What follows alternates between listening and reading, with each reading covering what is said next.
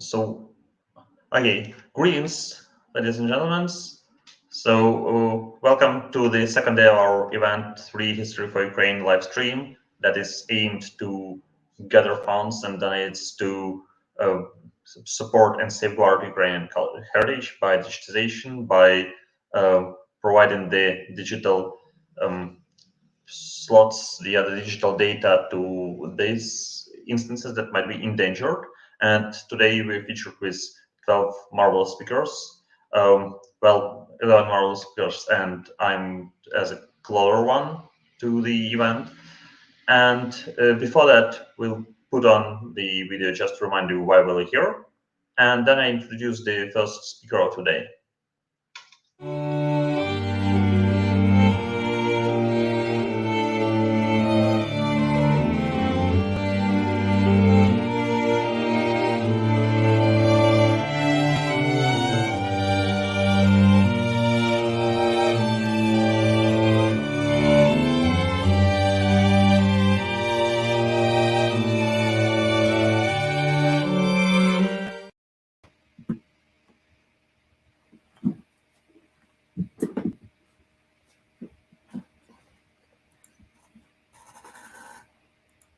And we are starting today with our first speaker, who's Lukasz Polczynski, who is with us, who's ready. Greetings, nice to... Yeah, it's... Hello, everyone. At the beginning, I would like to thank the organizer to allowing me to join this wonderful action. I'm an archaeologist. I work mainly on rescue excavation, which means that most of the time I do not dig what I want, but what I have to. I have two areas of interest quite distinct from each other. First is Neolithic pottery, and the second is early modern cloth seals. And today I will talk about cloth seals. Okay. Okay.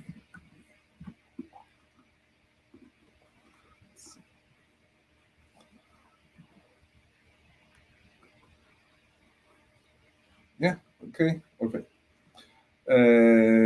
Based on the findings from Gdańsk, I will present the cloth trading routes of the Baltic Sea region and beyond. Lead seals have never been seen as an important material evidence for trade relations, even though they have been recorded in many archaeological sites in large quantities. Cloth seals are a category of archaeological evidence that it's still not enough studied. Most crucial studies in the early modern economics of Polish-Lithuanian Commonwealth have been written without paying any attention to the cloth seals, mainly because they are quite unknown as an artifact. But first, a few words about cloth seals. What are they? Cloth seals are made from lead. They consist of two discs, as you can see here, rivet and rough disc, fixed together with a connecting strip. A rivet disc has a rivet, while the rough disc has an opening through which the rivet passes. And how it looks when it's closed and attached to the textile. The primary use of cloth seals was mostly to seal textiles, confirming the authenticity of the cloths and ensuring quality of sold fabrics. Sealing textiles was a practice already known in the antiquity, but in Hanseatic Europe, seals did not appear until the late 13th or even early 14th century.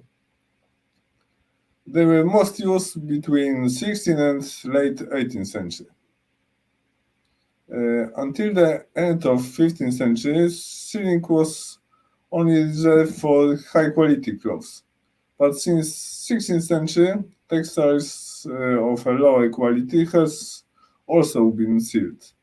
This was probably due to the increasing number of new textile manufacturers and expansion into new markets. As production increased, the quality control measurements also were introduced. Most manufacturers started to seal their products with seals bearing their privy marks. Seals with privy marks sometimes mark each stage of cloth production. In addition to the manufacturer's seals, seals associated with a city system of quality are also known. Gdańsk, as an important manufacturing center, had highly developed quality control system of goods regulated by city-states. Each piece of imported cloth had to be officially legitimized and sealed with a cloth seals. These were attached in order to mark the quality and provenance of the textile. Iconography impressed on the seal allow us to determine the origin, quality, quantity, and sometimes even the manufacture of a specific texture.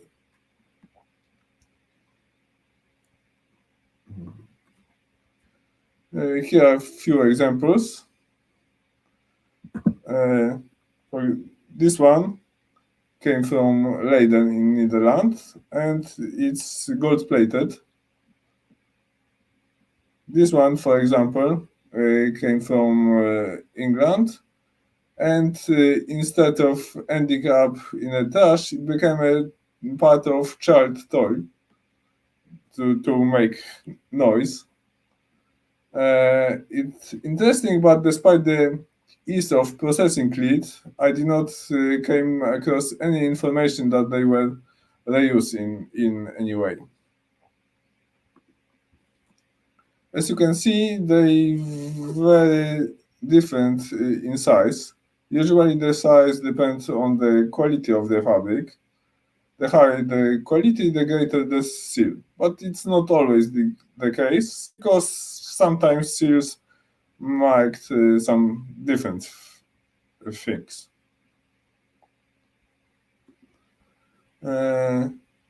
All seals which I'm talking about came from 3 different sites in Gdańsk, marked blue here. All excavated sites are located within the urban fortification, but not in the exact city center. Gdańsk at the time was quite similar to Dutch cities, not only because of the architecture, but also due to the large amount of wetlands and canals. This is related to the fact that all of the finds were deposited in leveling layers. So all of them were in secondary refuse context, but are still an excellent source of information.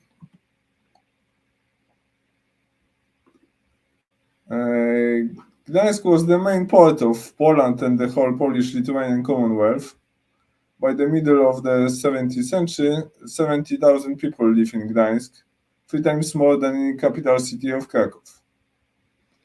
In Polish historiography, especially from the second half of 20th century, the grain trade has grown to an almost mythical size. The grain from Ukraine floated by Vistula River supposed to feed virtually all of the Western Europe. In reality, trade, although indeed a large scale, which was not so huge. And textiles also constitute an important component of both import, and they were approximately 50% of all value of import, and export approximately 10% of all value of export. Okay, this is the list of seals' origin. There are hardly any surprise here.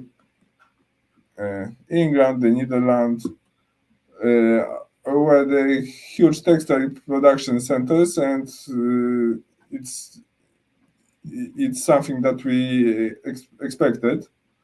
What we not expected is a large amount of seals came from Poland. Together with Gdańsk, it's almost 40% of all seals. And it's said here Poland, but to be straight, it's only one part of Poland in the vicinity of Poznań, close to the border with Habsburg Silesia, which is also on the list. And this is a surprise because written sources did not indicate such a large share of domestic product.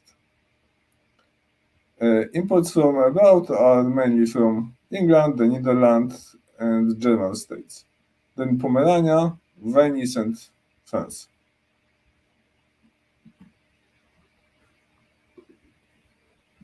When it comes to specific cities where the textiles came from, the situation looked like this.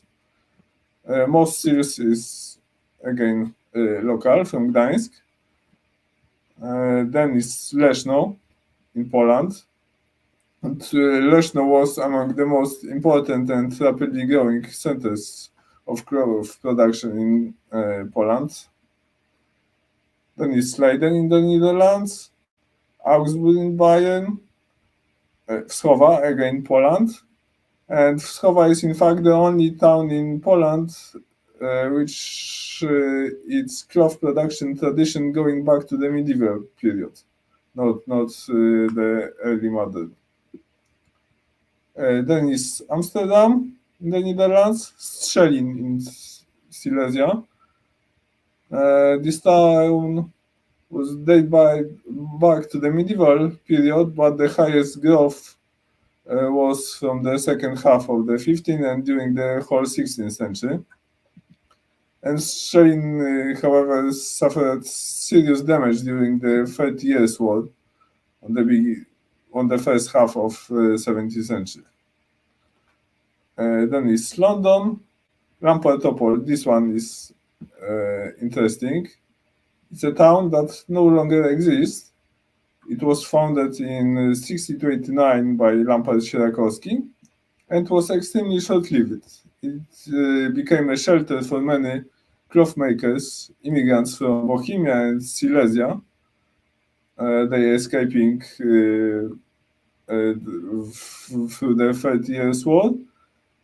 And during the second Northern one, less than 30 years later, it was totally devastated by Swedish troops and never rebuilt. So the city exists less than 30 years. And then is Zduny in Poland. It's again a medieval town, but it was a small provincial town until the 16th century, when it began to enjoy great prosperity through the immigration from Silesia. And in this case, it was mainly immigrants from Dzierżoniów, today then Reichenbach in Silesia.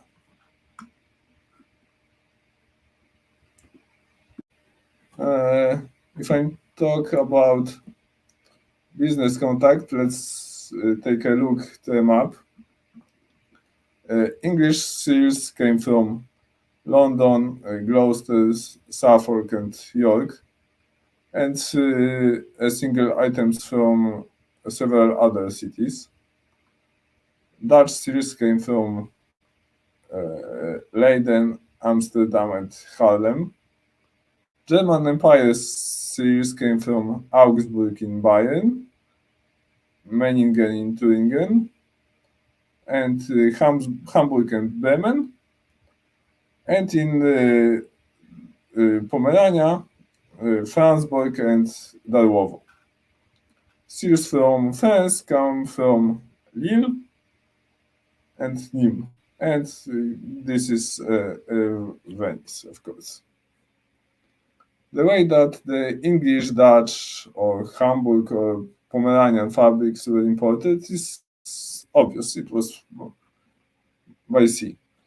Even the fact that numerous conflict between the Commonwealth and Sweden, the Netherlands conducted diplomatic actions to maintain the trade even through the war. More complex route was from Augsburg. It's not easy to trace the routes with great accuracy, but it seems that they were first transported by rivers to Lubeck and then by ship to the destination port. Trade with Mediterranean was fairly limited, probably due to the considerable distance and great cost of such long distance trade. Only some expensive wool cloths coming from Venice and silk products from Nîmes in the south of France.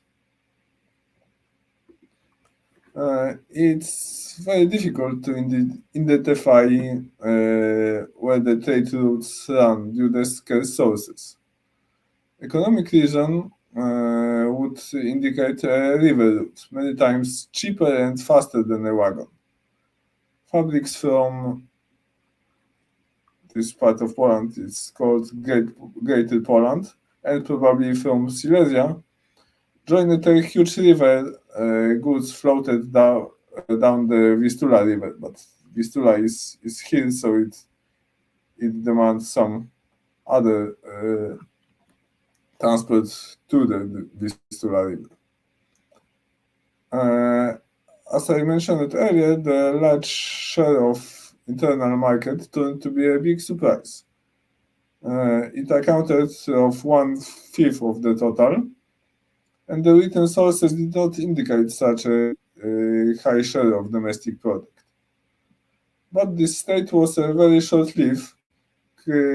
Cloth production in many small towns in Greater Poland experienced a significant leap forward, but it was related to the migration triggered by enormous destruction of Bohemia and Silesia during the 30 Years' War. Among a large number of refugees were many cloth makers, weavers, finishers, and dyers who found shelter there. The origin of cloth makers is related to the inscription, which all of the Polish seals discussed here are written in German. It concerns Leszno, Wschowa, Grabów, Babymost, and Zbąszyn. With exception of Zduny and Rydzyna, where the written was in Latin.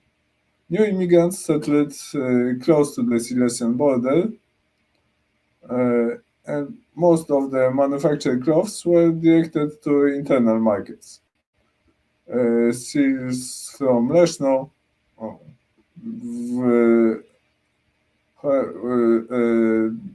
are also found in Lithuania, in Vilnius, and in few examples from Ukraine. Cloth production in many small towns in Greater Poland only lasted for 20 years or so, between 1630s and 1650s, ending up abruptly with the tremendous destruction of the area by the Swedish army during the Second Northern War. And finally, one more interesting point. English origins from London, you can see here, came with several variants. They were a Rose of Tudor, coat of arms of London, or an angel, are found mostly, almost exclusively in the area of former Habsburg Empire and Polish-Lithuanian Commonwealth. Of course, there's a lot of them in Gdańsk and numerous in Hungary and Ukraine. It looks like they mark some special product that went exclusively to these markets. But what kind of textile or maybe some other product is it, and where it was exactly produced, I haven't been able to determine yet. and I think it's it's all. Thank you for your attention.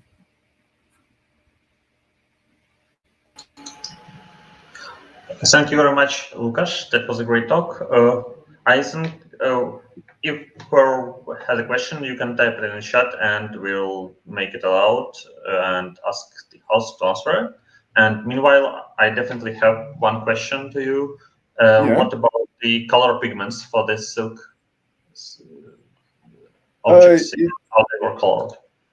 It's sometimes it's very hard to determine. The pieces of cloth are very rarely still on these seals, but these finds what we examine, it was mainly brownish colors, sometimes red. And this one, gold-plated with Leiden, was blue. Blue was back then very hard to input on textiles, so blue textiles were quite expensive, and I think this is the reason that the seal was gold-plated. And how did they produce the pigments? Do you know it? Or pigments were not natural. I'm not sure that the blue pigment, the reddish colors are very often made from a kind of bark. It was gathered on field. It was a small red bag that they were crushed and transformed into some pigments. I see. Okay, so that's just the first question that comes up to my mind, because coloring is always some technological procedures behind. Yes, so probably there are some archaeological traces of it behind.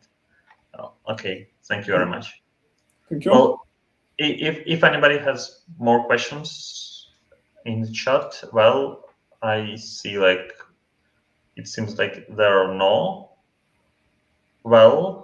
So in this case, I'm gonna thank you, Lukasz, for your wonderful talk and for your contribution to our event.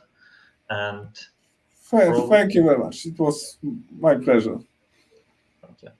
And probably introducing the next speaker of today, who's Marta Andriiovych from University of Bern, and she's an expert in Neolithic pottery and Neolithic burial constructions of Ukraine. So she'll tell us something about prehistory of Ukraine.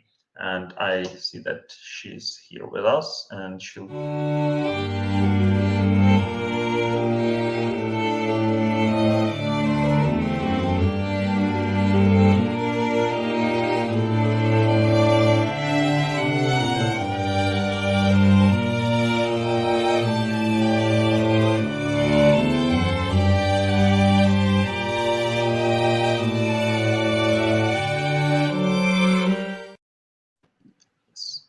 Hey, Marta. Nice to meet you here. And Hi, thank you Symon. thank you for being here, for participating. How are you? Thank you. I'm good. I'm also very happy to be part of this project, and it's awesome initiative to help Ukraine and to preserve our cultural heritage. Great, thank you. So you're welcome to start your speech. You can see the share button below, and sharing the screen from that and starting your presentation. 1 second.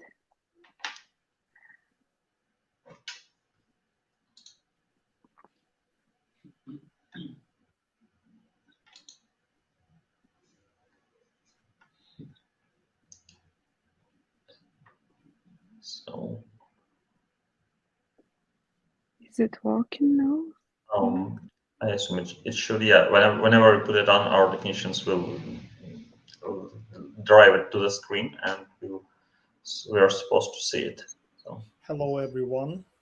My name is Alexander. Yeah, I'm make technical support. I don't see, Marta, any presentation. Maybe you try one more time. You need to press share and share the screen. And maybe to decide if you have two screens or something, you need to decide. Yes. And now it says me go to system preference. I don't know why it's going like that. One more time.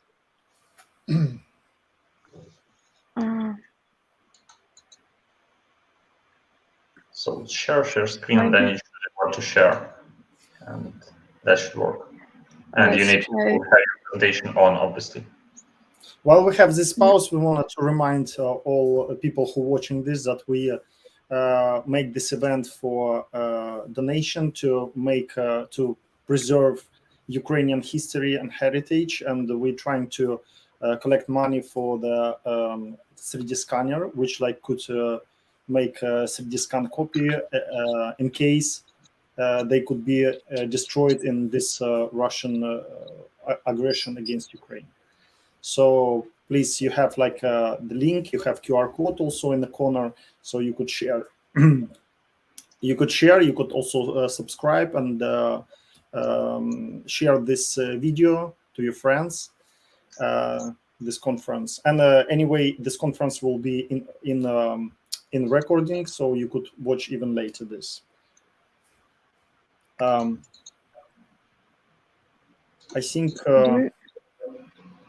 think we have some issues here because unfortunately I don't see any presentation in our chat room. I'm sorry. Maybe you could maybe restart computer or something, and we could. One second. Now I see. 1 second. Yes. Wait. Yeah. We're good. Yeah. Done. Awesome. We got it. Awesome. Yeah. So, and take us with.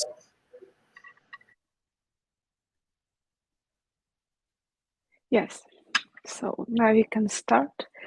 Thank you very much to everyone to come in for today Sunday marathon. I am welcome you on my topic, which is today the burial traditions of the Neolithic society in the Middle and Low Dnieper region, the cemeteries of Mariupol type. So coming to the first slide, I'm sorry for technical issues because somehow programs software bit react differently today. But I would like to invite you to our Middle and Dnieper territory in Ukraine, where was during 20th century found nearby 30 different sites, which were cemetery sites or sites with several graves, mainly Neolithic or Neolithic graves. So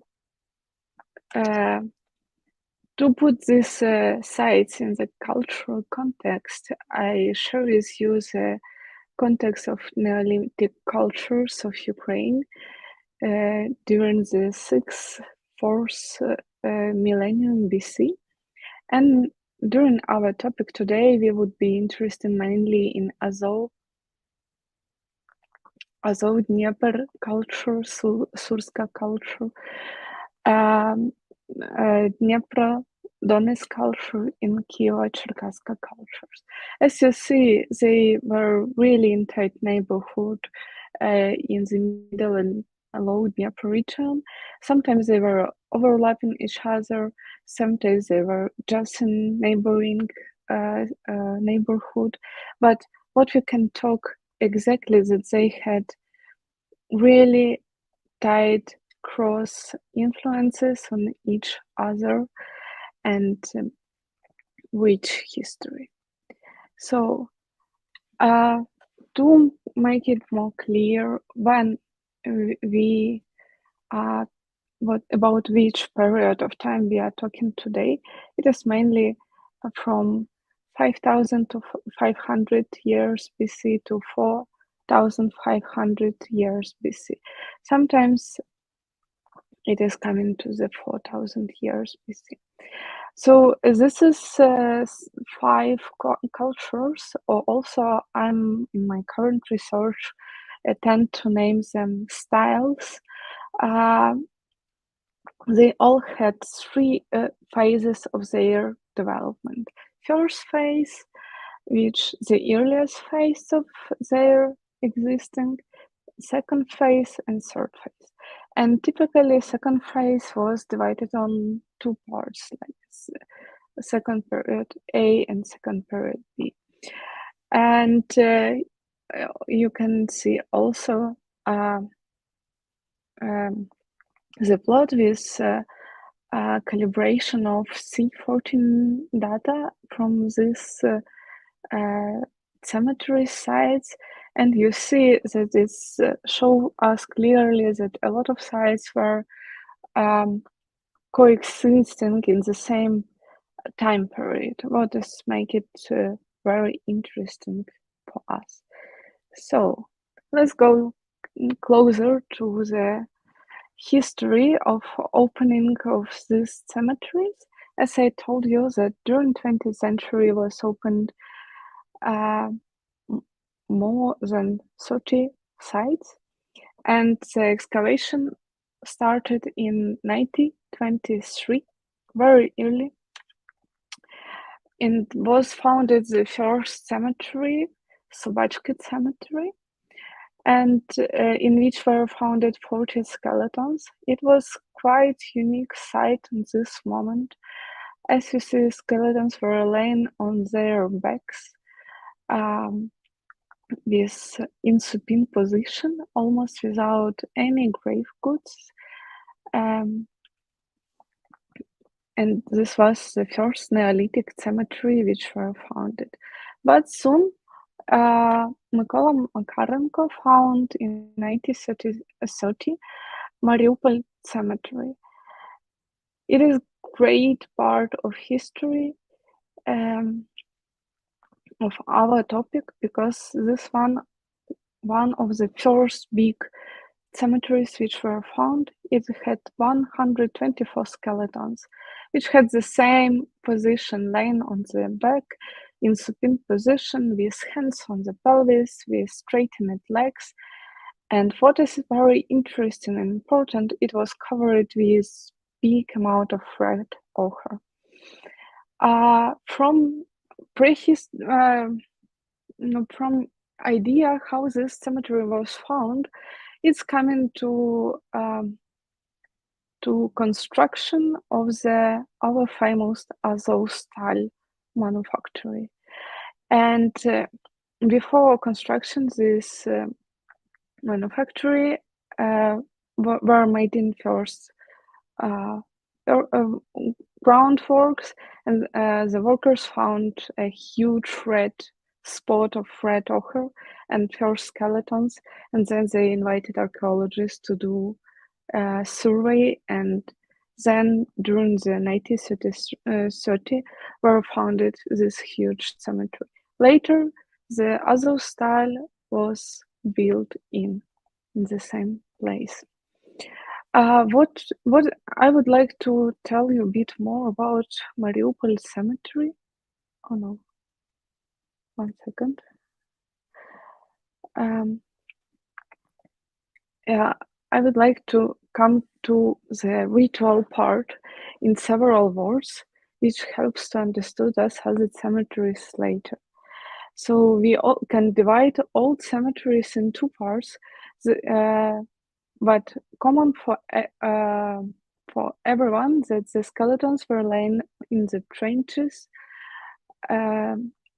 Skeletons were on the backs in supine position with extended legs, with arms on slightly bent on the elbows and rested on the pelvis bones. And these skeletons were divided on 2 types. Some of them were laying in the trenches, in collective graves. Sometimes in the trenches they had individual graves or double graves or just collective graves. They were richly covered with red ochre, but they mainly had no grave goods. Later in the stage 2B, ritual changed. Still, sometimes skeletons were laying in the trench in the same individual, double, or collective graves. They were still covered with red ochre, but they have grave goods.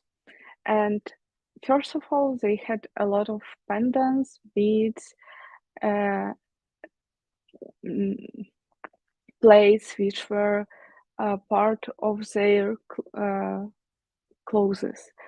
Second, they start to have grave goods, which sometimes you can tell that they belong into whole cemetery, not rather to individual person. So in this case, come in the tools and ceramic, and that's very interesting. And about ceramic, we'll also talk about a bit later. So these ceramic and tools, they were rather belonging to the ceremony, funeral ceremony itself, than to the individuals.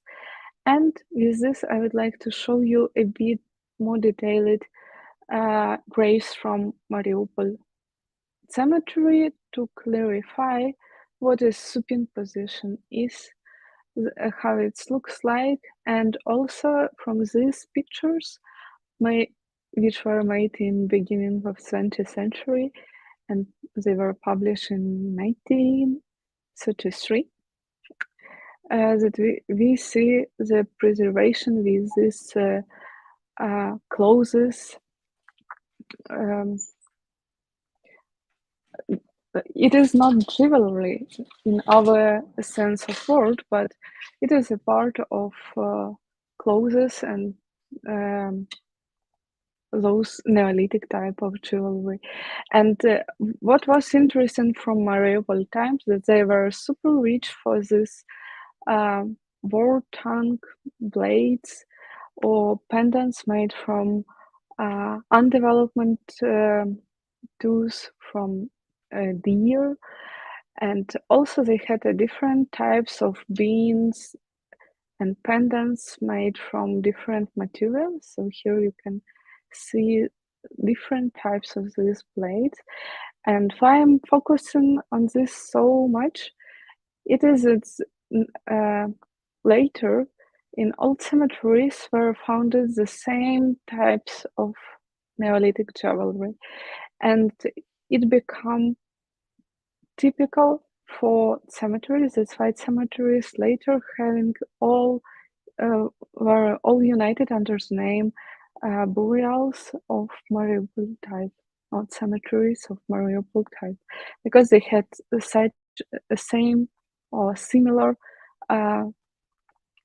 cemetery structure, and they all have different amount, but pendants and beans, and mainly from war tanks or undeveloped deer tooth, and that's become very symbolic and very important. So let's move on. Later, after the Second World War, active archaeological investigations going on in the Low and Dnieper region.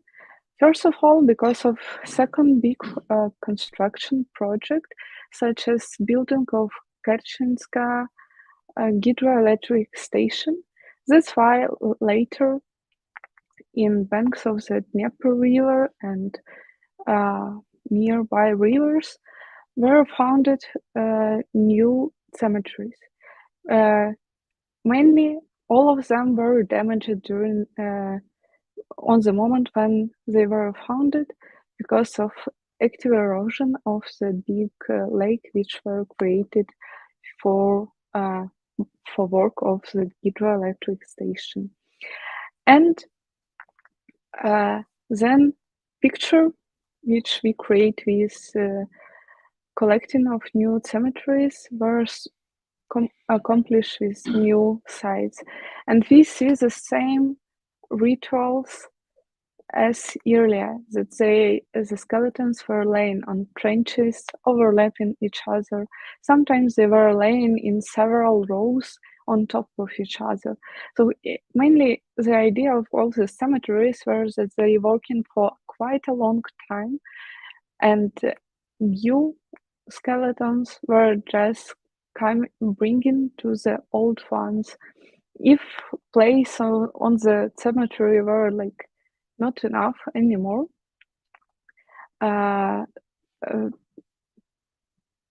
the population just creates the second layer, and they were just overlapping the old skeletons. What is important to tell that all the cemeteries were laying in the high bank of the rivers, of course, because of creating this artificial lake for the hydroelectric station. The level of water rise in some places up to the 10 meters, and these cemeteries become endangered. Further, for all of the cemeteries were really common to have red ochre or reddish ochre, but still these were following the ritual. In the second period of cemeteries investigations, after the Second World War, also Dmytro Nykonenko opened one of the biggest Neolithic cemetery, which in this case started to absolutely change, rapid change of the ritual.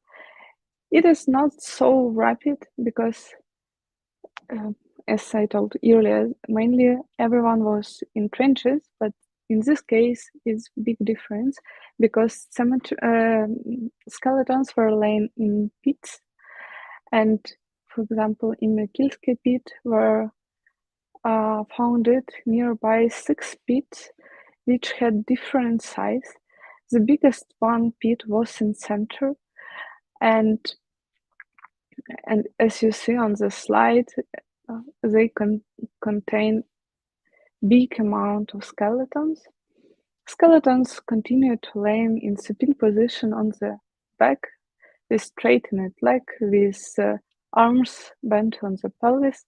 But in this case, the archaeologists found one rapid change, because there was obvious that older skeletons were removed from their origin position in order to make a space for new skeletons. So it telling us that the cemetery were working for quite a long period of time, and a lot of earlier skeletons were destroyed, from which we found just broken and moved bones. But archaeologists opened the last stage of existing of this cemetery, in which we still were able to determine 137 skeletons. Also, this cemetery has another interesting feature, because during the ritual of this cemetery were used fire, as well as its ceramic. In Mykylsky cemetery were founded nearby 60 big vessels, which were broken during the ritual. And the shards were left on the surface of this cemetery.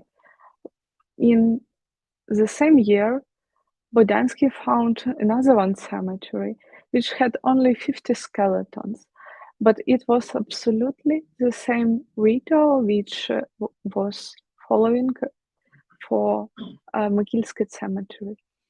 Again, the situation was that skeletons were laying in pits, round-shaped pits.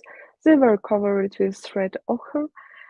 Some of them were destroyed and moved earlier in the Neolithicum time. Some of them were just typically laying on the back with straightened legs. What was interesting that among of 5 pits which were opened on this cemetery, the pit 5 has contain only skeletons. This situation you see on the slide down in the corner. In the rounded pit were laying only 17 skulls of skeletons, which telling us about old rituals that in respect to the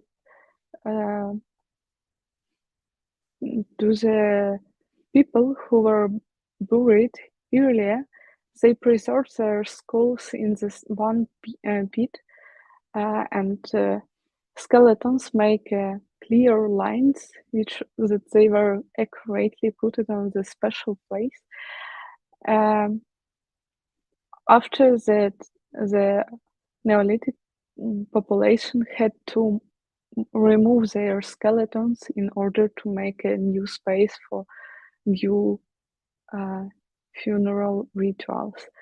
Also in this cemetery were founded several cremations, which quite specific and not typical at all for cemeteries of Mariupol type.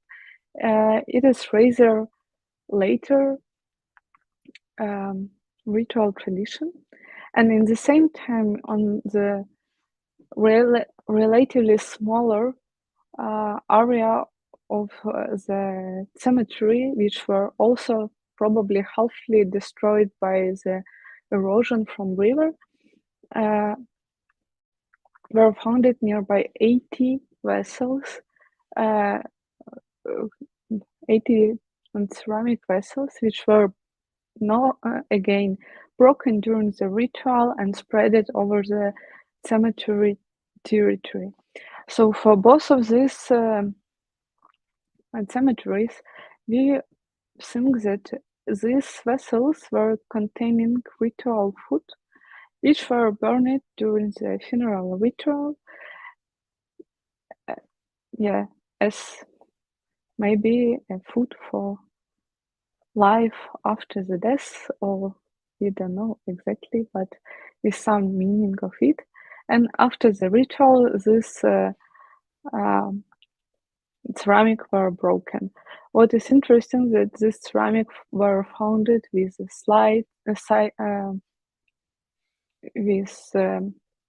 damage from fire and with a layer of charcoal, as well as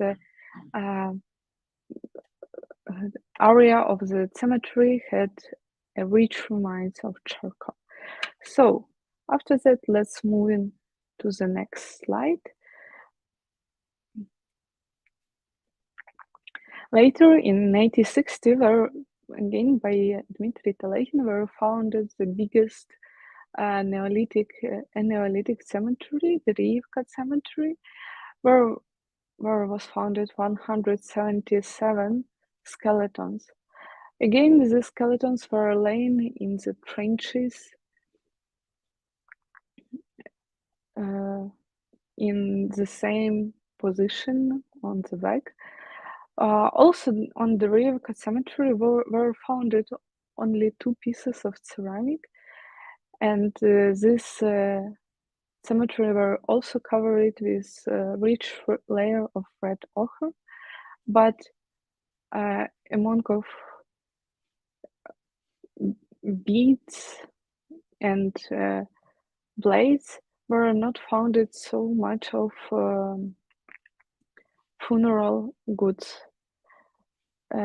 Yes.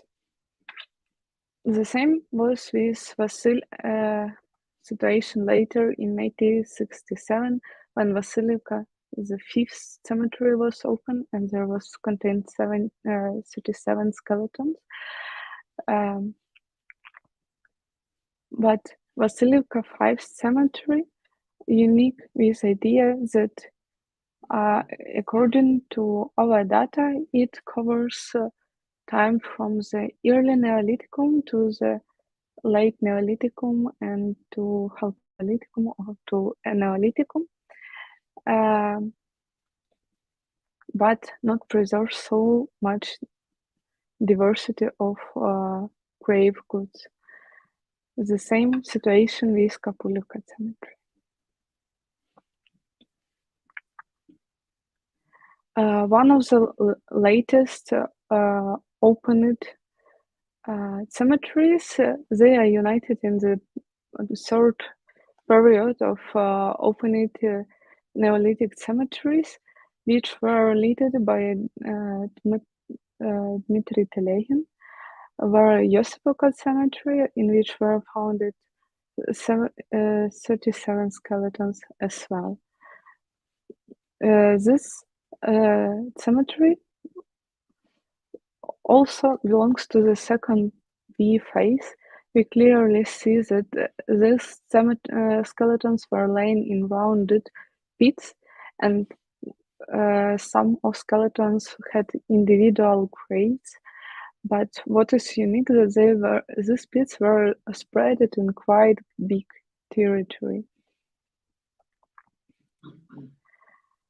And the last big cemetery, which one of the last big cemeteries, which were opened by Dmitry Nykonenko and had 85 skeletons, Yasinovatka cemetery. Again, the skeletons were laying in rounded pits. The main area of cemetery looks like a rectangular pit, which were richly covered with red ochre. Also, Yasinovatka cemetery had ceramic on territory of the cemetery, and skeletons had rich beads and plates, which were belonging to their funeral costume. So, to sum up small information about these cemeteries, that the biggest number of skeletons were opened in the Rivka cemetery. The most southern location of cemetery which were founded was Dolinka cemetery, which has also nearby 30 skeletons. But unfortunately, we have no plans from this cemetery.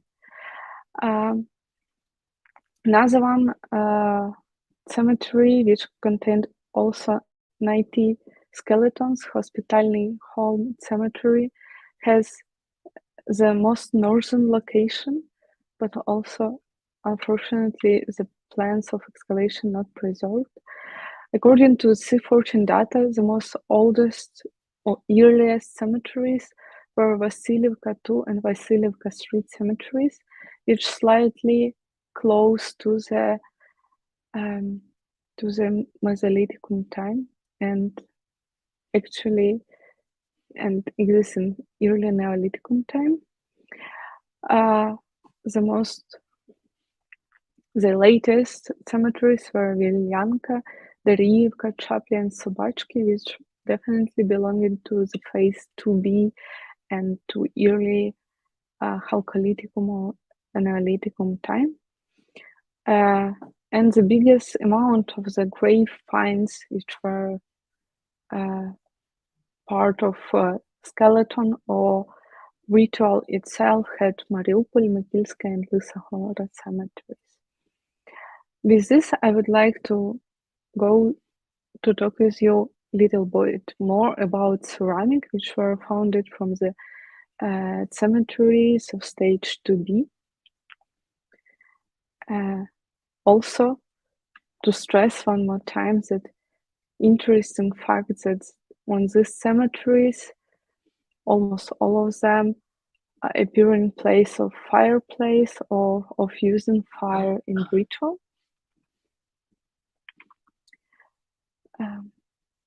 So here are the main types from vessels from Mykylsky cemetery.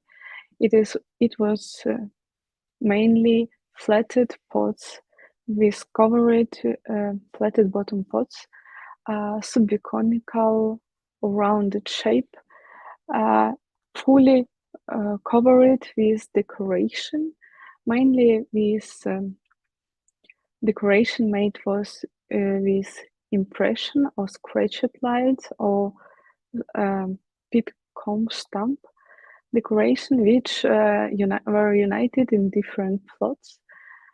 So like a herringbone plot or just parallel rows or diagonals of ornamentation. Also, what is interesting that bottom was also covered with decoration, and as you see on one image, for example, there was rounded, concentrated wings with star shape ornamentation inside.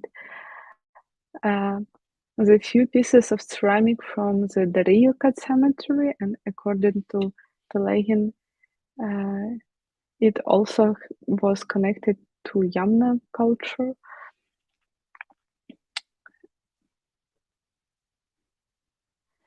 And ceramic from Yasinvata cemetery and from Rovnihi cemetery, which were made it parallel rows from impressions or herringbone tree with scratched lines, which is very typical ornamentation for all cemeteries of Mariupol type. And here are some more ceramic, all publication from ceramic from Lysahorod cemetery,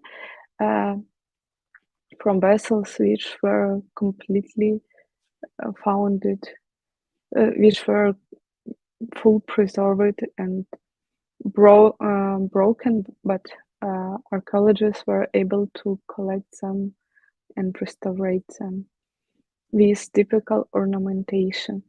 What is interesting, as you see, is that ceramic from this cemetery is quite typical. It has typical shape and typical ornamentation and ornamentation plot. So who were these people from the cemeteries? Another one very important feature of these cemeteries is they are separated sites, because typically the cemetery is a part of the settlement for a lot of cultures and types. But in this case, cemeteries are absolutely separate site. So far, we can unite them with settlements, which you see on the tables. But in some options, the settlements, they are laying quite far away from the cemeteries, or not in the close neighborhood, which make us think that the population of the region, they were aware about specific places where people providing their funeral ritual, and specific ideas about this ritual. So what they going, how they should make it, and even if they were living in different settlements, they came to the same place to do the same ritual.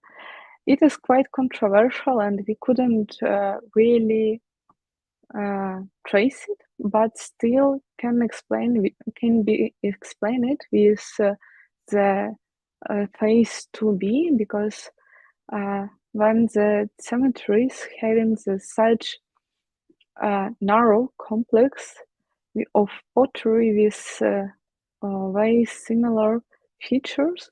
In the same time, when settlements, they are having bigger number of shapes of the pottery and as well of ornamentation plots and ornamentation styles which were using for make ornamentation plots.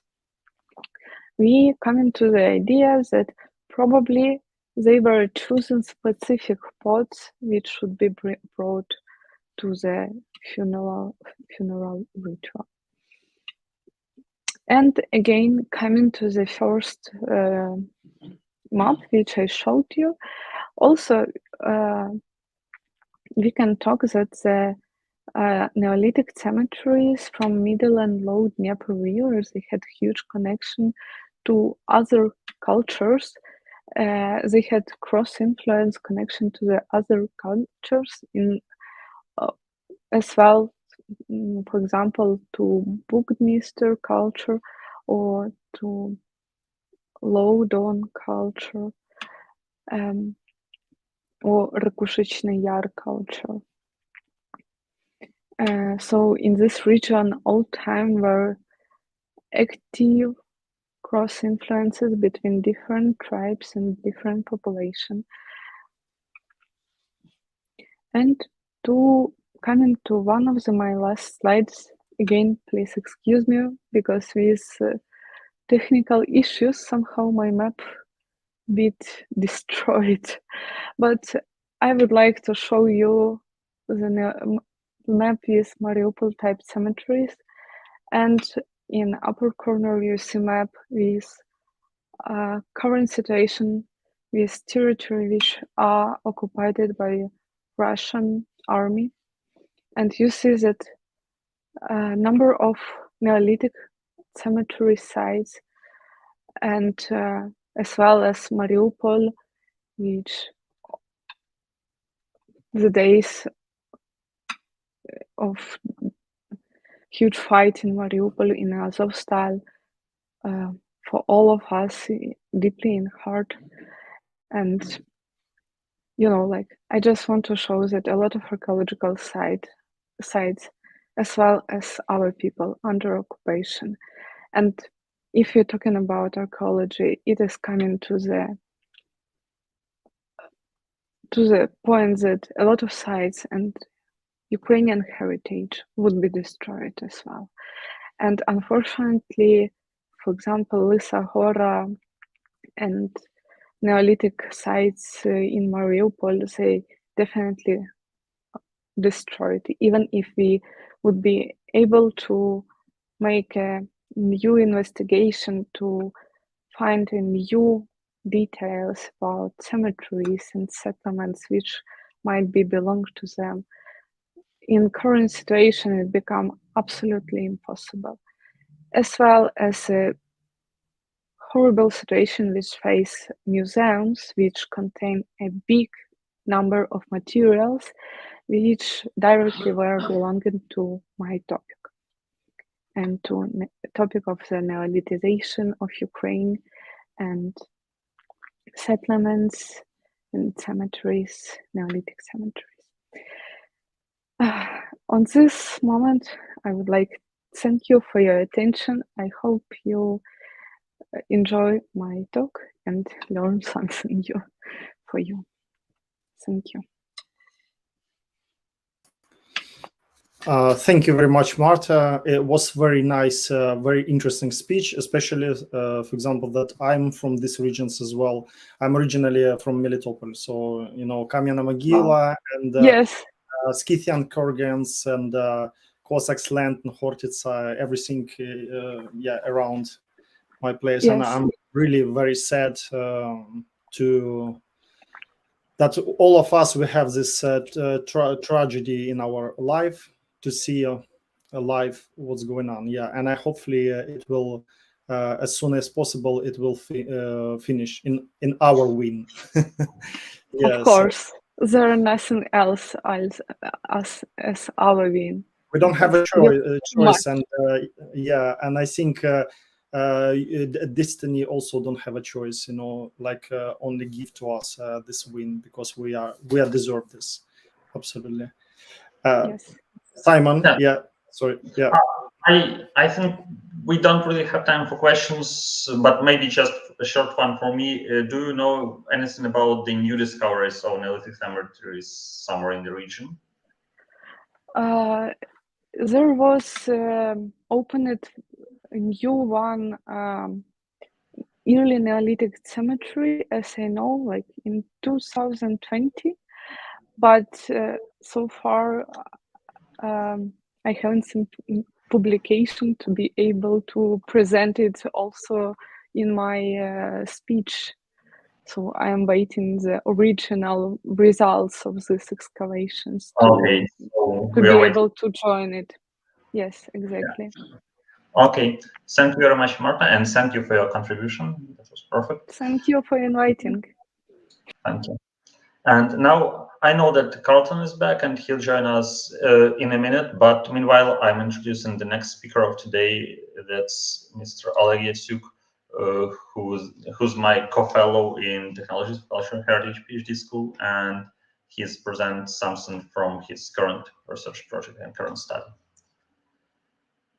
Oleh, greetings.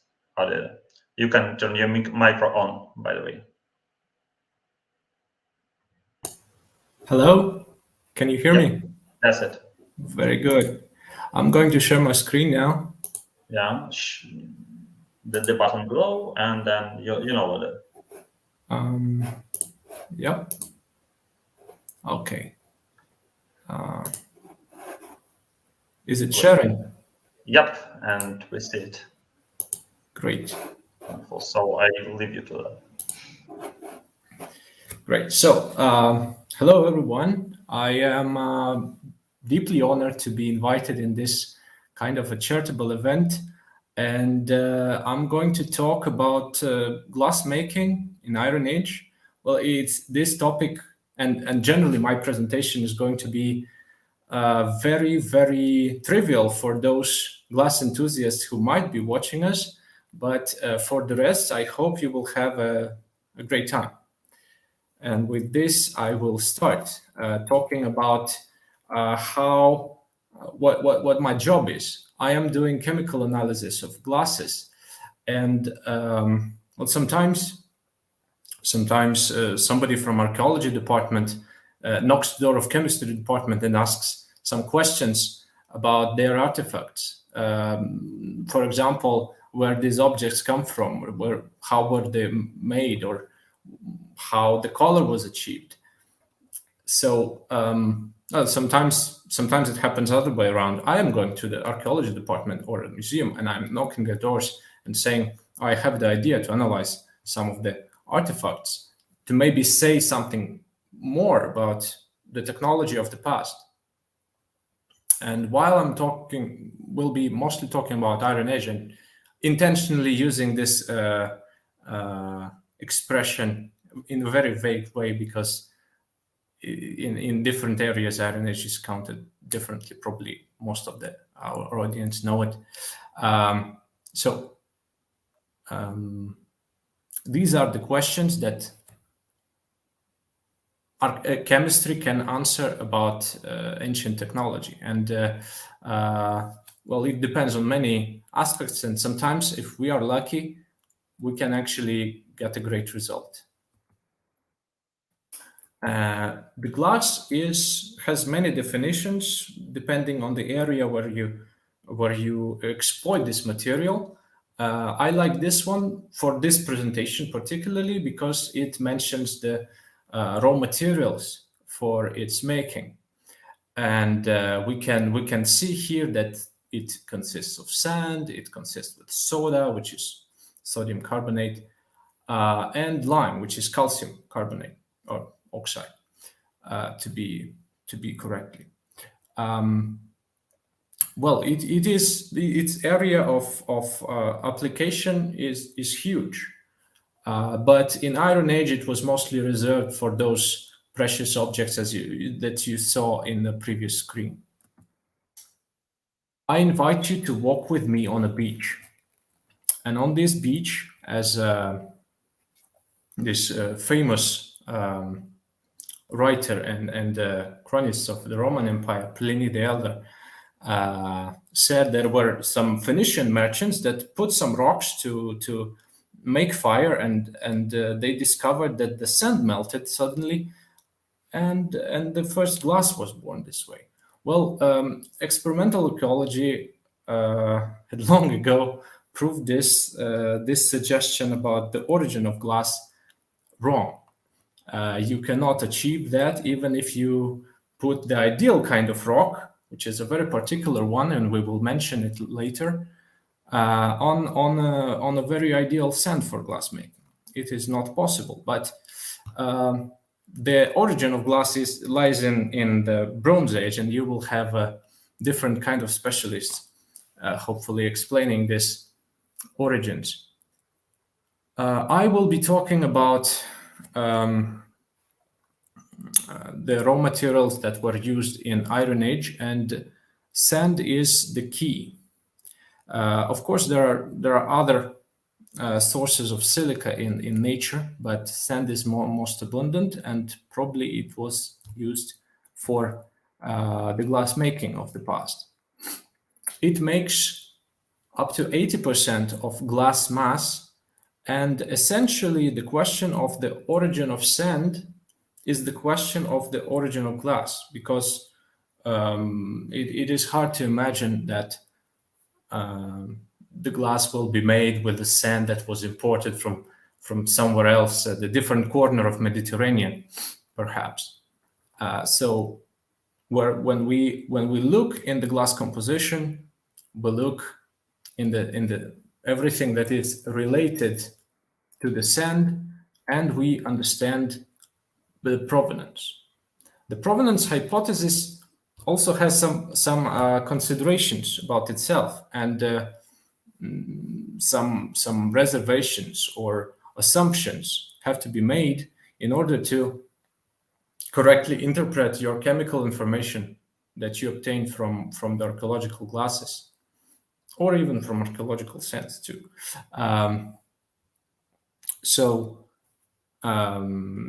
You can see those assumptions on the screen. So inter-source variations must be greater than intra-source variation. What does it mean? You can see on the right a picture of some sand samples, and they were collected 10 meters from one another. And these samples look different, and their composition is, well, roughly the same, but there is key difference between those. And these differences must be accounted for. And well, if these samples were collected 10 meters from one another, then probably we have even bigger problems to worry that we might just not find the sand that we really need, or the sand that was really used for the archaeological glass making. With that, we must check if these features of sand are contained within glass, if the technological process does not impede us from looking in depth into the sand composition through the glass composition. We, of course, must be accounting for mixing of materials, because sand is not the only component of the glass. Sometimes you use different sands for the same glass batch, and these questions really put limits to what we can get from our data, and they really push us forward to get better methods, to refine the old ones, and to revise the previous data with a bigger amount of information that can be extracted from there. Of course, when glass spends 1,000 years, 2,000 years, even some oldest examples spend 3,000 years in the ground, they undergo some changes, and we also must account for them. These four assumptions, they are also true for other components of the glass. and for other materials. It is not just for the glass, but we are now focused on sand. Now, when chemists see the data about the glass composition, they mostly look at them in this way that is represented in the periodic table. So the elements that are contained within the sand and mostly within the sand are the yellow ones. So we can see that there's a vast array of elements that we could measure their concentrations and have some idea about similarities, dissimilarities, divergences in the compositional trends of from very major elements like silicon to the very trace like neodymium. The rest of the elements they represent different components of glass. They're not always measured, but these colorful ones are mostly the ones that are having most impact in the glass studies. So how they are made? We look at our data and we see correlation, and the correlation, well, it's our bread and butter. We look for trends and we look for groupings of the artifacts. For example, on the right, you can see that with using several elements, we can distinguish the glasses that were made in Egypt and the glasses that originate from Mesopotamia. Same on the left, you can see some divergences in the group of samples that were uncovered in Rhodes. And what does it tell us? Well, there are many ways to interpret the data, but we never judge anything just based on one graph. We always look at our data in trying to build a bigger picture. One of the most precise, I would say, methods of determination of glass provenance nowadays is isotopic studies, particularly neodymium, because it is preserved in sand and comes to the glass mostly with sand. And isotopic ratio of neodymium isotopes, where you can see they are different on the coast of Western Mediterranean Europe. And by comparison of this isotopic ratios, we can determine possible provenance of our glass. But it is not straightforward because there are other things that might influence that. In Ukraine, we had our own case of determination of glass provenance, and we had big suspicion for locally produced raw glass. And we did some sample analysis of local sands, and we did chemical compositions of glass. We could distinguish based on several indicators the imported groups of glass from the locally made groups of glass. And it really is a unique on the European continent, I think, for the Iron Age site presently occupied, that preserved these traces of glass working. Now, I'm going very, very quickly because I see I'm late on time. We need to melt our sand, but we cannot do it with Iron Age furnace because it doesn't go up to 1,200 degrees Celsius. We must use certain material that will bring the melting point down, and for this we need alkali elements that will allow us to do it at, I don't know, 900 degrees. which is a great success because only in this way you can actually make glass. So there are two main kinds of fluxes used, the plant ash and the natron. Natron is a mineral, plant ash, well, it's produced by burning the halophytic plants from the seaside, mostly because these plants contain a lot of sodium in their resulting ash. And Iron Age is the time of a great transition between the plant ash use to the natron use. Why it happened and how well, there are many theories, but the fact is that most of the objects that originate from the first half of first millennium BC are made with natron in the Mediterranean. And this also helps us to have the idea of possible local or not local production. Now, how does this look in our data? With the natron, it's very easy. Since it doesn't contain much of impurities, is sodium carbonate, and it in our graph it looks like this group in the bottom left corner with low contents of magnesia and sodium and potassium. Sorry. Plant ashes are very diverse in composition, so you can have several groups of plant ash composition glass.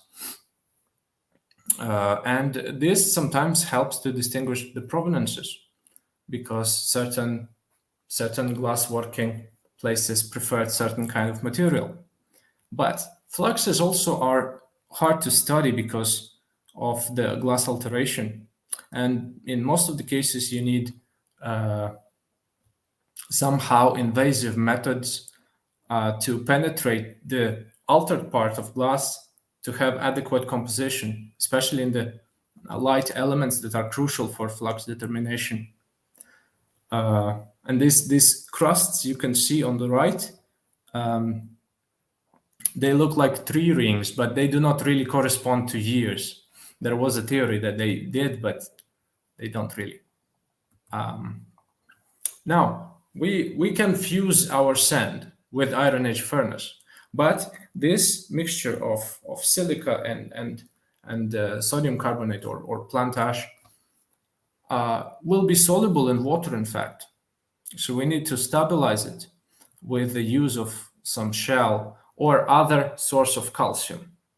It could be limestone, but shell was more common, and shell is contained in a lot of places in the sea sands. So it was particularly useful to check the sand with a high content of shell, but not too high, because if you prepare the glass with too much of calcium, it will be prone to devitrification, which is a process of alteration of glass that was described earlier.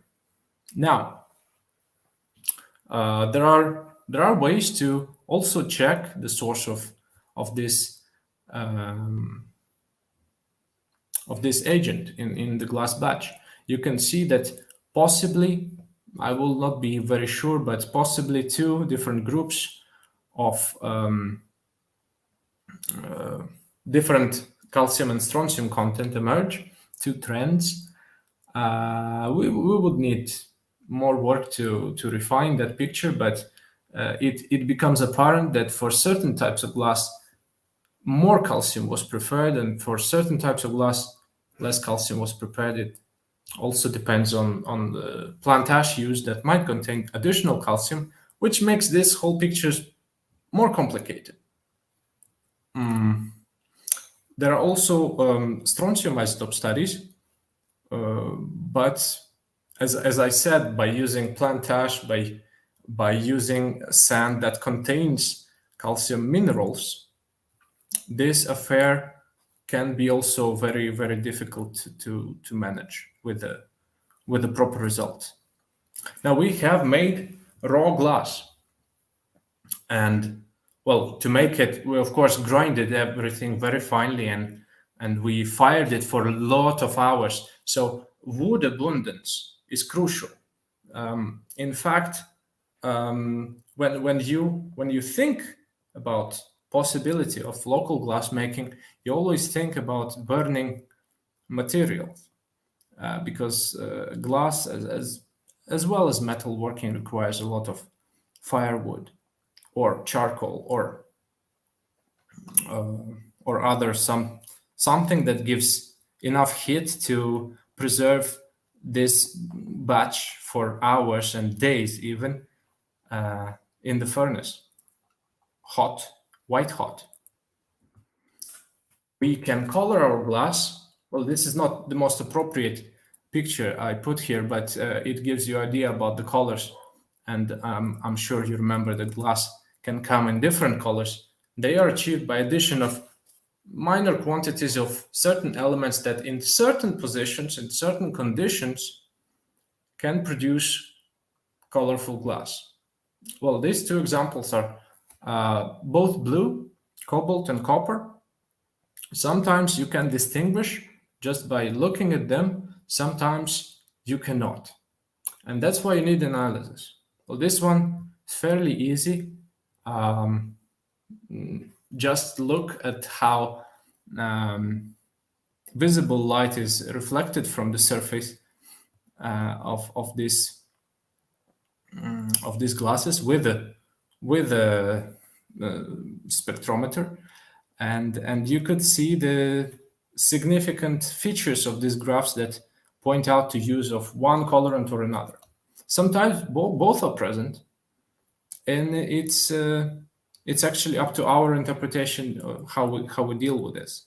Now, copper in other position, in our other oxidation state, which means the number of electrons available for bonding with oxygen atoms, to become red. You can grow crystals of copper, and the glass will be red in certain dimensional range. Now, iron is demonstrating you how one element can be responsible for a range of colors.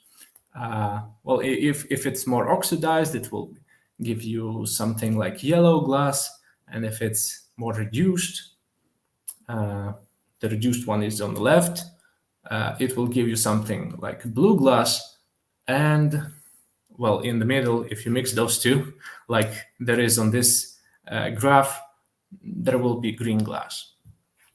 If you add too much iron, the glass will become black.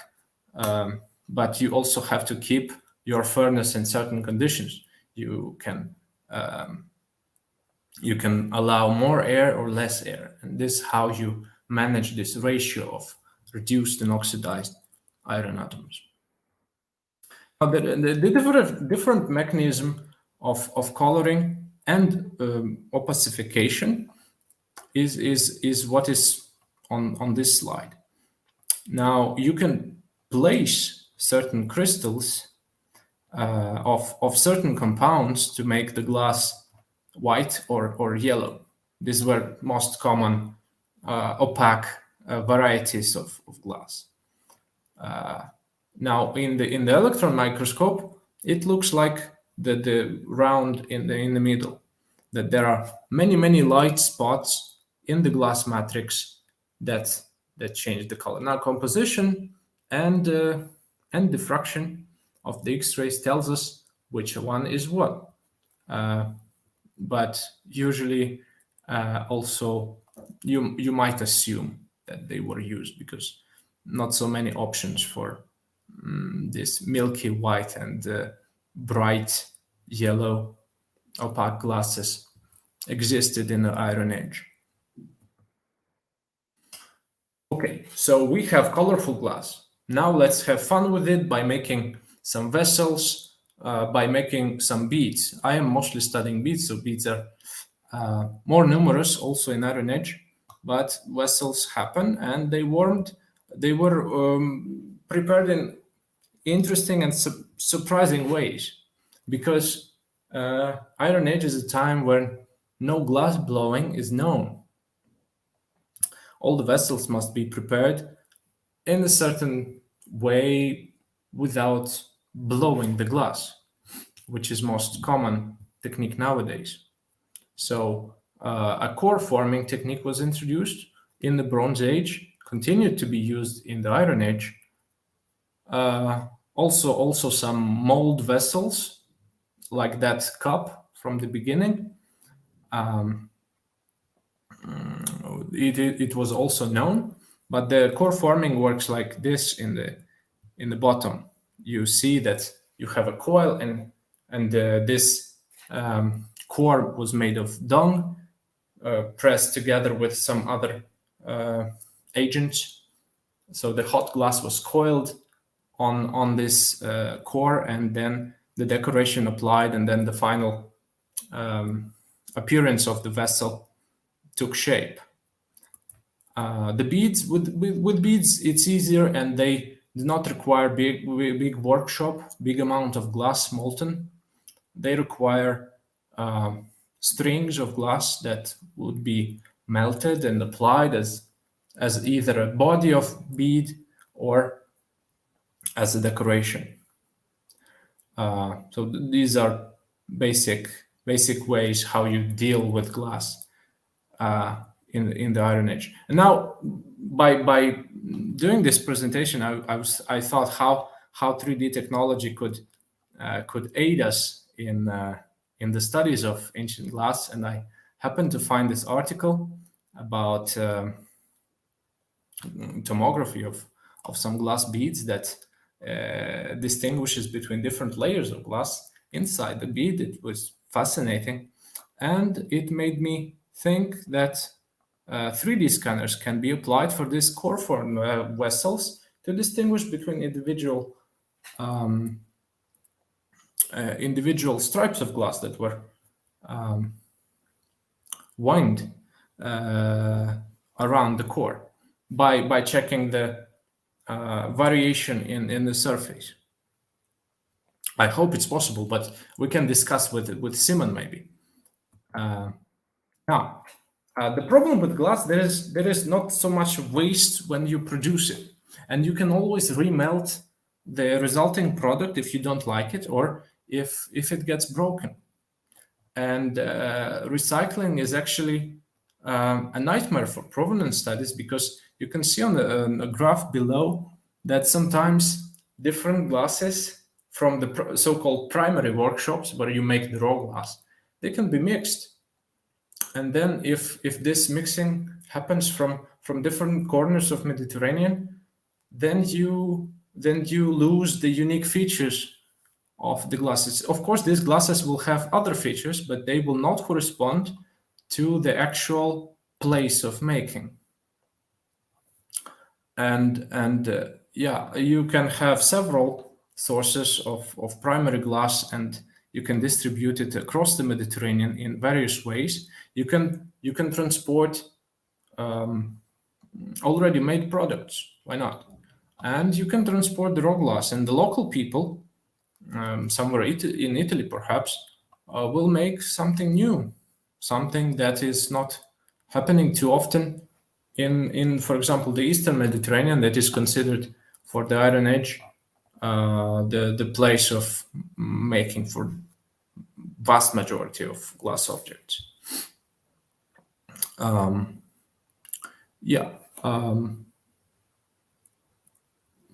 We can detect the recycling by checking the composition and having, for example, suspiciously little of coloring elements, and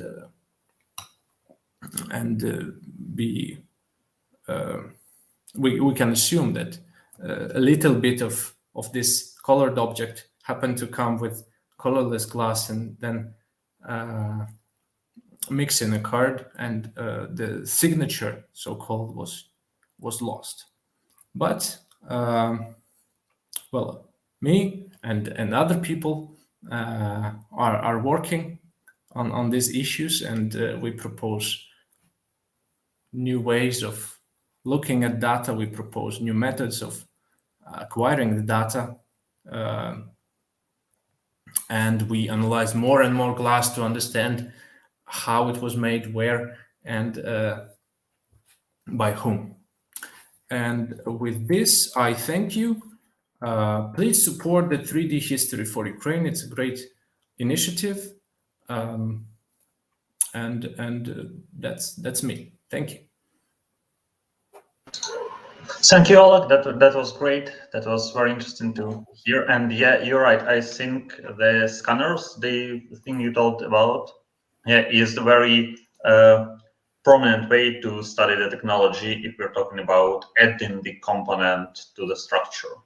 So as it works with rock art, well, rarely works with paintings, but if you add in a component and you have enough resolution to catch it, you can do it. So with pottery, it would work, and I guess with glass, it would work too. The only problem is to have enough resolution, so to have the good enough scanner. Right. That's what we work towards. Yeah, I don't see any questions in the chat, and anyway, I assume that we are a little bit behind the time. So thank you very much again. And if you have any questions, just type them, and we'll connect to fulfill your curiosity. And meanwhile, I'm introducing the next speaker of today, who's Sonja Kacar. Hi, Simon. Hi, everyone. Good. Do you hear me well? Yes, sure. Okay, great. So yeah, I'm just inviting you to put the share screen Share button. the screen. Okay. Yes. And start Okay. it.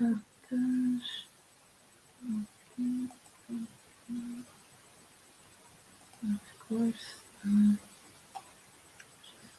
Guys, I'm just suggesting we will play a video, like small video, before we're starting to remind people why we are here today. Sure. So Run, please. So yeah, I'm just playing video now. Okay.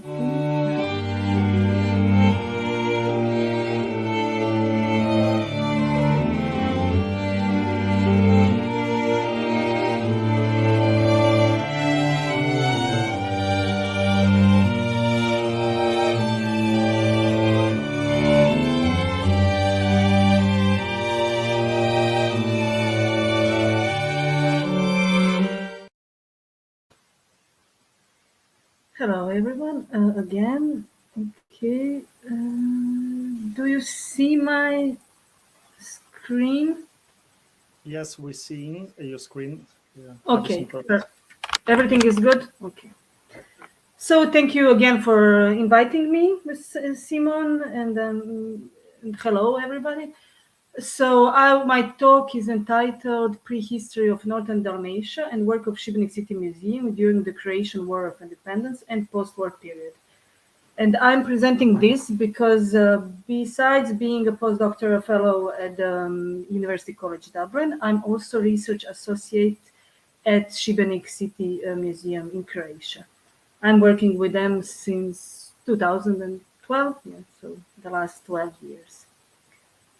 Okay, let me first introduce you Northern Dalmatia. So it's the northern part of the Dalmatia, and Dalmatia is a historic region of Croatia situated in the west alongside the Adriatic coast. As you can see on the map, the region is roughly bordered by Zadar and Šibenik, the biggest towns of the region. On the east, the region is bordered by Adriatic Sea and some islands, and on the east, it is separated from Bosnia by the chain of Dinaride Mountains. Just a little bit about geography, because it's important for our prehistoric societies. Northern part of the northern Dalmatia is characterized by this important coastal plain known as Ravni Kotari, and it's the most fertile part of the whole Eastern Adriatic region. So this is all coastal plain. The relief is pretty calm. While in the south, and namely southeastern part, the relief of the region is more mountainous, rocky, typically karstic, and plains are rarer, but still we can find some in these karstic depressions around Šibenik city. And just to quickly to precise that there are 4 museums operating in the region. The biggest one is actually the Museum of Zadar, but because the town was really important during antiquities and early medieval period, their research is mostly oriented towards these periods, and prehistory is besides many prehistoric sites found around Zadar is somehow neglected. So that's why Šibenik City Museum, that I'm associated to, can be considered as a leader in prehistoric region in the area. Thanks to the Emil Podrug, he is a senior curator of the Department of Prehistory and International Cooperation. So, as already mentioned, the area is characterized by this important plain, and because of this, most of the fertile soils are found there. So it's the most fertile part of the whole Eastern Adriatic region, and these fertile soils makes the region suitable for agriculture, while herding was more the most important activity in the more this mountainous part of the region. And all this made that during all historic times, the region was really well populated until 90s. Why? We all know that in 90s are in the whole area of the ex-Yugoslavia are synonym for the war that happened, and that so it is in general it is called Yugoslav Wars from 1991. Officially, it ended in 1995. In some cases, we considered that it lasted until 2001 because of some conflicts that they still went on in Macedonia or Kosovo. Excuse me. So just chiefly, the end of communism.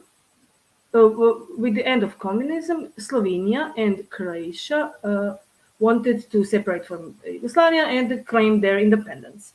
So they organized the referendums, and the referendums people were for independence.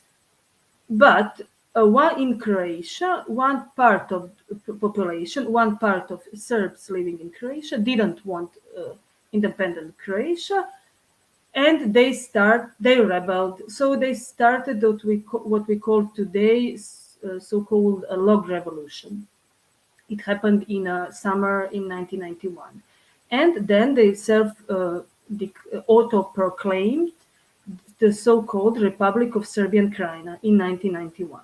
This Republic of Serbian Krajina, this is this in red, shaded in red, this part, lasted until 1995, when the territory was liberated by Croatian army, and the whole area was again under the exclusive control of Croatian army. That was the part of the so-called Operation Storm. So that was about war, and now let's go back to the prehistory.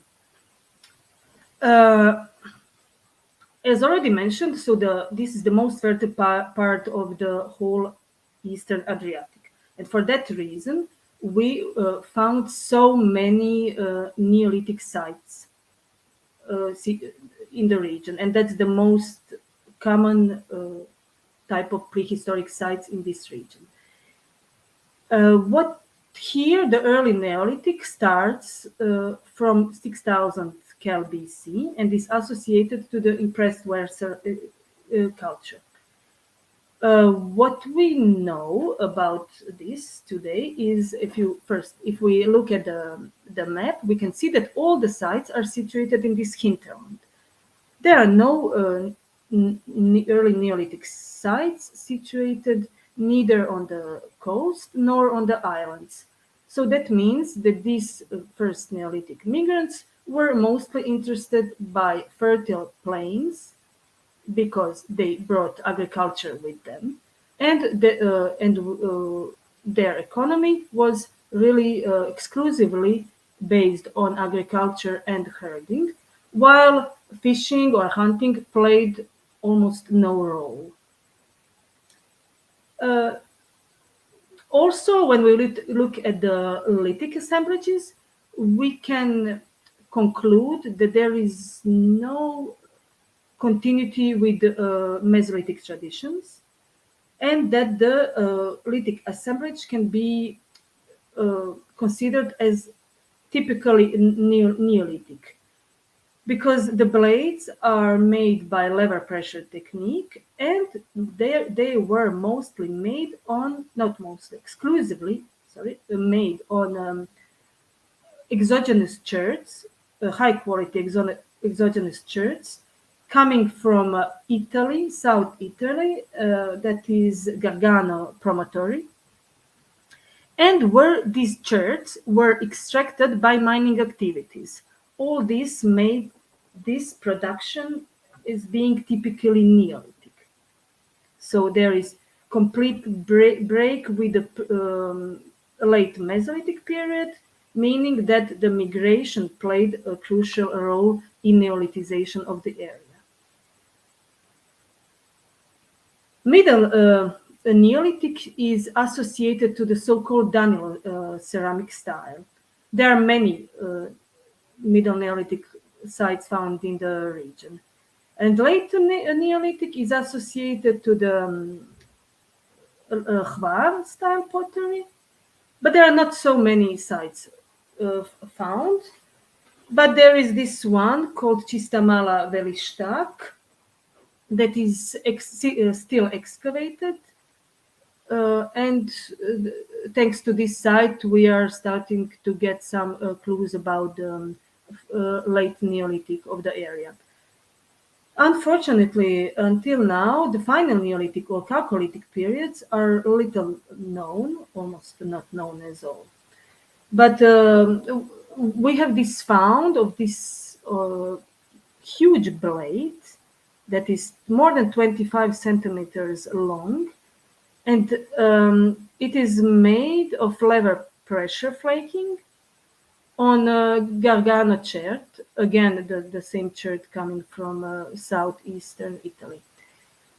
Unfortunately, the blade was not found by archaeologists, but by a local, a peasant in the 70s, and he brought it to the museum, saying that he found the entire blade associated to some human remains. So that's why we presume that it's coming from the funeral context.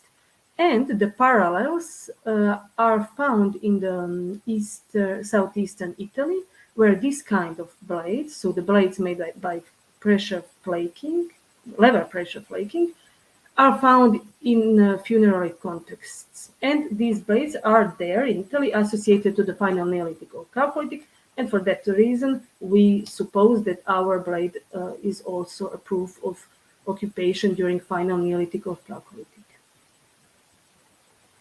There are many cave sites, mostly in this southeastern part of the region, but to be honest, they are still not well excavated.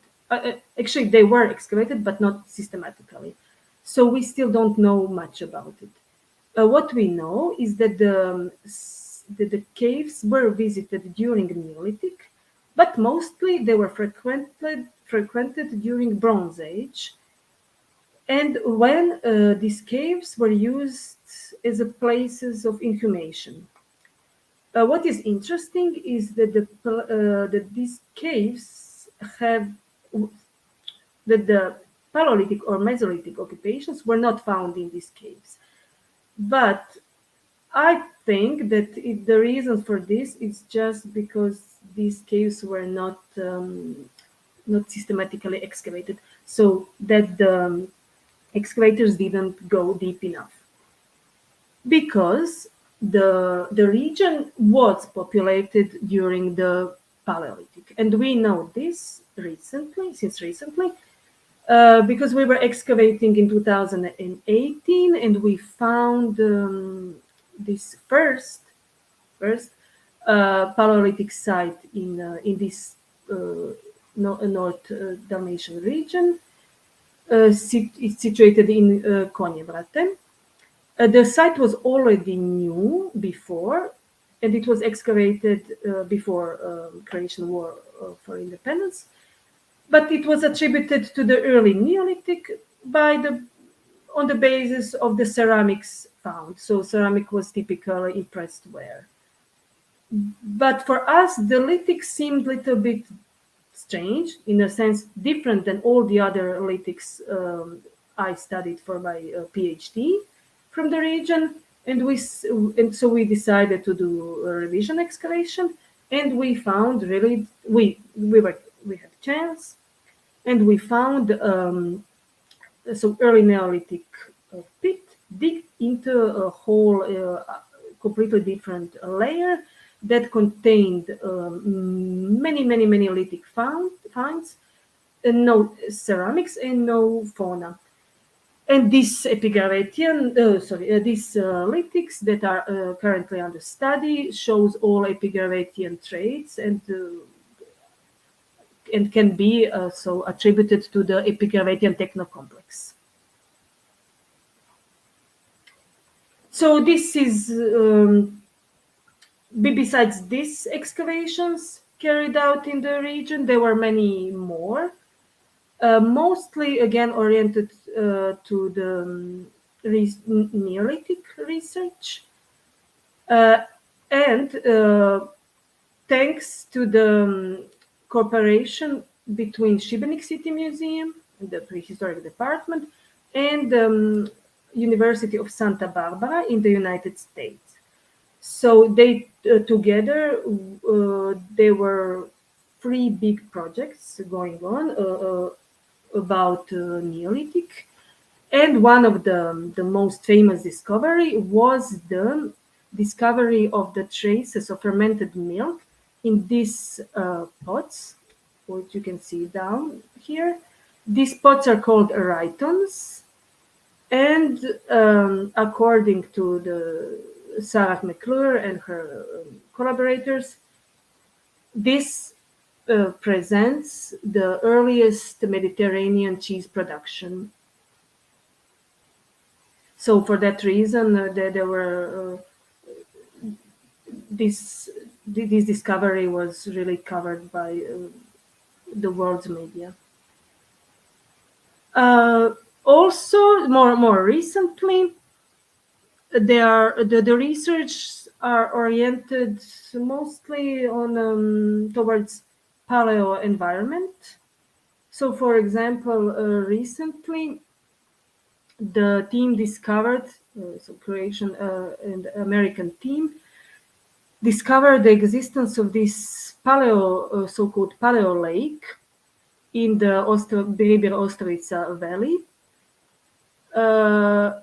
This was previously unknown because the lake is not here. It's not here anymore. And this was pretty important discovery because it means that during the Middle Neolithic, population decided to settle around the lake. Only the trench excavation was open in 2016, Now we are publishing the first results, but the idea is to continue excavating and open a much larger area from this spring. At the same time, there are also some geographical surveys around Velishtak and Mratovo sites. So just to say, during the war, so between 1991 and 1995, the Museum of Šibenik did not cease with its activities, but these activities were much more limited. Of course, because of the war, because of the money. We didn't have any money during this period. People were happy even if they will get their salary. So it was not, the excavations were not priorities. At the same time, all the sites were mostly situated in the war zones. So yeah, it was not actually accessible. Also, the permanent collection was not displayed in the museum, but was removed and hidden in a basement, in a museum's depot.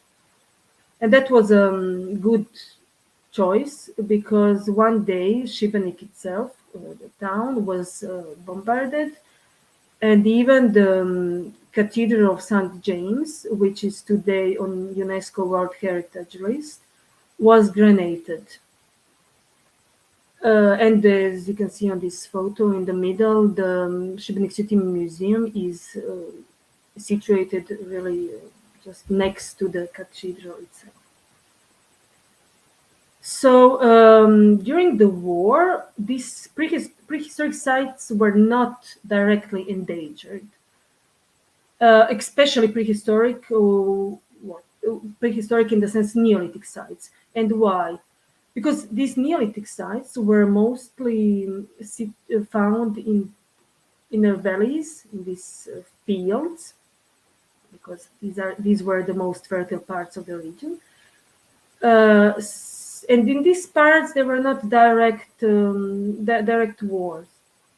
But Bronze Age sites, like these hill forts, or starting from Bronze Age and lasted until the late medieval, were interested for both Croatian and Serbian army. Why? Because they were the dominant points in the landscape. So the army who control it has the biggest control of the larger area. So both of these hill forts were used interchangeably between Croatians or Serbs. And just this Gradišić hill fort is unfortunately still mine suspected, because we still don't know, are there mines around it or not. After the war, normally when the situation between Serbia and Croatia become more normalized, Serbia sent the maps showing where the mines are, but some parts were maybe not controlled directly by official armies, so we still don't know where are they mines around or not. Still, some parts of Croatia, because the cleaning of the mining is so expensive and so dangerous, so still some parts of Croatia are under the mines. And in this sense, yes, we can say that sites, but also the people, are still endangered by war. So the war is now finished, and more than 30 years ago, but still there are still some wounds open, of course. And in order to acknowledge the importance of peace, Željko Krčević is our museum's director. He has in mind something to create, something like what he called the world's peace point. And he wanted to be in Šibenik, and this fortress of Saint John as the most prominent part of the town, because he said that this area was that in Italy, Austria, Germany, France, Hungary, Turkey, Serbia, all these nations and countries fought in this region, and this and even the Allies were bombarding it, like English and Americans, for some strategic reasons during the Second World War. So he wanted, of course, everybody wants to say no more war. This is finished. Let's work on peace and maybe create this area that suffered so much as a world peace point. I agree with this very noble idea, but at the same time, I ask myself, okay, this is nice, but Šibenik and all this coastline is now profiting from the development of tourism. But we still have this hinterland that is far from the seaside, so far from the sun and the beaches and all these touristic attractive points.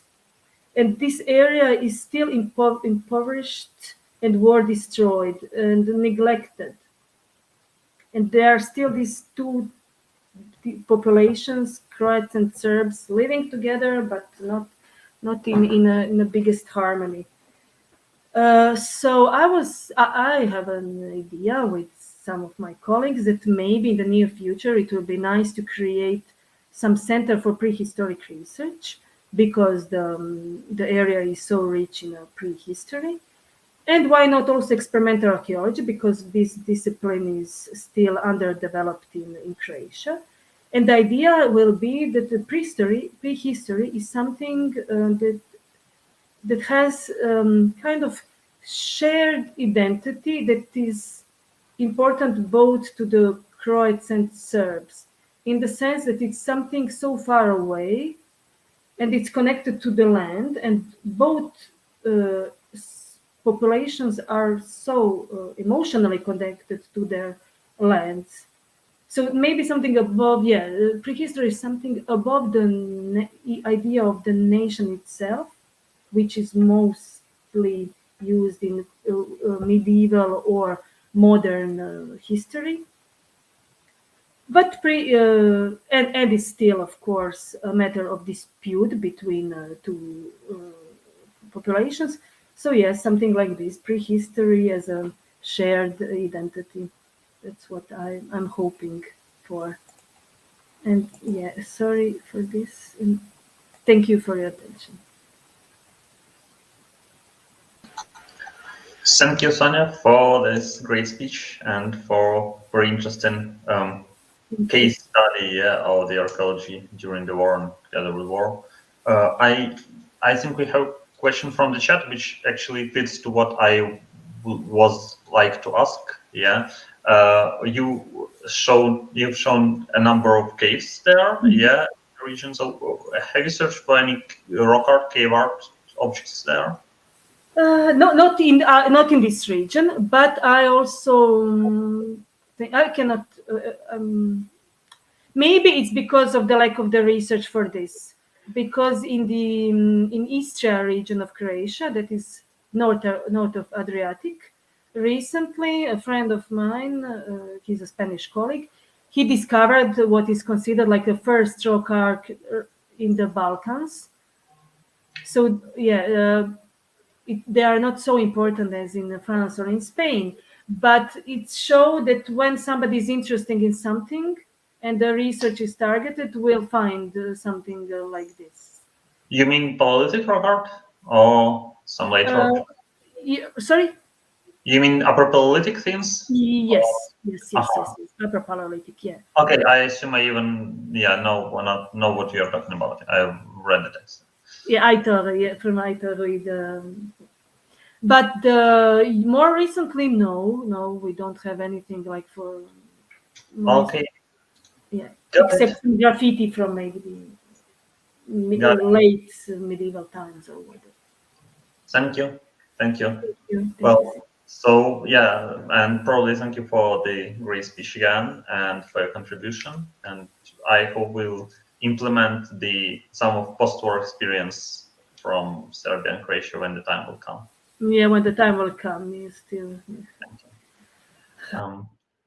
So So now, before introducing the next speaker, I just tell that the scheduled presenter, Dmytro Nykonenko, is unable to join us today, unfortunately, though we're really upset about that. However, Hanna Rudik, who had some connection issues yesterday, she's with us now, and she can join us for a presentation about the museum collections in Ukraine. So, hello, Anna. Nice to hear you and see you. Hello, Simon. Hello, everybody. I'm happy to be heard and seen. I hope it's all works well now. Yeah, okay. Can I start sharing yes, my screen now? Share screen button below. Yes. Moment. Yeah, of course. Moment. I will play video while you're sharing the screen. Yeah, just reminds again. Oh yes, yes. Moment. It comes. Do you see it now? Yes, we yes, we do. Okay, great. Just started. And... Okay. Shall I briefly introduce myself or Simon? Yes, okay. My name is Hanna Rudik. I'm a curator from Ukraine and a museum educator. And I'm working for more than 20 years now already at the Handheld Museum that holds the richest Ukrainian collection of world arts. And that was founded on the turn of the 19th, early 20th century by Bogdan and Varvara Hanenko, the distinguished Ukrainian actors of culture, art and antiquities collectors who supported first archaeological excavations in Ukraine, and also one of the grandest philanthropists of this period, and museum founders of first cultural heritage institutions in Kyiv. I will briefly focus on their life paths and their activities, and also on their key achievements, which is the Handheld Museum, which I am so happy and honored to work at. So I will start right away. And here on the screen, you see the Handheld Museum, its street facade of the main building that was and is the historical private house of the Hanenko's family and their private art gallery. Both Bogdan and Varvara Hanenko were born in the mid-19th century in the northern Ukraine, the Chernihiv province. Their social origins were different, but complementary in many aspects. Bogdan Hanenko was an offspring of the old noble Ukrainian lineage of the Hanenkos, and among his ancestors was even one hetman of a right bank Ukraine, Mikhailo Hanenko. Hetman, as you perfectly know, was the top military commander, a political leader of the society and of the country. A professional lawyer, Bogdan Hanenko, in his 20s, took a great interest in all European art, and as he later wrote in his memories, irrevocably decided to collect works of it. In 1874, he married Varvara Tereshchenko, a daughter of Nicola Tereshchenko, an emerging sugar tycoon of Ukraine and the most generous Ukrainian philanthropist. The Tereshchenkos also collected art, so Varvara grew up among passionate amateurs and patrons of art. Along with love to art, she absorbed the Tereshchenkos' inherent traditions of charity, and these two predispositions, her love to art and to charity, had key impact upon her life path and shaped their common with Bogdan Hanenko future museum vision and actions. In the 1870s, from the 1870s and on, the Hanenkos got actively involved in collecting art. Vienna, Berlin, Paris, Madrid, Warsaw, Rome, Florence, Harbin, and Cairo were by no means complete geographies of their exploratory travels. In 1897, for instance, Bogdan Hanenko wrote in one of his letters, and I begin the quote, "J'étais à Berlin, et j'ai présenté à M. Baudet deux de mes tableaux attribués à Rembrandt. Après les avoir bien examinés, il les attribua au maître lui-même. End of the quote. I was in Berlin and presented to Mr. Baudet two of my paintings attributed to Rembrandt. After examining them carefully, he attributed them to the master himself. And Wilhelm von Bode, mentioned in this letter, was the leading German art historian and museum founder of that period.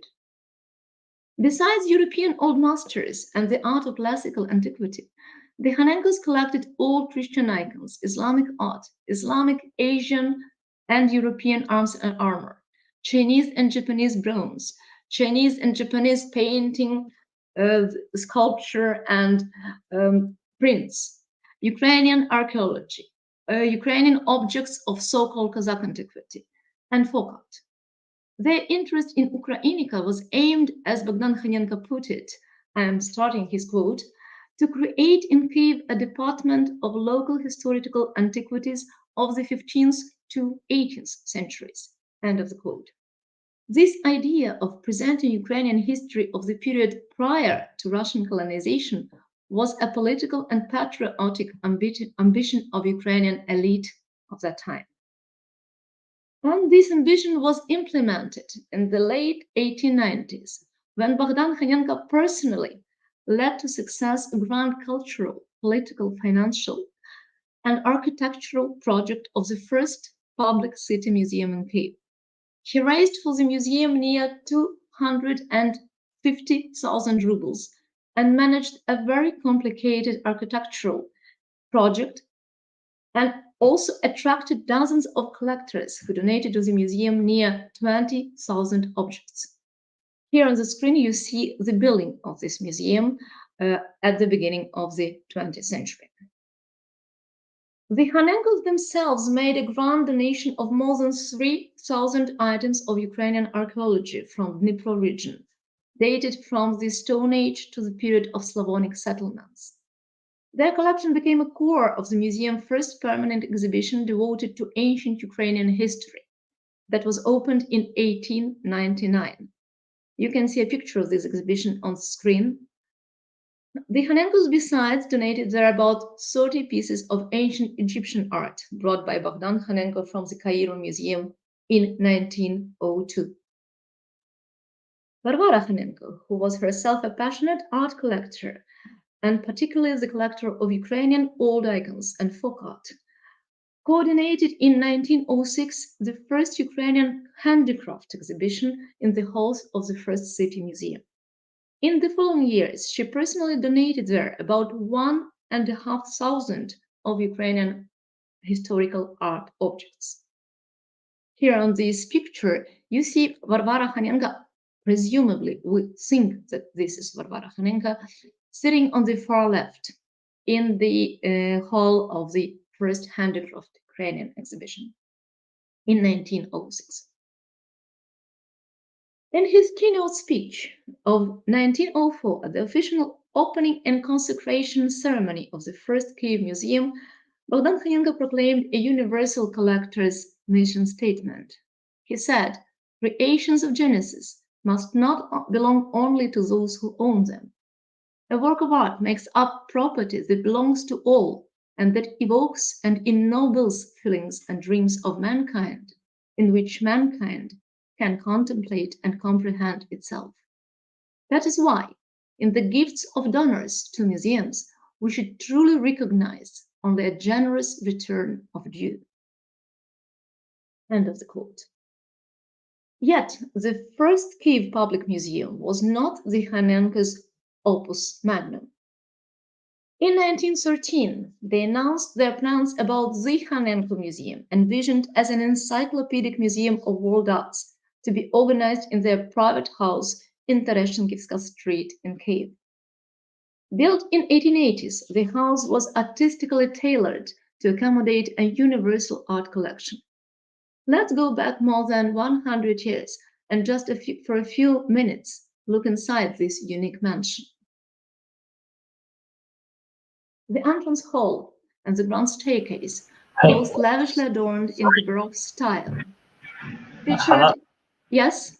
May I Yes, interrupt Symon. just for a minute? Yes. I'm not sure that slides are switching, so maybe you could either run the presentation, pressing F5, or switch to the slide you now want to show. I'm on this slide. Let me, moment. Let me see. Yes, that's it. That's it. Yes, that's it. That's exactly what I'm. Symon.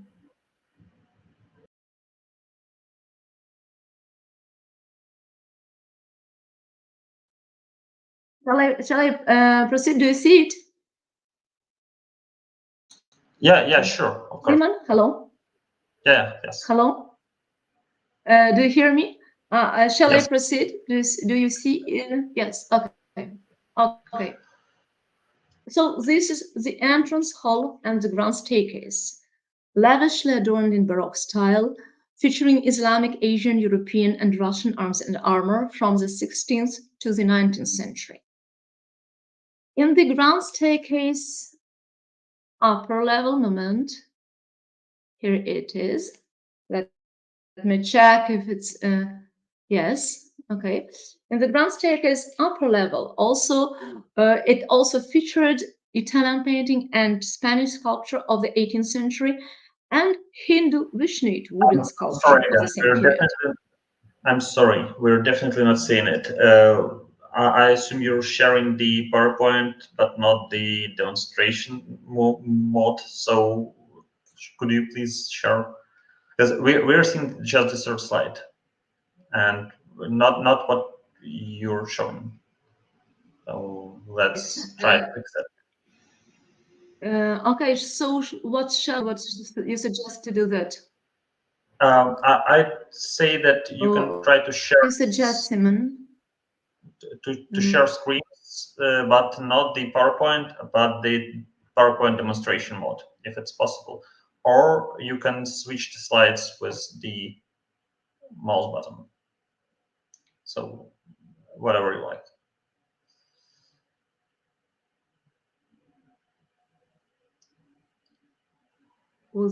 I'm switching. Do you see now the Khanenko's private art gallery grand staircase? Nope. No. Do you see now the no? Okay, I just don't know what shall I do now. And the demo mode from the backstage, I see what actually I'm talking about. I can't see what. Can you stop the demo mode and try to share it again? I don't know what.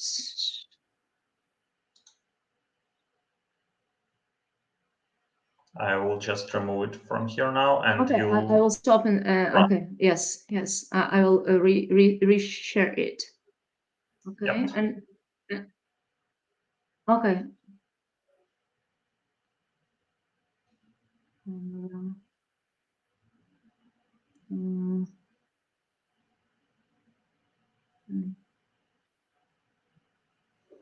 And well, yes, sorry about this. More technical issues. Share screen. Always appearing in these technical sections. You're not seeing it yet. There's something. Slides, share screen. I pressed share screen button, but I can see it not yet on this demo screen. Oh, so.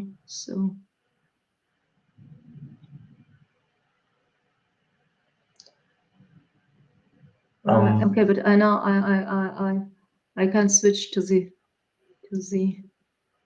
okay.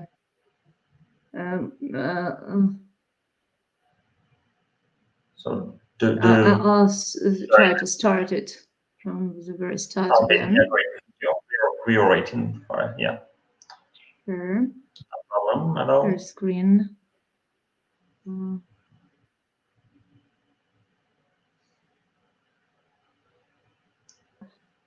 Otherwise, I will continue just audibly, but I can't switch it again. Settings. I press share screen. Oh, not it. Yes. Period. Share. Oh, yes. Share screen.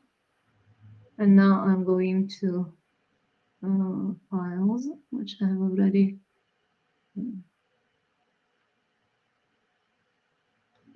Let's do it this way. Okay, so. Just a moment. Hopefully it will work now. We are here, we're waiting. Okay. That's. And I should go into the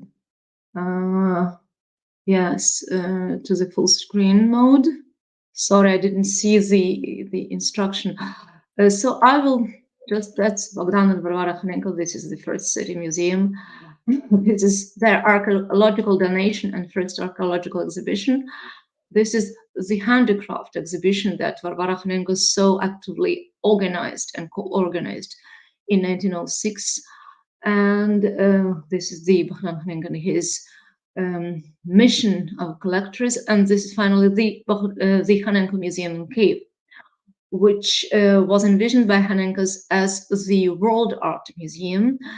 And they actually arranged it in the so-called historicism style to present encyclopedic spectrum of world arts that they were collecting from the late 19th to 20s of the 20th century. So we stopped here, and I would like to repeat that this is the entrance hall featuring European, Asian, Islamic, Russian arms and armor, and this is the Baroque upper level of grand staircase with Italian painting, Baroque paintings, and Spanish Baroque sculpture, and also Hindu Vishnu sculpture of the 17th century. And this is the Italian hall, stylized as the ceremonial hall of a Gothic palace. And it presented collections of old Russian and Ukrainian icons. You can see them on the walls. Chinese and Japanese bronze, finest Persian ceramics and metalwork, pieces of Islamic book illumination, Turkish and Persian textiles and carpets, Italian and Spanish maiolica, old Italian paintings. And most of these pieces, what is very interesting, were dated or thought by the Khanenkos as dating 16th and 17th century. So they collected and assembled in the each hall art that was simultaneously, synchronically developing in all parts of the world that they could reach as collectors. This is the Italian or Red Lounge, designed as a Renaissance hall, and it combined Italian, or thought by the Khanenkos as Italian, painting, sculpture, textiles, furniture, and Islamic and Buddhist metalwork. The Delft dining room, furnished as a room of the 17th century Dutch burgher house, was a space where Khanenkos presented 17th and 18th century Delft blue and white faience, German and Polish faience of the same period, and also Chinese and Japanese porcelain of the same periods, along with some European paintings. All in all, the Khanenkos private gallery consisted of 10 halls, presenting a widest spectrum of world art traditions, from the last millennium BC to the 19th century, in an exquisite architectural setting. In his last will, signed in spring 1917, Bogdan Khanenko donated his part of the collection to the city of Kyiv, and asked his wife to add her part and organize a public world art museum in their mansion. He died in May 1917, and in December 1918, at the time of great social turbulence, the 66-year-old Varvara Khanenko signed a deed of gift, transferring everything to the Ukrainian Academy of Sciences. However, within a month, Russian Bolsheviks established their military rule in Kyiv and forcibly nationalized the Khanenko's collection and the mansion.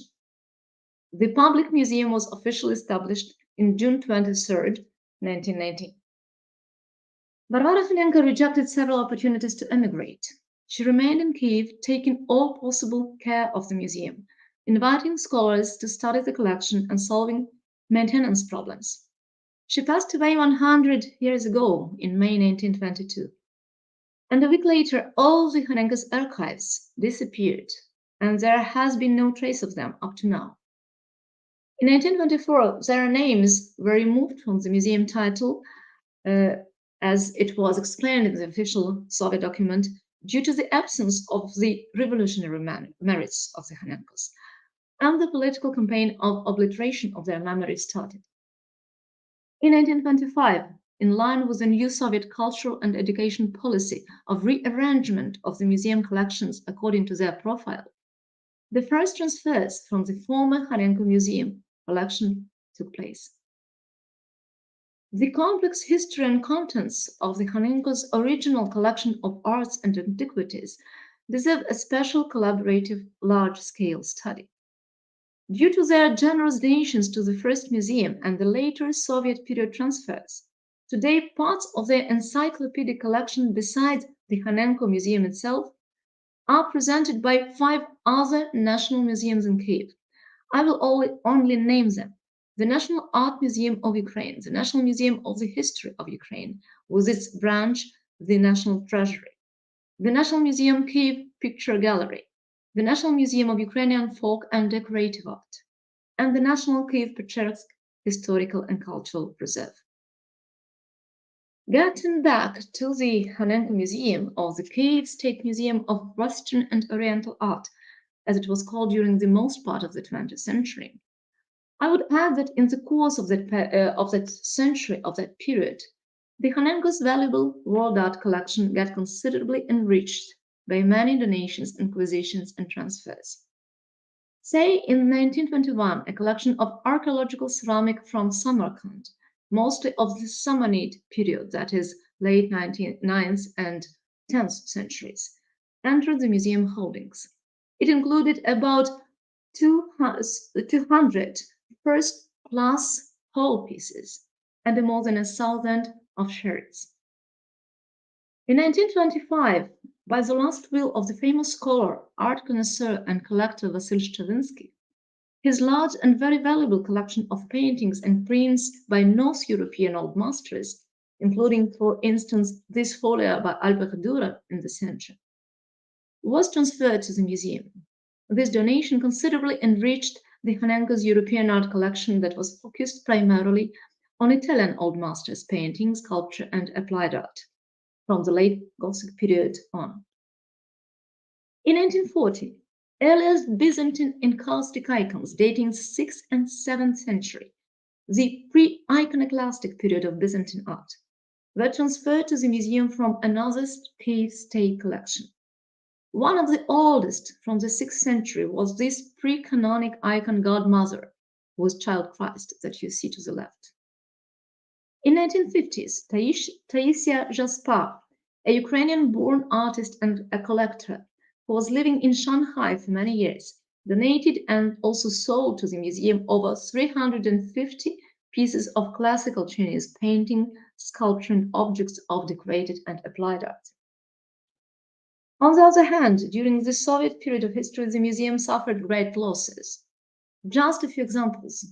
In early 1930s, the world-famous piece of Islamic metalwork, the Hanenko's Persian Aquamanile, dating 1206, and featuring a unique composition, a unique sculpture group of zebu cow with a calf and a lion, cast all together, was possibly taken from Kyiv to be sold at the international sale, but instead it landed in the Metropolitan Soviet State Hermitage Museum, and no claims from the Hanenko Museum has been ever considered.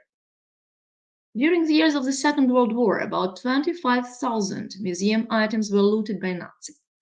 Only a few have been traced so far, and 2 are already restituted.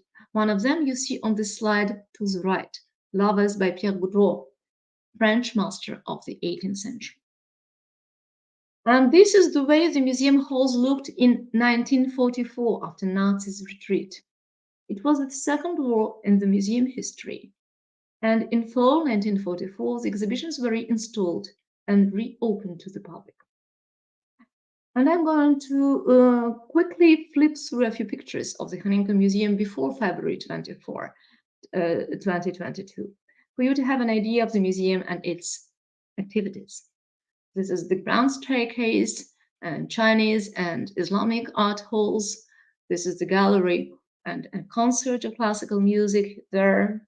And this is the Buddhist art hall and its guided tour, its lesson there. And this is the Hanenko Museum now. The collections are dismantled and stored in boxes. In June 2022, guided tours around the Hanenko's historic mansion started. And in August this year, the first war period temporary art projects, the exhibition Soldiers of Invasion by Oleh Yatsuk, a contemporary Ukrainian artist, was launched in the emptied halls of the Asian building. The museum team is currently focusing upon conservation of the collection and public work.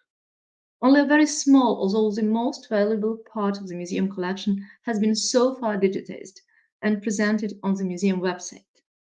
Also, the selected Islamic art objects are presented on the International Museum with No Frontiers digital platform. We do need to foster digitization, as most of other Ukrainian museums and archives do, to join the international network of research and become more efficient, more visible, and more protected.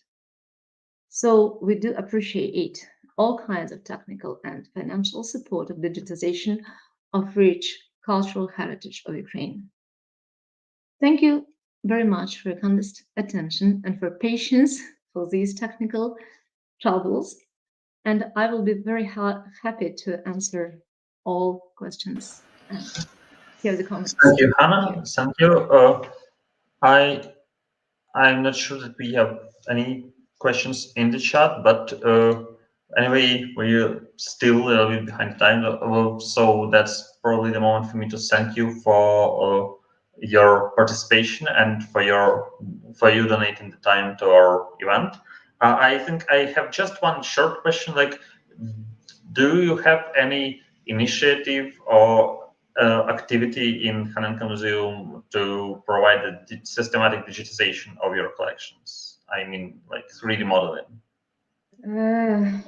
Not yet. Not yet. We are thinking, and we were thinking for long about that, but we haven't approached it yet. And what we did, we had won the grant from House of Europe for the technical equipment for that, including cameras and all kinds of, I'm not sure I know I remember the exact name of these platforms that are moving for 3D, for 3D shooting. And we were planning to do that in the coming years, by first of all, by our own team. But we haven't actually started it. We have a 3D tour a few years ago. It was done, but we didn't have any systematic experience of digitization yet. Yeah, well, that's, I believe, the common Ukrainian problem. So I just hope that we'll solve it somehow with this initiative. Symon, I'm just taking an opportunity. I would like to add one more comment on archaeological issues, because this is mainly the discussion of archaeologists.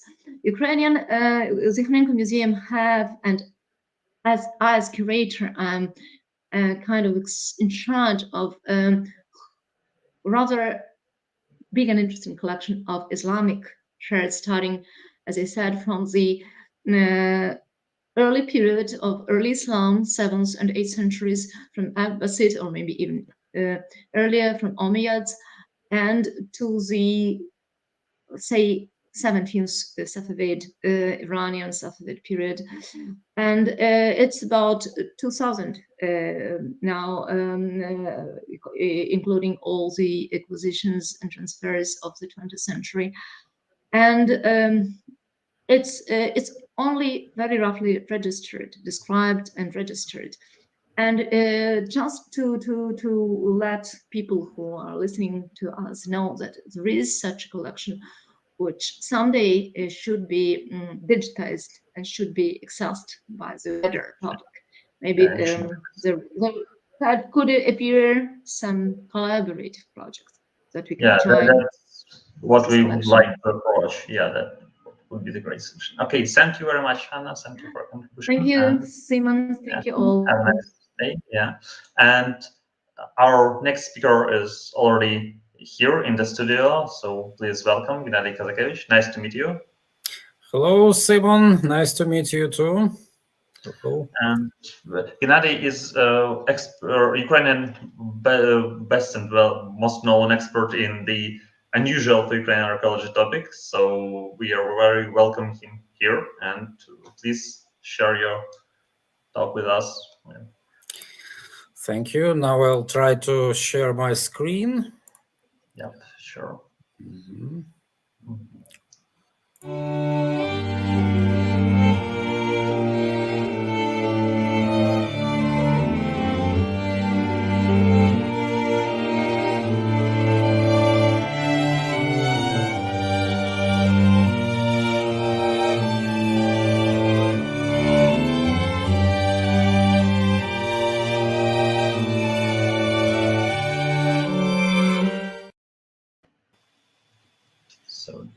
So a couple of minutes. Yeah, no problem. Yeah, just share in the bottom. There is share screen. Yep. I already seen. I have uploaded. Yes. Oh. Yep. Yeah. So sorry. Almost okay. So now we're seeing it. Great. Okay. Yeah, Thank you so much. And first of all, I'd like to express my gratitude to all people of goodwill who support my country in any possible way. And here in Ukraine, we very much appreciate it, and we need this support so much. So my presentation is devoted to the Iron Age Celts and their influence on the territory of today's Ukraine. And we will talk about this topic in terms of classical studies and archaeology. So let's start.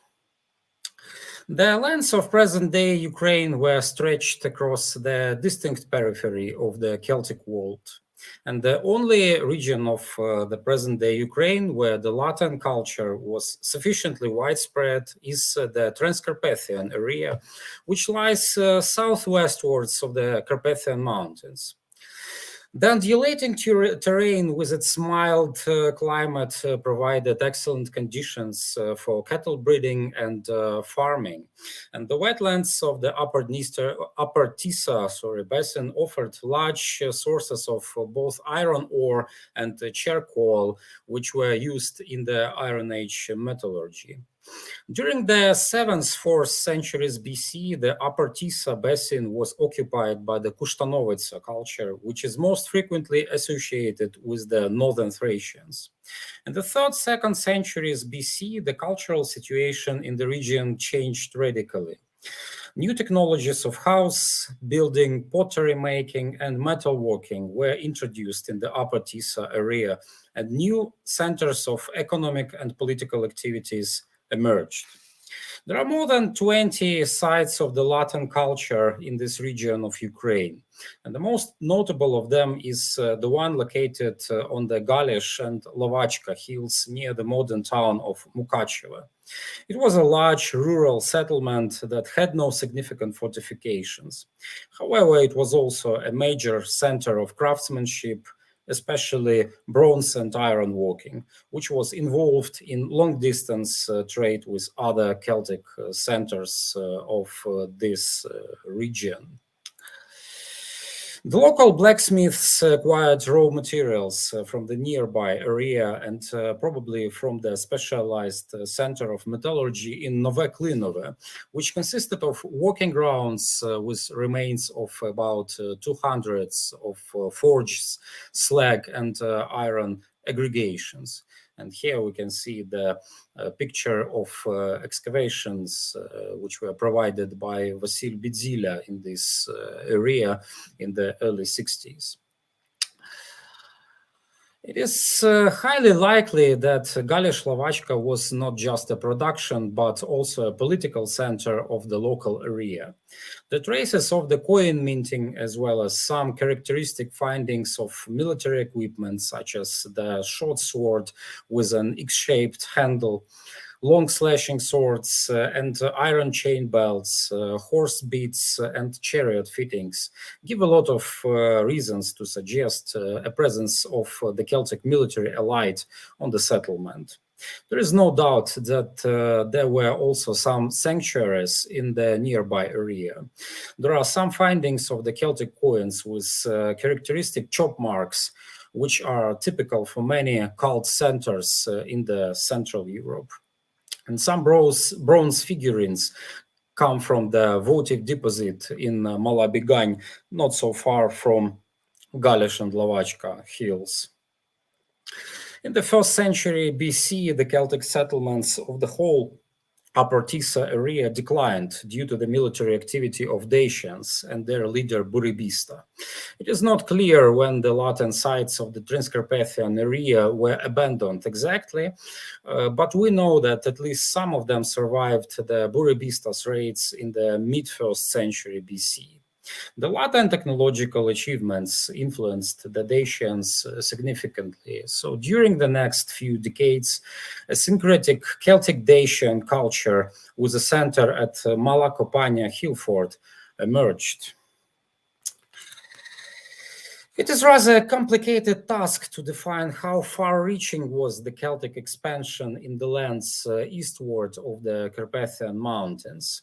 Since the late Hellenistic period, some classical authors who followed Posidonius as their main source invented the term Celtocytaeans to describe the Celts and Scythians who met and mingled in the North Pontic area. And it is highly likely that this mixed barbarian population was also known to the classical authors as the Bastarne. In this part of my presentation, I'll try to show that the Greeks and Romans were actually right, at least in terms of their own categories and concepts. There was indeed a group of population in the lands of today's Ukraine, Poland, and Moldova, which combined some Northern European, Celtic, Balkan, and probably some local cultural elements. And this group emerged due to the cultural transitions in the basins of Dniester and Vistula rivers between the Baltic and Black Seas. We should start with the terms Scythia and Scythians, which were even less scientific and more artificial cultural constructions than the word Celts, which we used to write in quotation marks by now. As Herodotus pointed out, the so-called Scythians never used this ethnic term as a name to refer to themselves. Nevertheless, the Greeks used the name Scythians to label various groups of nomadic, semi-nomadic, and settled tribes which belonged to different linguistic groups and obviously shared different cultural identities. One should pay attention to a purely geographical character of the term Scythia, and now it is widely associated with the nomadic royal Scythians of the Black Sea littoral. However, for many classical authors, especially for those who belonged to the Posidonius tradition, the Scythia extended far to the north. According to Strabo, it occupied the most northern part of the world, which ended at the Northern Sea. At the same time, Diodorus Siculus notes that the rich in amber island Basileia is situated directly opposite the part of Scythia which lies above Galatia. And some scholars identify Basileia Island with Helgoland, which lays to the west from Jutland in Atlantic.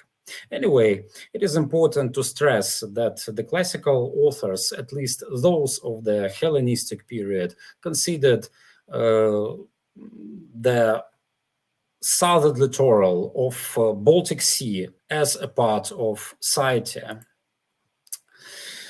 The 3rd century BC was a period of crisis and power vacuum in the North Pontic area.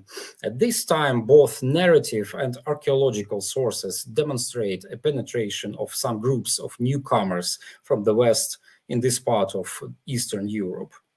First of all, the Greek epigraphic decree in honor of Protogenes informs us of the military activity in the northwestern Pontic area. It mentions the Galatai and Skiroi military union threatening Olbia and nearby Scythian tribes. The date of the decree is uncertain. It could reflect the events of either the second half of the 3rd century BC or the early 2nd century BC. The question of who were Galatians mentioned by this document largely depends on its date. Most probably the Skiroi, who were the allies of the Galatians, belonged to the same ethnic entity as Skiri, an Eastern Germanic tribe located somewhere in Vistula Basin, according to Pliny the Elder. So it seems more likely that both groups of invaders, Galatians and Skiri, came from the north rather than from the south. Meanwhile, Claudius Ptolemy, who used the sources dating to the turn of the millennium, mentions some clearly Celtic-looking ethnic and place names in the Eastern Europe, far enough from the area of the Latin culture. Let's have a look at the archaeological context of all those mentions in written sources. If to speak about the Celtic presence in the lands of today's Ukraine, one must admit that the situation differed significantly depending on the region. To the east of the Carpathian Mountains, there are very few pure Latin settlements or burials.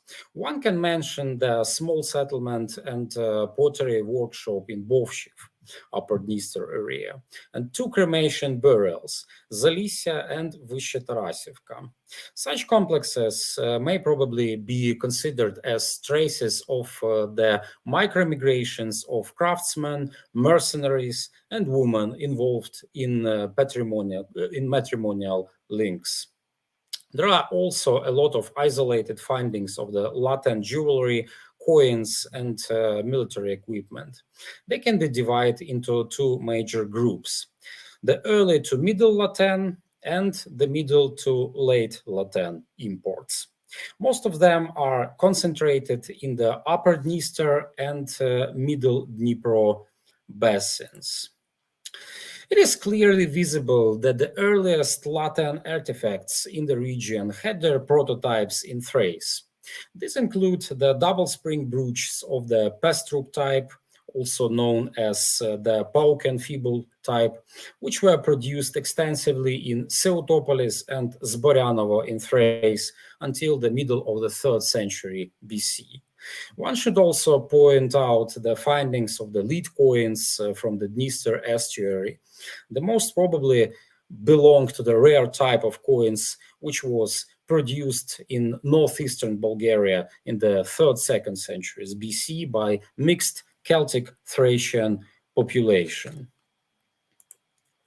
Special attention should be paid to the oval shield and sword with an X-shaped handle representations on the coins of Leukon II, the ruler of Bosporan kingdom.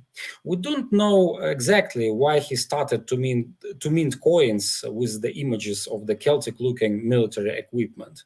However, one can find very similar depictions on the coins produced by the Greek colonies of the West Black Sea littoral that have paid a tribute to the Celtic king Kavaros. In general, it seems clear that the increasing quantity of the early and middle Latin artifacts in the lands eastward of Carpathians and the emergence of the oval shield representations in the Bosporan kingdom all coincide with the rise of the Celtic military activity in the Balkans. However, this period didn't last too long, and even if there were military raids of the Celts from Thrace into the North Pontic area, they seem to have no significant impact on the cultural development of the region. Dramatic changes came in the early 2nd century BC when the Przeworsk, Poyaneshti, Lukashivka, and Zarubinci archaeological cultures emerged in the lands of Eastern Europe. And unfortunately, there is a kind of a problem with my slides because I can't see the drawings of the borders of those archaeological cultures, but there are my writings. So the Przeworsk culture was located somewhere here, and Zarubinci and Poyaneshti, Lukashivka in the territory of today's Moldova. All three cultures are sometimes called de-Latinized, because they combined the Latin and Jastorf traditions in their aspects of material culture and ritual practices. The bearers of those cultures are often identified with the Bastarne, a tribal group that, according to Greek and Roman sources, emerged in the northwestern part of Pontic littoral by the early 2nd century BC. The Bastarne are known for their invasions of Thrace and Illyricum, as well as for their resistance to Roman expansion. Titus Livius makes a note that the Bastarne were related to the Celtic Skardiski. That's interesting because the Zarubinci culture bearers used to wear the Middle Latin fibula with the triangular stem ending. Outside of the Zarubinci culture area, similar fibulae are known only in the lands of Skardiski. The Latin influence is also evident in the funeral rite and pottery making of Zarubinci culture. Most classical authors define the Bastarne as either the Celts or the Germans, and thus the real ethnic background of this tribal group still remains uncertain. Anyway, it is highly doubtful that members of this tribal group referred to themselves as Bastarne. This supposition may be partially confirmed by the Tacitus evidence in Germania. Speaking about the Piuchini, who were known to be a branch of Bastarne, Tacitus stresses that the Piuchini were called by some Bastarne. The Bastarne ethnicon was more likely a generic term used by Greek and Roman authors to describe a mixed Western-like barbarian community which emerged in the lands of Scythia in the early 2nd century BC. There are some interesting archaeological finds that reflect the cultural transitions between the Balkans, North Pontic area, and Northern Europe in the 1st century BC. About a dozen exceptionally rich warrior graves were excavated in Mutin, its Sumy region, far in the northeast of Ukraine. They present a distinct combination of Zarubinci culture elements and some features of Jastorf and Przeworsk culture. All these burials are dated to the late 1st century BC. The graves contained 13 late Latin swords and other military equipment. The most impressive finds are 5 late Latin helmets. At least 2 of them belong to the Novo Mesto type, which were produced during the 1st century BC by the Celtic Tauriski in today's Slavonia. Finds of such helmets from outside the Middle Danube region are rare. However, one of them was found in the Przeworsk grave from Shemiechów in Poland. 3 others came from the Sarmatian burials of Azov Sea area. Another intriguing artifact comes from the Przeworsk grave in Gryniv in the upper Dniester area. It was a rich warrior burial which is dated to the early decades of the 1st century AD. The burial rite of this grave display interesting mixture of the late Latin, Przeworsk, and Velbark traditions. The most notable artifact from the burial is the bronze plate of scabbard, decorated with the cut-out anthropomorphic and zoomorphic figures in the open work style. Some parallels to the Greniv's bronze plate decoration can be found in different artistic traditions. The scene with a beast of prey and a bird appears on the Falar from the Isle of Sark in the English Channel. The image of the horseman from the Greniv scabbard is undoubtedly of Thracian origin. It is almost identical to the raider figure from the Letnica silver plate. By contrast, the closest analogies to the eagle-headed griffin, features and proportions of the human figures, as well as floral elements, come from the silver plates of the Gundestrup cauldron, which most probably combines the elements of the Balkan and Celtic iconography, technologies, and materials.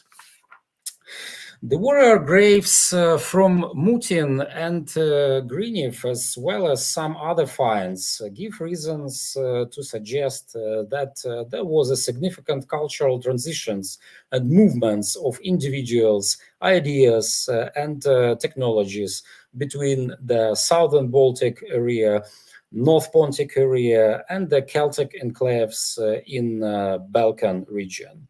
So the question is how all these cultural transactions came into being. To my opinion, the answer could be found in the Historia Naturalis by Pliny the Elder. This part of his book, the book 4, is devoted to geography of Europe. And the Pliny's text is a kind of an itinerary, which has its starting and ending points in the Straits of Gades, or Gibraltar, as we know it today.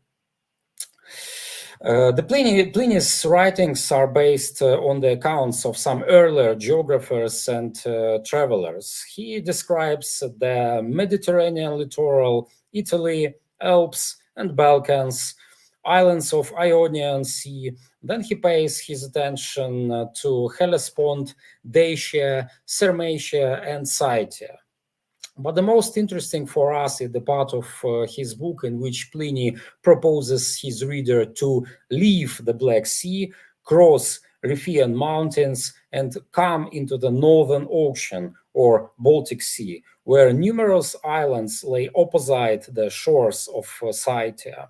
He describes his way from southeast to northwest in terms of boat journey. In next chapters of his work, Pliny describes the lands of Cimbri, Germania, Gallia, and Britain. And now let's have a look at the map.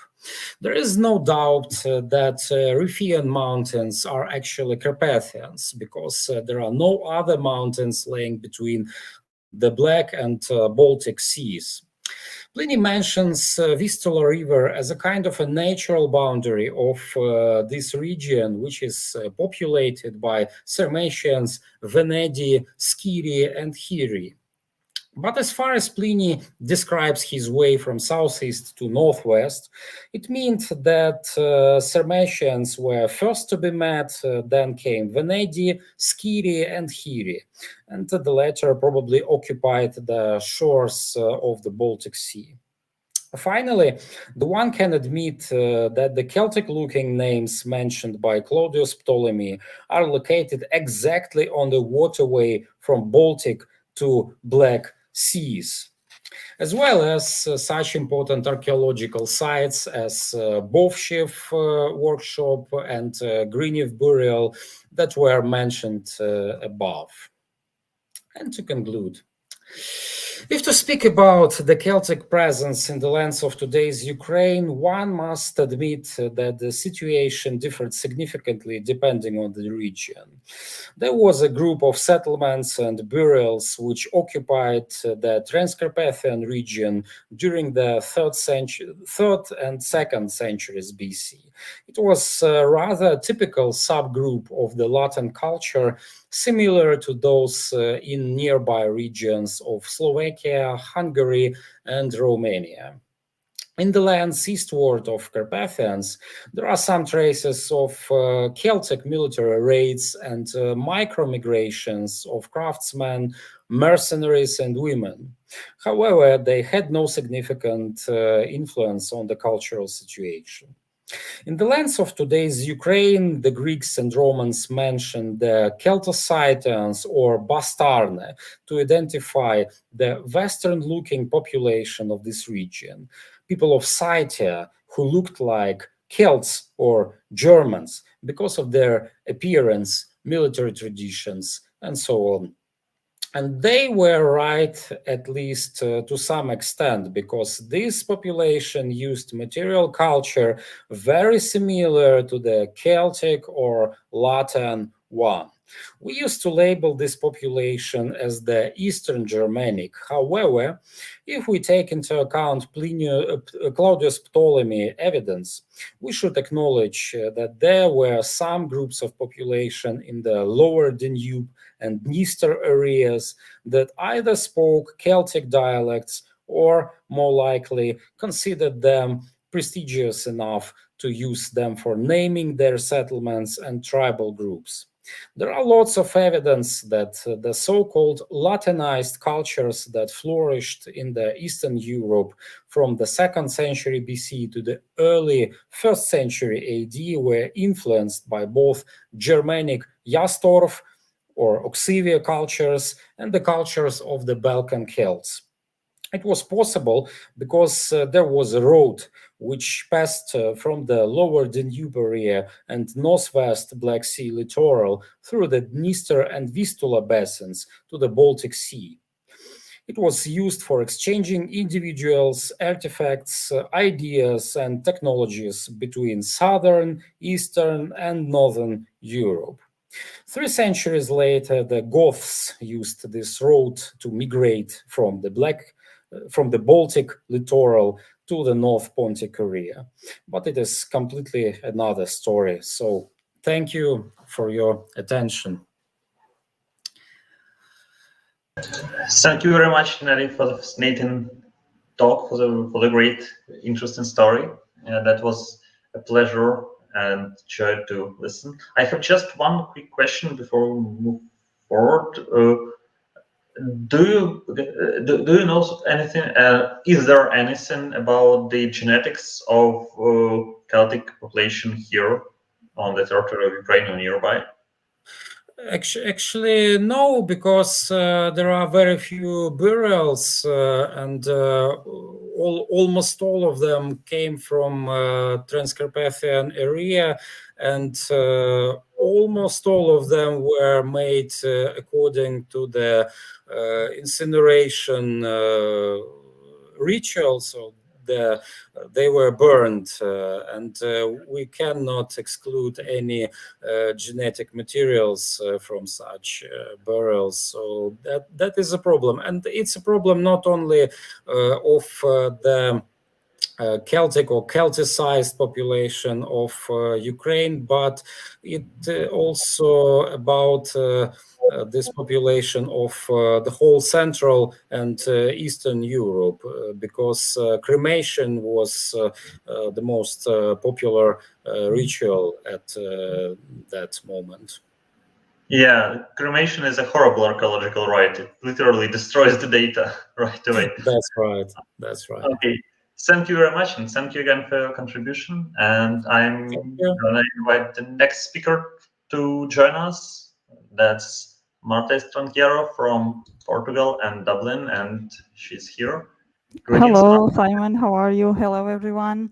Great. We're hearing you. I just want to check if we're seeing you. Well, yes, it seems like yes. So nice to meet you. Nice to have you here. And thanks for joining us. You're invited to share screen, to share your presentation and start the chat. If your connection is good enough, obviously. Are you hearing us well? I can hear you. I can hear you. Yeah, wonderful. Let's check.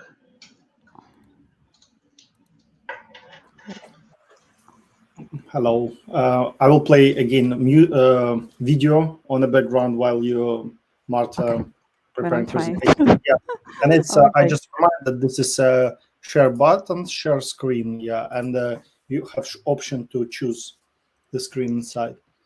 Yeah, and don't forget, guys, to donate on this 3D scanners, which will help Ukrainian historians to scan and to preserve very important heritage which we have. Support Ukrainian archaeology.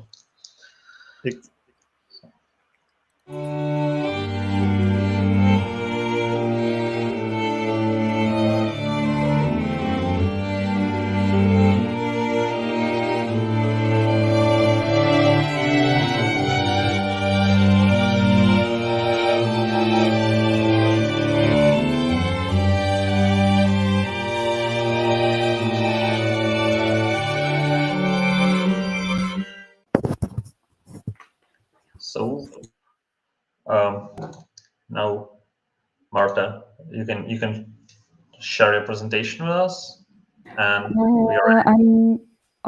I'm sharing my screen, but I'm just sharing the the live stream and not my presentation. You can share the PowerPointing, and this will work. Can you see it now? Yes, we do. You can? So just run it and. Okay. Let me see. Okay, you can see it and you can hear me. Yes, sure. Okay, so I'm good to go. So hello, everyone. My name is Marta Estranquiero, and I'm a PhD applicant at UCD. And today I'm going to talk about the use of multispectral imagery in archaeological site detection. So remote sensing is a powerful tool to obtain information about the Earth's surface at a global and a local scale. Datasets regarding the atmosphere, climate, land, vegetation, water, and pollution can now be easily accessed by users of various backgrounds. One of the applications of remote sensing techniques has been the identification of archaeological sites. This is very important as one can identify, study, and monitor remotely, reducing enormously the time and money involved in these studies. The increasing availability of open source spaceborne multispectral data like Sentinel-2 with high spatial and temporal resolution has become an essential tool for archaeologists. Several methods for mapping new archaeological sites have been developed using multispectral data from single band analysis, band combinations, applications of indices, principal component analysis, supervised classification techniques, among others. So remote sensing is the acquisition of information about a distant object or phenomenon using electromagnetic radiation and the interpretation of the derived information. So as we can see here in this graphic, we have the solar electromagnetic radiation is incident on a surface material. The material reflects the incident radiation. The amount of energy reflected gives us the spectral characteristics of the surface material. The incident radiation reflected by the surface is known as surface reflectance. And the reflected radiation that is measured by the sensor that is located at the top of atmosphere is known as top of atmosphere radiance. So the incident and the reflected radiation are affected by atmospheric phenomena such as scattering and absorption. Some of the effects of atmospheric scattering can be seen through gas molecules, pollen, dust, water droplets. And one important thing is because the radiation have to go through the atmosphere on its way to the surface. And then again, on this way to the sensor, it will be affected by the scattering and absorption. And we have to minimize, we have to eliminate these values. So the process of estimating the surface reflectance values by removing the atmosphere effect is known as atmospheric correction. And this is very important because if you want to discover new archaeological sites through the study of the spectral signature, we have to do atmospheric correction. So here we have the electromagnetic spectrum and their respective wavelengths. And we are going to use the visible and infrared. That is going from 400 nanometers to around 2,200 nanometers. Below, we have the reflection spectrum of soil, vegetation, and water. This is just an indicative because, as you know, we have different type of soils, different type of vegetations, and we also have different type of water in the sense that we have like clear water and polluted water and things like that. So we understand by looking at these images that the healthy vegetation that is represented here as the brown line have a sharp increase around 600 and something like a bell shape following, while the bare soil have a more smooth line that is going up until it reach its higher values around 1,800 nanometers. And this is important because when we are studying archaeological sites and archaeological spectral signatures, what we are going to look for is soil, because most archaeological sites are above soil or above vegetation. So it's important for us to be able to recognize the spectral signature of these two types. So Sentinel-2 data, that's what I used. And Sentinel-2 data is a multispectral data, is freely available, is gathered by the twin satellites 2A and 2B, have a special resolution of 10 meters in the bands 2, 3, 4, and 8, 20 meters in the bands 5, 6, 7, 8A, 11, and 12, and 60 meters in the bands 1, 9, and 10. The work of both satellites allows a revisit time of 5 days. And the level 1C products are pre-processed with radiometric and geometric correction. And the level 2A products provides bottom of atmosphere reflectance images derives from the associated level 1C products.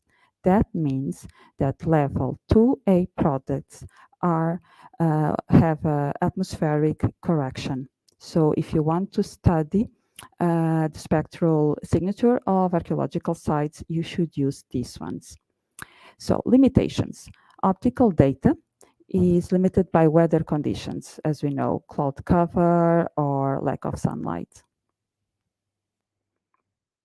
So study area. So I chose Banat Plains.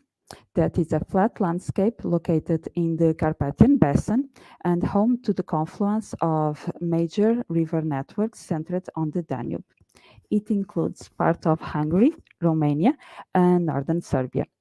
And this work will focus on the Serbian part of Banat, geographically limited by the river Tisza in the west, the Danube in the south, and the Romanian border in the east. So in recent years, several large enclosures have been identified in the Serbian Banat region using Google Earth imagery and confirmed by field surveys. Although more research is needed, all these enclosures seem to have been built in the Late Bronze Age. All sites identified seem to share some common characteristics that include subcircular, pale white spots at the ground surface, visible by aerial imagery, where a high concentration of pottery sherds can be found. You can see in these two examples the white spots in the soil that, because of the high concentration of ceramics, researchers think that these are remainings of dwellings. The problem is the dwellings were probably made by mud bricks, so nothing is left, just the ceramics. I cannot talk too much about these new enclosures, because this is an ongoing research that involves several researchers, and there are several papers that are going to be published very soon. So I'm going to focus just on remote sensing today. So here we have more examples of late bronze age sites already known, and you can see that these white spots in the soil just stand out. Just in case I put the small arrows, but you can see that is okay. I alter a little bit of the images because I give a little more contrast in some of them, but you can clearly see the white spots coming out and contrasting with the rest of the landscape. So regarding the methodology, so I started by downloading several Sentinel-2 images that are pre-processed with an atmospheric correction. That is very important, I already said that. One for each month of the year, and with the low cloud cover possible, so less than 20%. Then I did some RGB combinations to see if they help improve the visualization of the sites. You don't need to use atmospheric corrected images if you just want to use RGB composites. You could use Sentinel-1C data. That's just fine. It's like using Google Earth, but better. You just have to use atmospheric corrected images if you want to gather data regarding spectral analysis, or if you want to calculate indices, then you have to use those type of data. So in order to characterize the spectral signature of the sites and compare it with the background, I created regions of interest. And after, I did some PCAs. And finally, I compared the results and I validate them. So let's start. So this is 3 examples of Sentinel-2 band combinations that you don't have to use atmospheric corrected images. You just can download them and do the band combinations that you want in order to visualize your sites.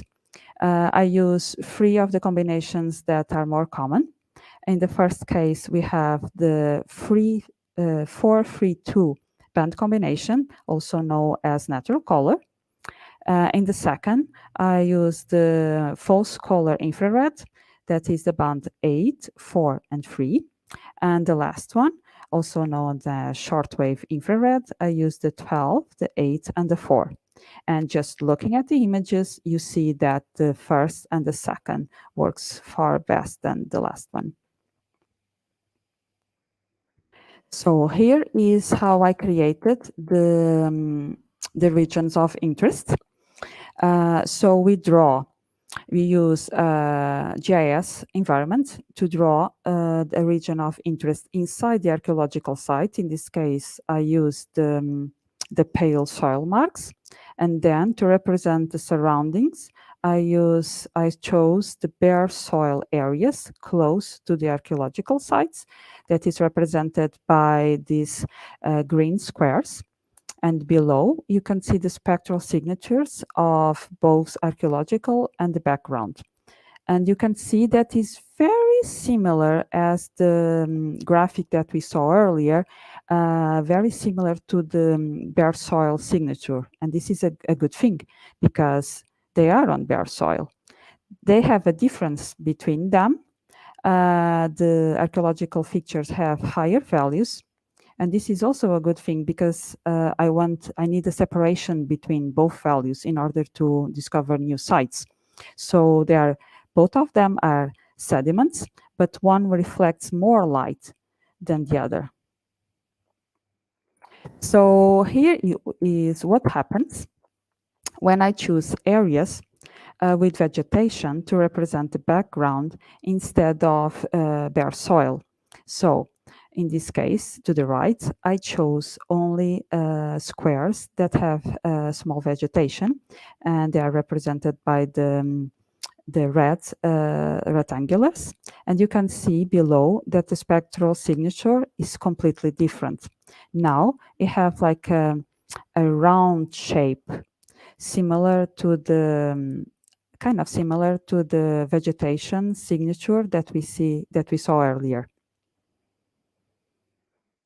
So here it is again, the graphic that I showed previously with the vegetation signature and with the bare soil. And you can see that they are somewhat similar.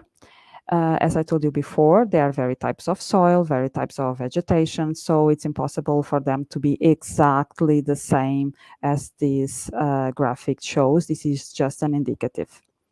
So unfortunately, we cannot control this because archaeological sites are located generally in agricultural fields, and we never know when the fields are going to be plotted or not. So we never know if what we are going to find. So here we have the graphic showing the spectral signatures of the soil and the archaeological sites for all the 12 months. And we can see that for 9 months, and the remaining 3 are in the next slide. And we can see that they either have a round shape like vegetation, or they have like this smooth line like bare soil.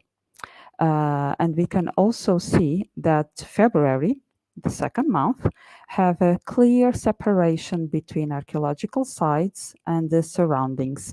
And this is very good because this is telling me that I can use February data to discover new sites, because I'm going to be able to see a clear distinction between the surroundings and the sites. So again, this is the remaining 3 months, and we can see that in November, we also have a clear separation. One funny thing is that if you are able to read spectral signatures, if you are able to read these graphics, you don't even need the images, because you can look to the graphic and you see, okay, these lines correspond to bare soil. Okay, and these lines correspond to vegetation. You immediately know if your site is surrounded by vegetation, if it's surrounded by bare soil, if your site is covered by vegetation at that exact month. So it's a good thing to learn. So here I created these graphics just for this presentation, because this is the representation of the 12 months of the same data, of the same site, but this time using Sentinel-1C data. Not the data that have atmospheric correction, but the 1C level, the data that most researchers use. And as you can see, it's completely different. We cannot see here a smooth line representing bare soil. We cannot see that round shape representing the vegetation. This data is like insane. Just for you to see better, I chose the February month, and here you have the same data for the same site. And comparing one to the other, you see that they have nothing in common. So this can tell you, if you chose the wrong type of data, this is what you are going to get. And this is really bad, because if you get good data, like a spectral signature of one site, we can all create a database and share data. But if you use this type of data, 1C level, without the atmospheric correction, we cannot use it, because it's have been influenced by the atmosphere effects, and we cannot use it. So Again, this is another site. Again, 9 months, because I cannot find space to put the 12 in here. So we have 9 months, and you can see that again, we have the smooth line of the bare soil. We have the round shape in the months where it's normal to have vegetation. And we see that in several months, we have like a clear separation between the two lines. One of them is again February. And here are the remaining 3 months. In this time, we have a clear separation in October and in November. And this also depends on whether the the field is plotted or not. So it's not up to us. And now we have the February month from 3 different sites, just to show that the 3 of them are quite similar. Again, the smooth signature of the bare soil, a clear separation between both lines, the archaeological sites and the surroundings. And this let me know that I can use this month. This is a good month to use, to analyze, and to look for more sites. So here are examples of more archaeological sites. If I use the February month, as you can see, they are clearly visible. Again, I have stretched a little bit the contrast for you to see better, but it's a good month to use. So what I did then was a principal component analysis using several months. February was one of them. So principal component analysis is a technique for dimensionality reduction. And the first principal component will account for much of the variation in the data, and the second and the third for most of the remaining variation. So here is the resulting images using the February month and using the second, the third, and the fourth component. And you can see that the archaeological site stands out in this yellow halo color. And this is very easy to detect more archaeological sites. So this is a very good result. So this is potential sites that I have discovered. I have discovered nearly 100 sites through the PCA of February and through the RGB combinations that I told you before. And this is some of the examples, and you can clearly see the white soil pale marks that is characteristic of the late Bronze Age sites. And some of the sites were already visited and confirmed, but because there are so many, 100, this will take a long time. So for the results, from the analysis performed, the more effective methods used in the identification of non-archaeological sites were Sentinel-2 PCA, February, resulting images using the second, the third, and the fourth component, and the band combinations 432 and 843. Around 100 potential archaeological locations were identified for the use of these methods applied to Sentinel-2 imagery. Some sites, like I said, were already confirmed with field surveys, and others will be visited later this year and probably next year. And that's it for today. I thank you all for watching, and if you have any question, just let me know. Thank you.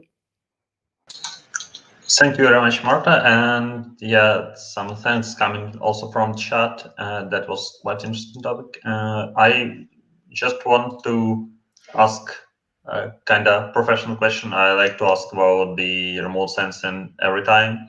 Have you tried to automatize the procedure completely with this workflow, or is it necessary to have a manual interruption at some point? Yes, I try to, because you can do like automatic supervised classification.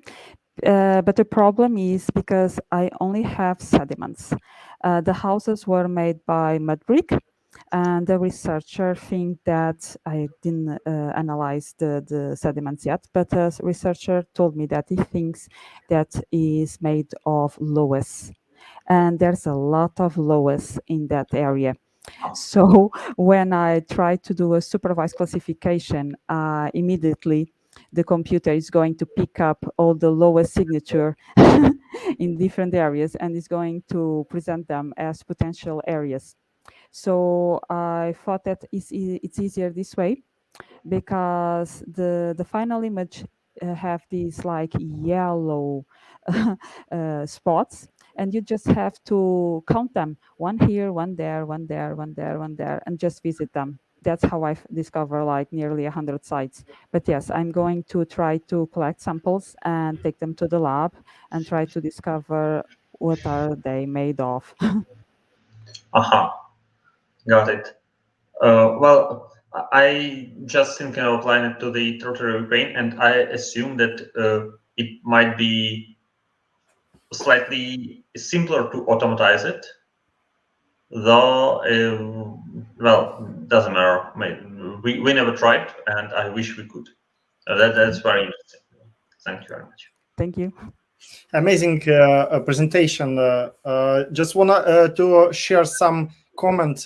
It's not a question, but it's like for fun, you know. Maria Marchenko, she's sent greetings, massive thanks for all speakers for your remarkable and sedulous work. It is truly inspirational. Wishing you the best of luck in all your scientific endeavors. Thank you. Yeah. Sorry, you know. Yeah, and that's quite true. Thank you very much, and thank you all who donated their time. And well, once more, thank you, Marta. And we are jumping up to the next speaker meanwhile. So while I'm saying hello to Bianca. Hi, can you hear me? Yep, and I'm really happy to see you here, and we hear you well. I'm just here for one more second to remind everybody to donate to support our initiative and to keep the Ukrainian cultural heritage and archaeological heritage alive by your donations. And then I'm giving the space to you to share the screen and introduce. Can you see my presentation? Sure. You just need to run it. And now it's in slideshow? Yeah, sure. We see in slideshow, yeah. And just 30 seconds, I will play one more time our video about the donations, and we could start. Thank you.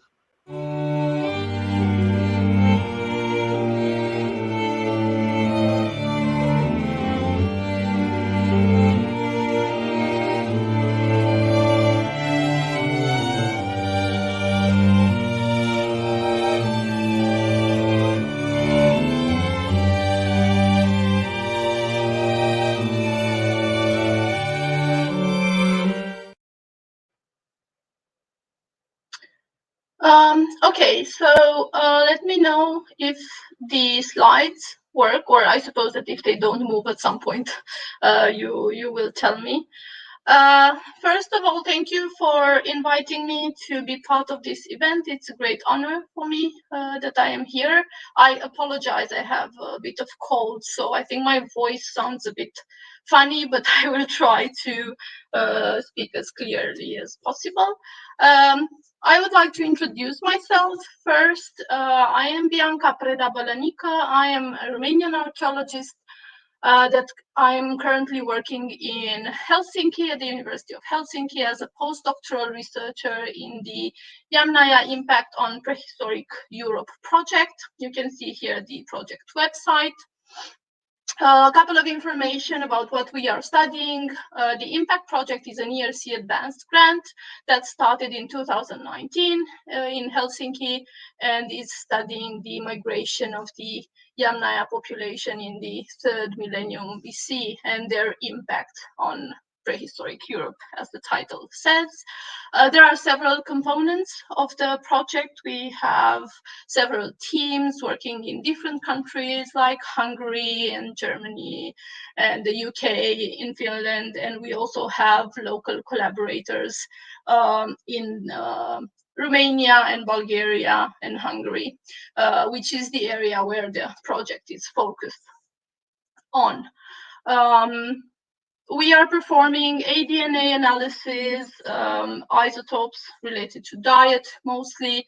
We C14 dating. We have a team that is dealing with paleo soils and soil formation, another team that studied paleoclimate and possible changes in this period.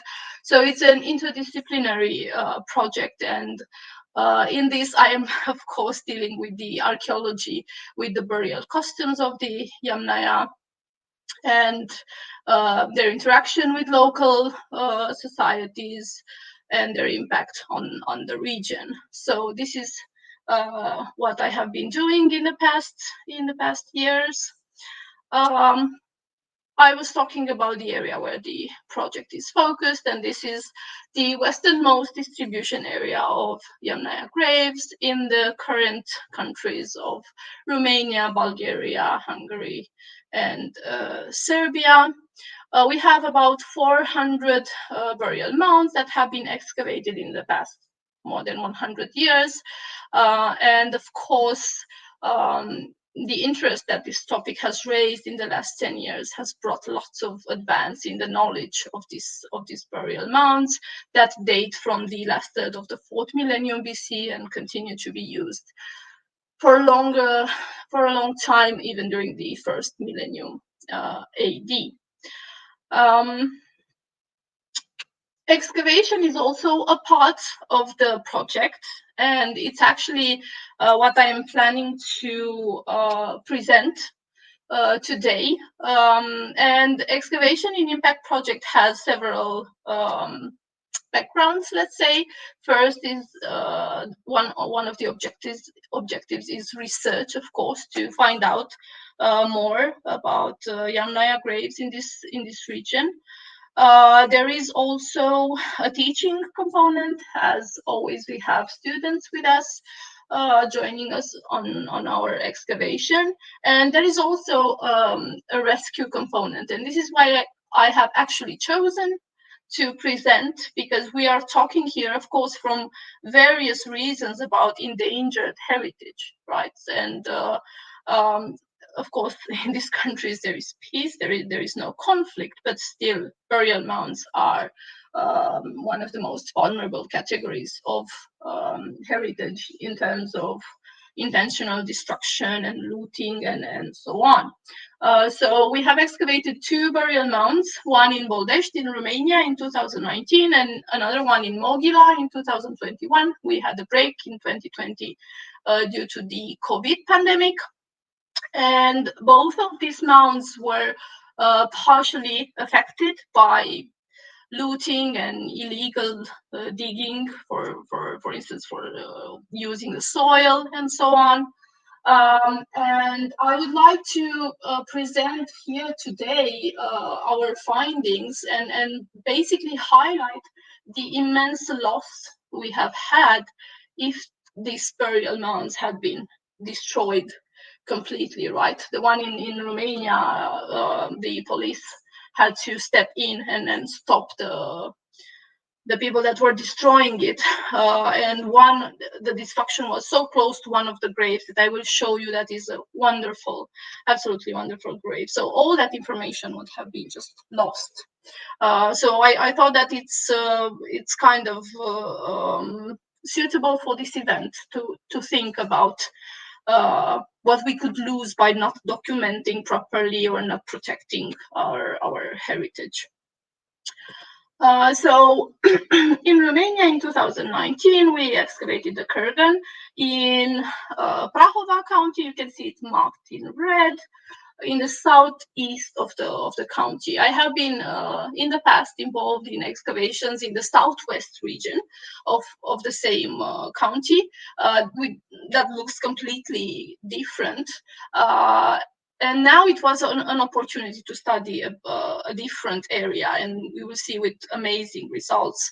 The mound was about 3 meters high, 50 meters in diameter. You can see here an aerial photo of it. and it had been destroyed in the southern and southwestern region, as I said, by illegal excavations, and the western area was also partly affected by a road. So there was a fishery close to this mound, and the road was going to the fishery, and they also at some point wanted to use the soil from the mound for this fishery. So luckily, at least we don't know that any of the graves were affected because this was stopped in time.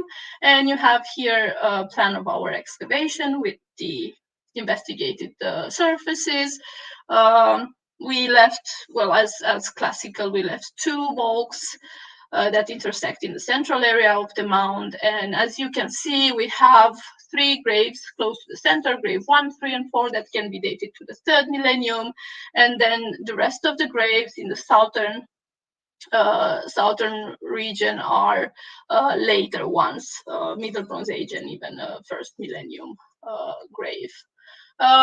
So 10 graves were found in total. The excavation took place in the entire month of July 2019, and the graves date from the 3rd millennium BC to the 1st millennium AD, as I already mentioned. Here we have some of the graves dating to the 2nd millennium AD, as you can see, BC, I'm sorry. As you can see, they are in a rather poor preservation state, but I think it's actually very important that we found these graves, and we also obtained C14 for them. There are not so many C14 dates for 2nd millennium BC graves in Romania. There were maybe 3 or 4 before this. Now we have some more. So we are also starting to document this less known phase of mound use. And most of these graves, as you saw, they were concentrated in the southern part of the mound. They are individuals tightly crouched, usually on the left side, oriented mostly to the east. Adult individuals, both males and females, with no grave goods. And this is why I say it's important to have C14 for this, because for a very long time it was very difficult to date them in any period, given that they don't have grave goods usually. So I think that's a plus that we investigated these graves. As for the 3rd millennium BC graves, there are three of them. Grave 4 is the primary grave of the mound. The first mound was erected above it, and then grave 3 was added later, and the latest one is grave 1, which is quite an impressive structure. I will show you later details of this grave. So this is the primary grave of the mound. It had a structure that is quite typical for Yamnaya graves, a wooden cover, and then a mat. The mat was found under the woods. We could notice, as you see here in the eastern part of the pit, that the woods were placed on top of the mat. We also found some organic materials on the pit bottom. The individual was lying supine, west-east oriented. There was ochre on the bones, no other grave goods.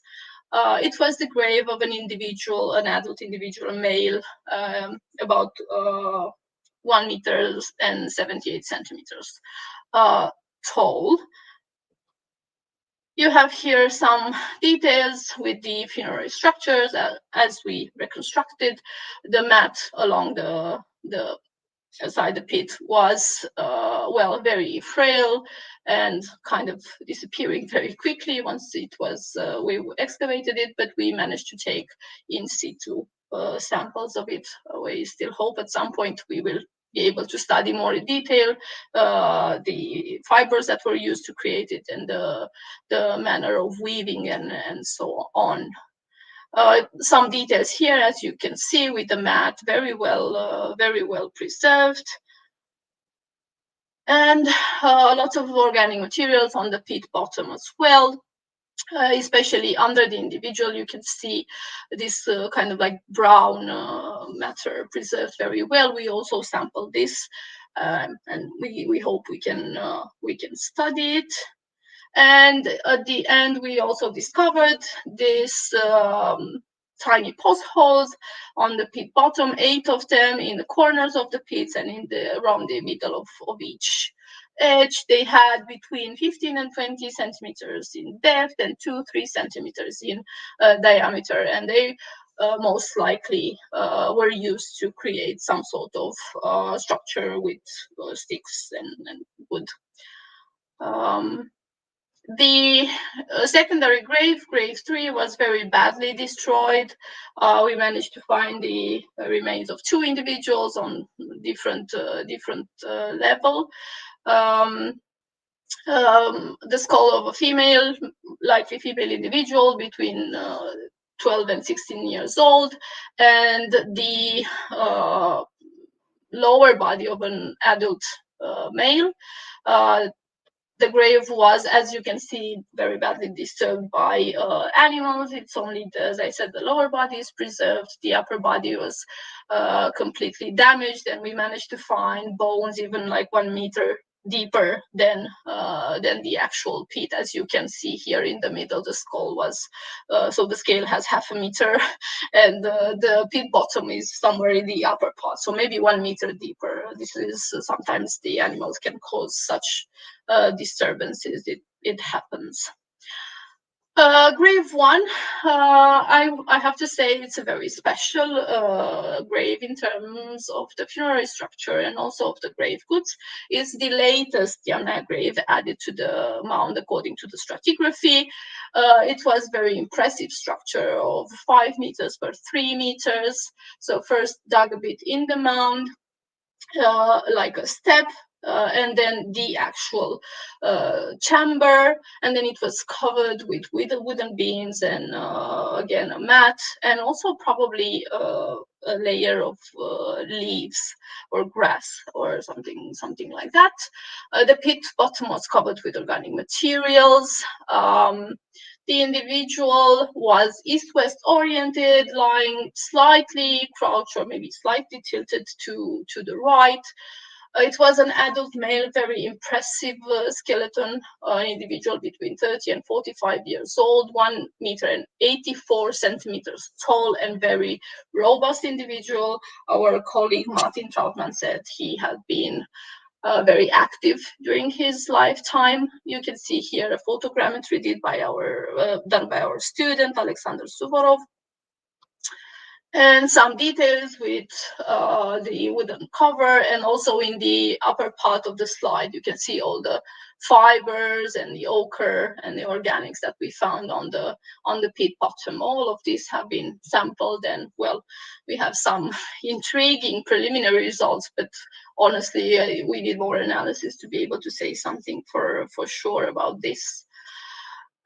In terms of grave goods, I was saying that this is an exceptional grave, and it really is. You can see the individual had a sandstone in close to the pelvis. Between the right arm and the abdomen, we found a razor covered by a wooden sheet that has decoration. I will show you details in a later slide. And in the southwestern corner of the pit, we found a fossil, a mammoth tooth.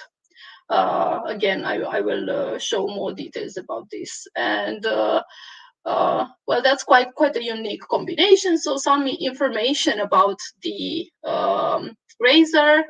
It has a length of 12.7 centimeters. Almost 25 grams, and as you can see, it was covered by this wooden sheet that seems to be decorated with solar symbol, right? Like maybe some sun rays that are spreading from the center. And you can also see in the lower right corner a hole that was on this, and we found one in the other part as well, and probably they had something to do with the system of tying and keeping them together. Yeah, here is the blade as it looks now, together with the sandstone. And we did some analysis. We did some CT scanning in Romania And I would like to thank the colleagues that did the analysis, Marta Petrunac and Marin Focșeneanu. And we also did some analysis of metallography, and you can see all the 4 measurements that were taken and the amount of tin that can be found, which is very, very intriguing to say the least. Yeah, we need to dig more into this to see exactly, because measurements were taken on corroded area, but also on cleaned areas. But anyway, such a percentage, I think, indicates an intentional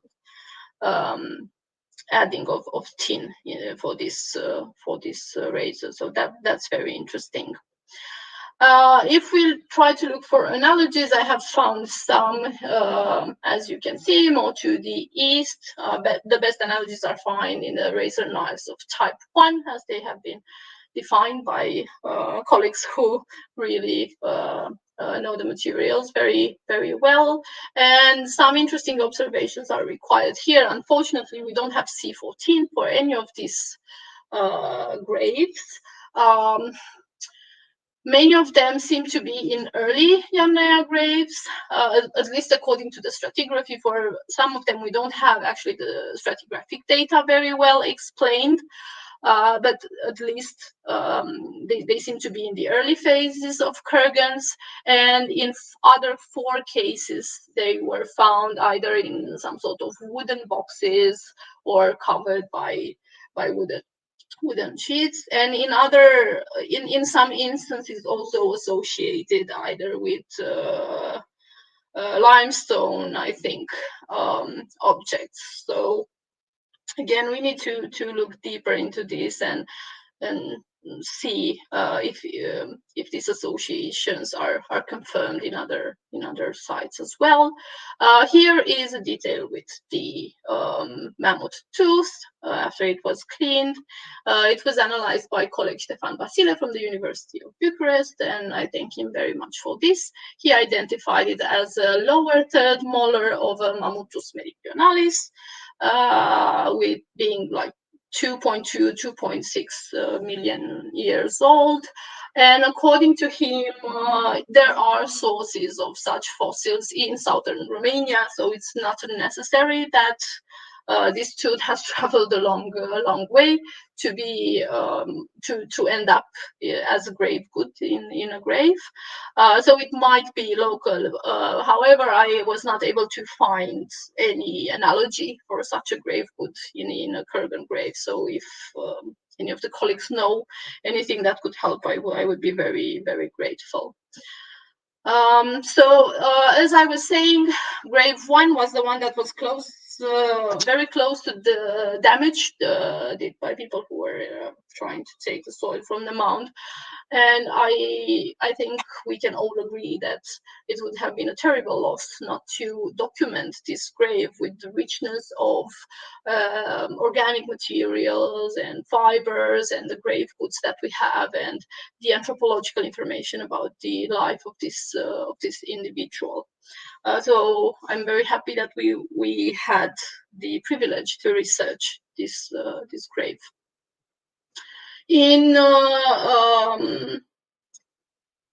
So this was the Romanian research did with colleagues from the Prahova County, especially colleague Alin Frânculeasa, who has been excavating for many years in Romania several kurgans. And he's one of the collaborators of our project. In Bulgaria, we excavated in the Yambol region with the collaboration of Stepan Alexandrov from the Institute in Sofia and the local regional museum in Yambol, represented by colleague Todor Valchev. And this was our team. We excavated in southeastern Bulgaria, in the Yambol region, very close, let's say, to the southern limit of kurgans, where kurgans are built in such a landscape. About 6 kilometers east of the Yambol city. You can see here some Google Earth images during our excavation. So it was in July and August last year. The mound, you can see it here, it was approximately 3 meters high and 50 meters in diameter. It was disturbed on several locations prior to the excavation as well. It had a topographical survey marker in the center of it that affected at least one of the graves, and then several other deep pits that destroyed at least another Middle Bronze Age grave. We have discovered several features. I will present only some here. One grave dated to the first millennium BC, 9 Middle Bronze Age graves, 4 early Bronze Age graves, and several other features related to the mound construction episodes. This is how the mound looked before the excavation. You can see here a plan, and I can tell you that the early Bronze Age graves are concentrated mostly in the center of the mound, and then again in the southern area of the mound we have this later Middle Bronze Age graves, as was the case of the Romanian mound as well.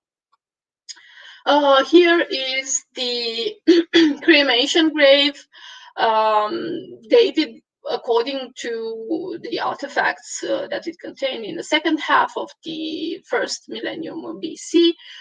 You can see here in the right side the different phases of researching this grave. It was a cyst lined with stone slabs, very nicely arranged, and on the cyst bottom we found cremated bones of animal and also of one adult individual, and as grave goods fragments of iron fibulae and bone disc, and also an iron knife.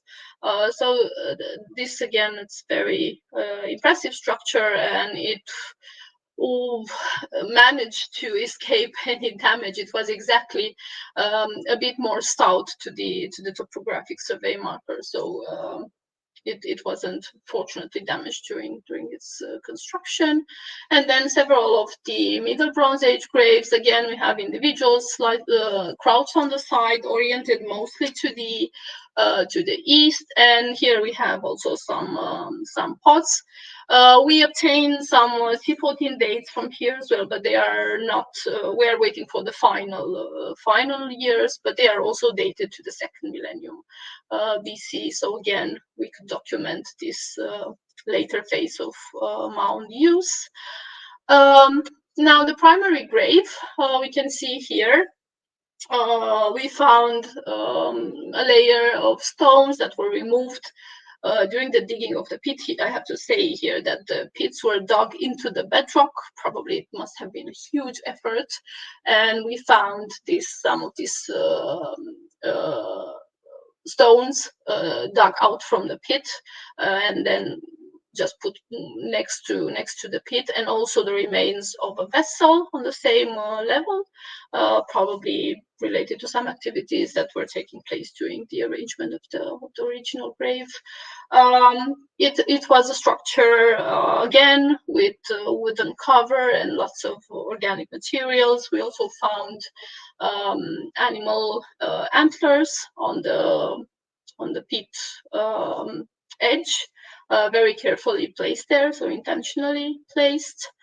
The primary grave belonged to a sub-adult individual, maybe 1.5, 2 years old, west-east oriented. Ochre was found in the head region.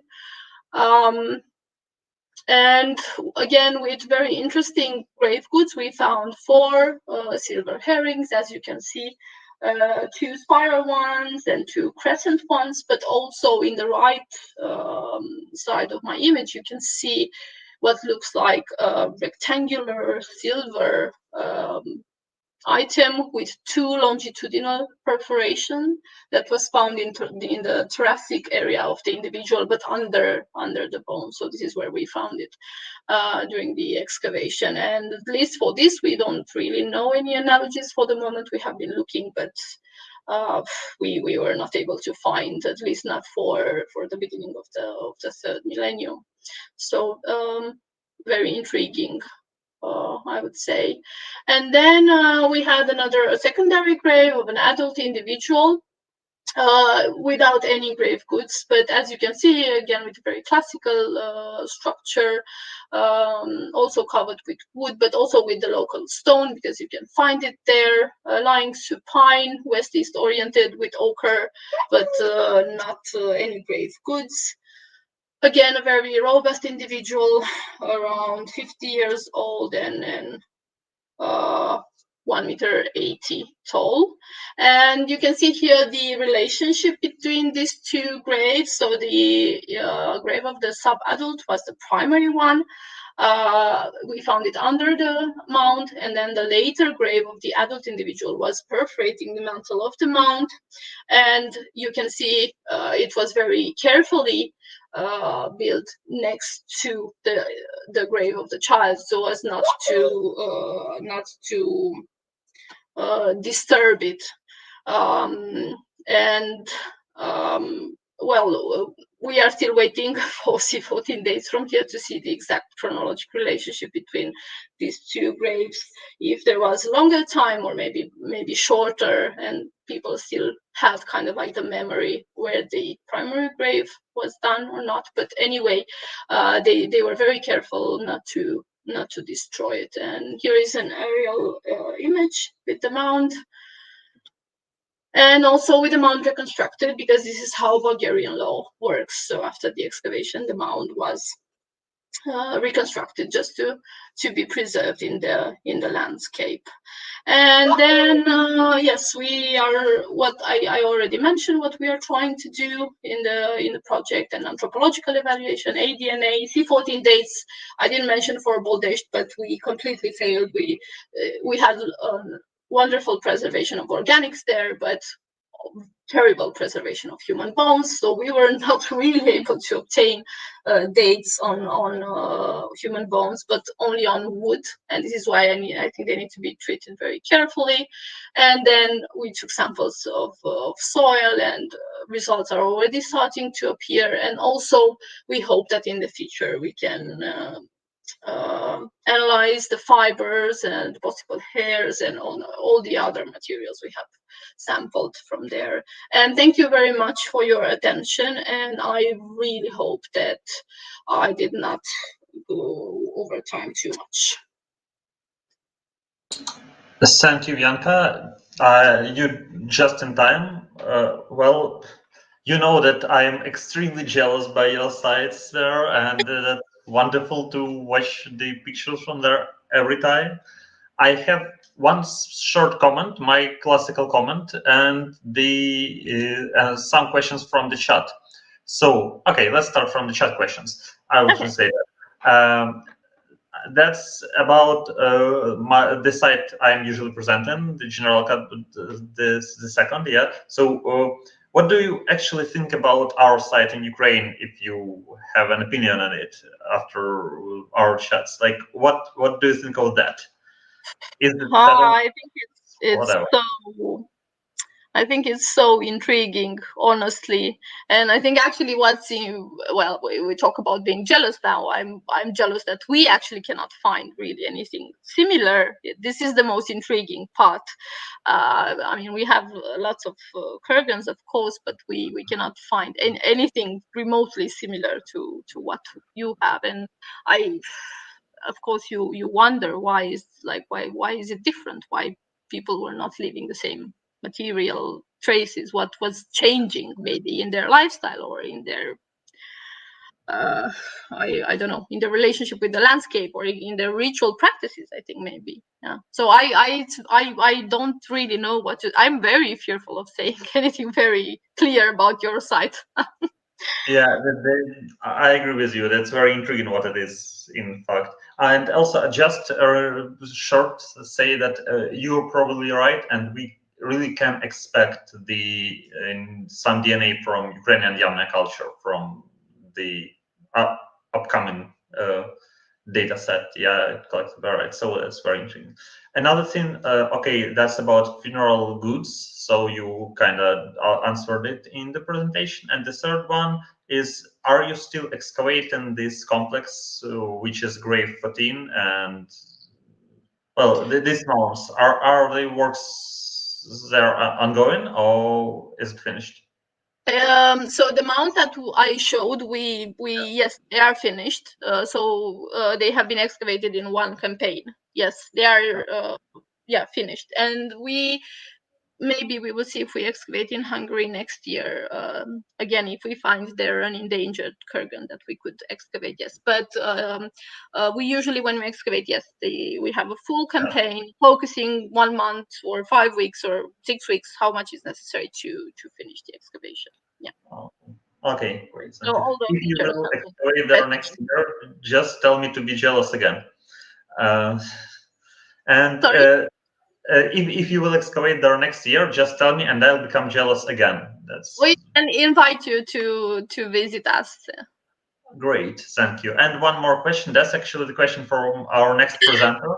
So, and you see it, yeah.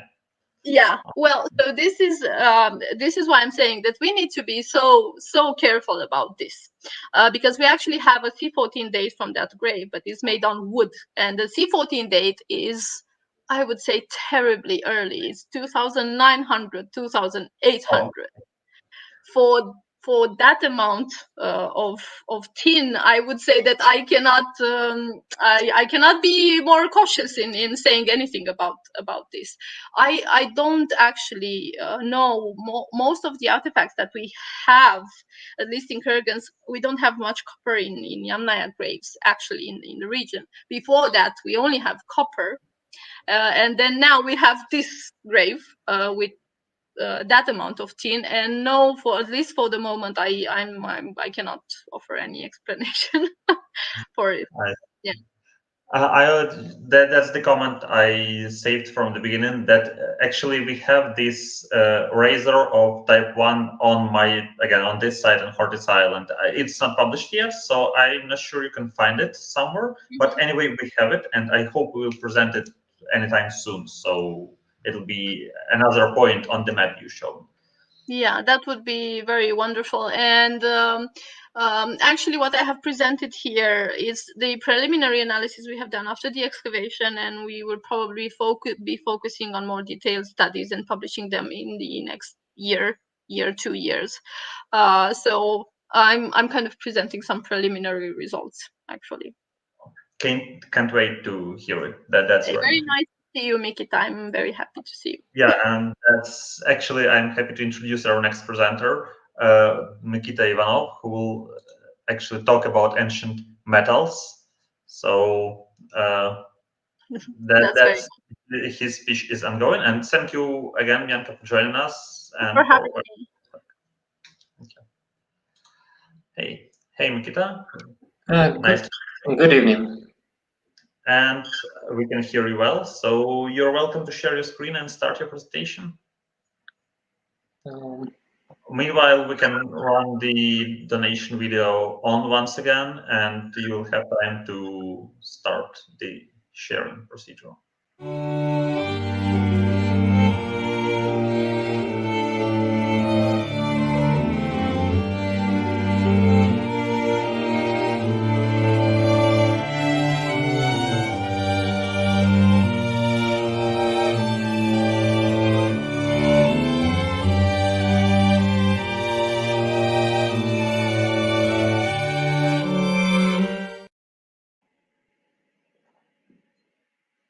So good evening, everyone. My name is Mykyta Ivanov, and I am a PhD student from Kyiv Mohyla Academy.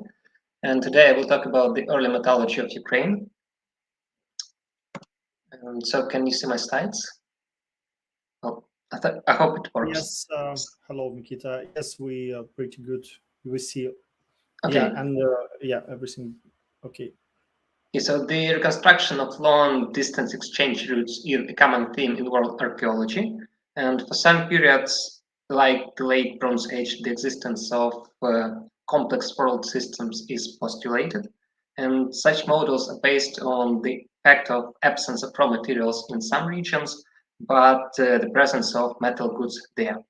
And for example, since there is no source of raw copper in Scandinavia, the cultures of the Northern Bronze Age are considered to be dependent on the imported raw material.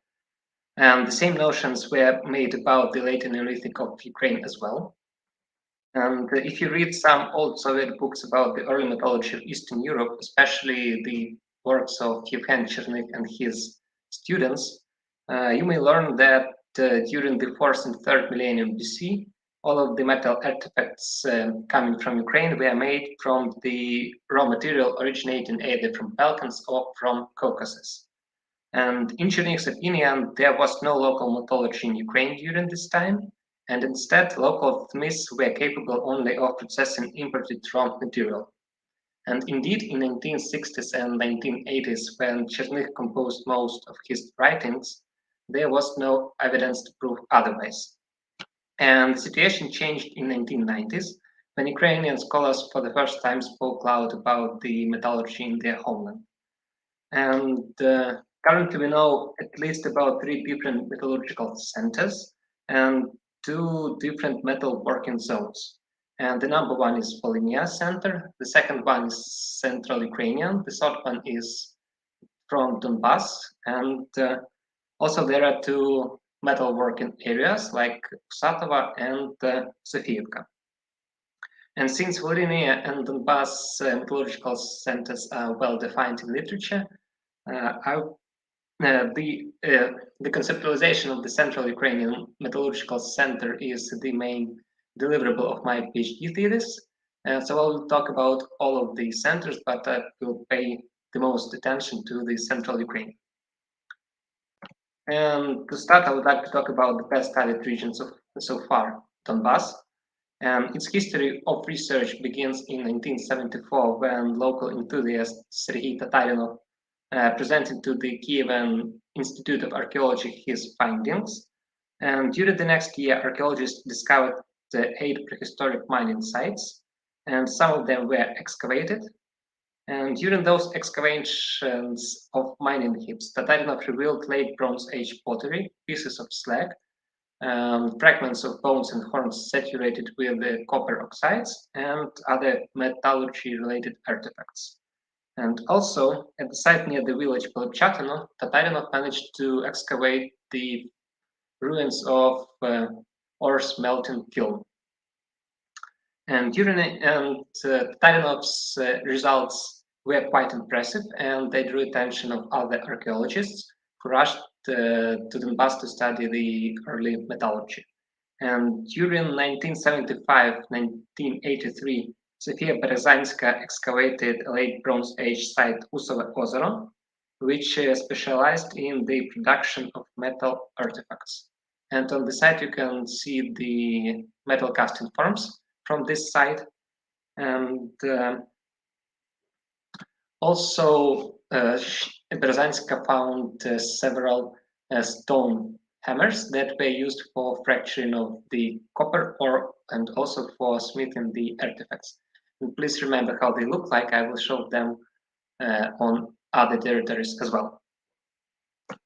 And 14 years later, after Berezanska, in 1997, Yuri Brovender started his research on prehistoric copper mines in Kartamysh. And on this slide, you can see some pictures of those mines. And as you can notice, the mines are of open type, so they're actually nothing more than big pits. And their prehistoric time can be proved only after excavations. And yet, collected evidence was not enough to study the earliest metallurgy in Ukraine, I mean the late Neolithic one. And as you may have noticed, all of the evidence I have mentioned are dated back by the late Bronze Age. And the sufficient data were obtained only in 2000s. And okay, so in 2003, Sergei Kilizhenko and Alexei Bertyuk published information about the smelting bowl with drops of slag coming from the late Neolithic site Kleshny 3.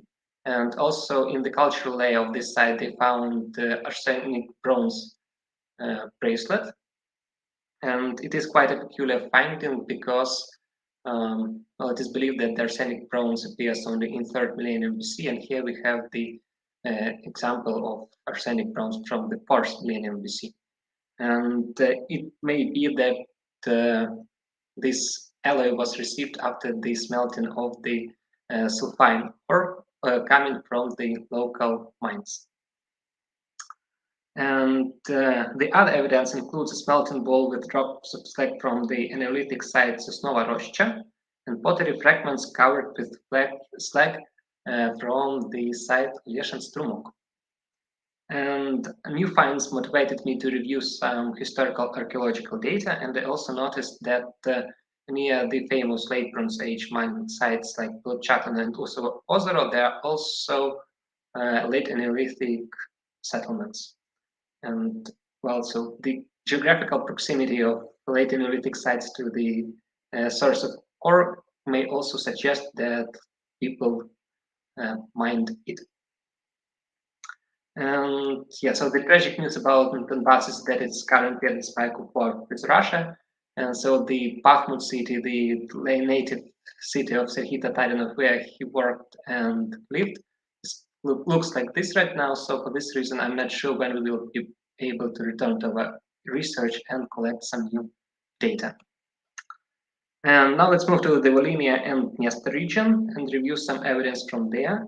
And unlike Donbass, Volhynia drew the attention of archaeologists only in 21st century. And in 2000 and 2003, archaeologist Viktor Klitschko and geologist Vyacheslav Manichev organized an expedition that looked for the sources of raw metal that could have been used by people of Tripolia culture. And as a result, they identified more than 10 potential deposits. At those sites, the virgin copper is placed in between layers of basalt, and it can be obtained if you fracture the rock. And late analysis of the metal composition of some newfound hoards revealed that they were made from the local metal. And on this slide, you can see some of the newest finds and the several hoards. And the other evidence of local mining and metallurgical activity are the findings of mining equipment. And in 2015, Viktor Klitschko published this hoard, and it included 2 copper pickaxes and 2 pendants in the shape of pickaxes. And later, the last 2 findings are of special interest because they are not the real objects, right? They're not the real tools. They're just the symbolic representation of a functional object. And for this reason, I believe that they signify the existence of independent miners' identity inside the Tripolia culture.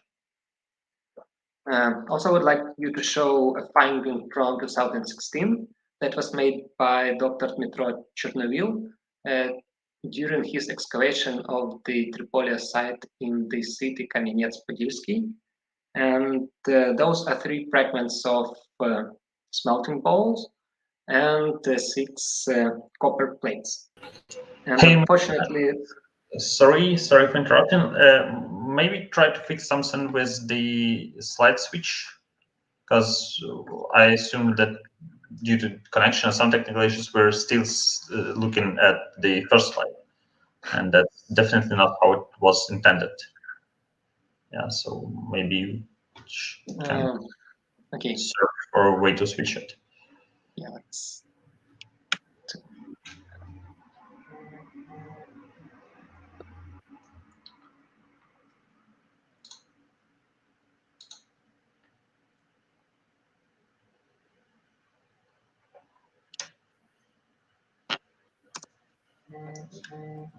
Sorry, you have issues with. Yeah, we slides, yeah? have technical stuff. So, but I assume that that's okay. We can fix that. Is it? Oh well. If you, yeah, again, we could try 1 second. We don't have this option. Wonderful. Yeah, now it's okay. Yeah. It's good. Thank you. Yeah, so I was talking about the hoard of mining tools, and so you can see 2 copper pickaxes and 2 pendants. Also, in my opinion, they represent the emergence of independent miners' identity inside the Tripolia culture. Okay, and now the later findings from Kamenets-Podilsky that were made by Dr. Chernovil in 2016. So those are 2 fragments of melting balls and 6 pieces of copper plates. And unfortunately, there is no comprehensive academic publication of the excavation materials. And since Dr. Chernovil is currently in the military, I also don't know when he will be back. When he will be able to return to his research and publish them incomplete. So now I would like to talk about the Central Ukrainian metallurgical province. And so for the first time, I read about the existence of virgin copper deposits in central Ukraine in the paper written in 1995 by Viktor Klitschko. And back then he suggested that the craftsmen of Sofiivka culture could have used virgin copper originating from Skvyra. And later found reports about the geological survey conducted in 2009-2013 by Alexander Pavlyuk and his team that revealed new deposits of virgin copper. And at least 4 major zones were located, and among them the most significant for me is the Chemerpil area. So after review of archaeological data, I found some metallurgy-related evidence located near the Chemerpil. And first of all, at this site, the Berezivska gas, archaeologists found a massive copper axe of Hydra type, and also some stone smithing tools. And then from the site Savatinivka 1 comes 6 copper needles. I know that it doesn't sound impressive, but 6 copper needles, it's much more than from any other Tripoli site at that time. And the last one, a new finding published in 2019 by local enthusiast Alexander Perasonchak, and it is a fragment of casting form originating from the site Tashlik. So in such way, the puzzle is complete. So we have on a rather small territory the source of, well, the local source of virgin copper. We have the increased concentration of metal goods. We have smithing tools. And now we have the casting form. So, and also the very important detail is that all of the evidence come from 3 different sites, which indicates a rather well-established and long-lasting tradition. And unfortunately, the site Tashlik is currently used as an agricultural land, and the cultural layer of the site is damaged by plow. But I hope that maybe in some later years I will be able to visit it with excavation and learn more. And also I would like you to show some mining tools from the Kirovrad Museum of Local History. And as you can see, those are the stone hammers that could have been used for fracturing of ore and for mining. And I believe that they also indicate the existence of local mining tradition in the vicinity of Kirovrad or Kryvyi Rih. And so while the mentioned facts are valuable, they are not the only supporting evidence of the existence of local metallurgical production in central Ukraine. And the other important testimony are the findings of the Samara type axis. And the name of the type was given after the river Samara, where 2 kurgan burials accompanied by casting forms were found. So currently there are 21 such axes known, and 75% of them come from the right bank Ukraine and from central part of Ukraine. So the other mysterious finding of recent years is the Ivan Kihort of bronze swords. And so it included 5 long blades from 30 to 40 centimeters and an axe of Samara type, which actually is our source of dating. And unfortunately, the archaeological context is not recorded, so we don't know to which culture we should attribute it. And unusual excellence of plates suggests that the caster who made them was of high skill and knew the physical properties of bronze very well. And yeah, the last category of materials I would like to present from central Ukraine are the copper jewelry. And during my investigation, I managed to collect evidence about 19 burials that included any amount of copper adornment. And the number of 19 burials actually means that the copper jewelry happens as often as the Tripoli painted pottery, the kitchen stepware, or the anthropomorphic figurines. And some of the burials were especially rich for copper jewelry. And for example, the burial from Kurgan Chkalivka included 242 copper beads, rings, or tubes. And also on the other pictures, you can see a copper bracelet and some copper earrings. And unfortunately, in the existing literature, the graphical representation of copper jewelry is not so spectacular, but I hope that maybe in future years with better equipment we can make better pictures. And now, in brief, I would like to talk about some metalworking provinces and what exactly is the meaning of this term. And under the word metalworking province, we understand the geographical region with the presence of metal objects, but where the evidence of metallurgical production are absent. And in Ukraine, there are two such provinces and that have metal objects but have no local source of ore or virgin metal. And so the first one is the Sofiivka metallurgical region. And we have here two examples of casting forms found in Kyiv at Kirillivsky Heights.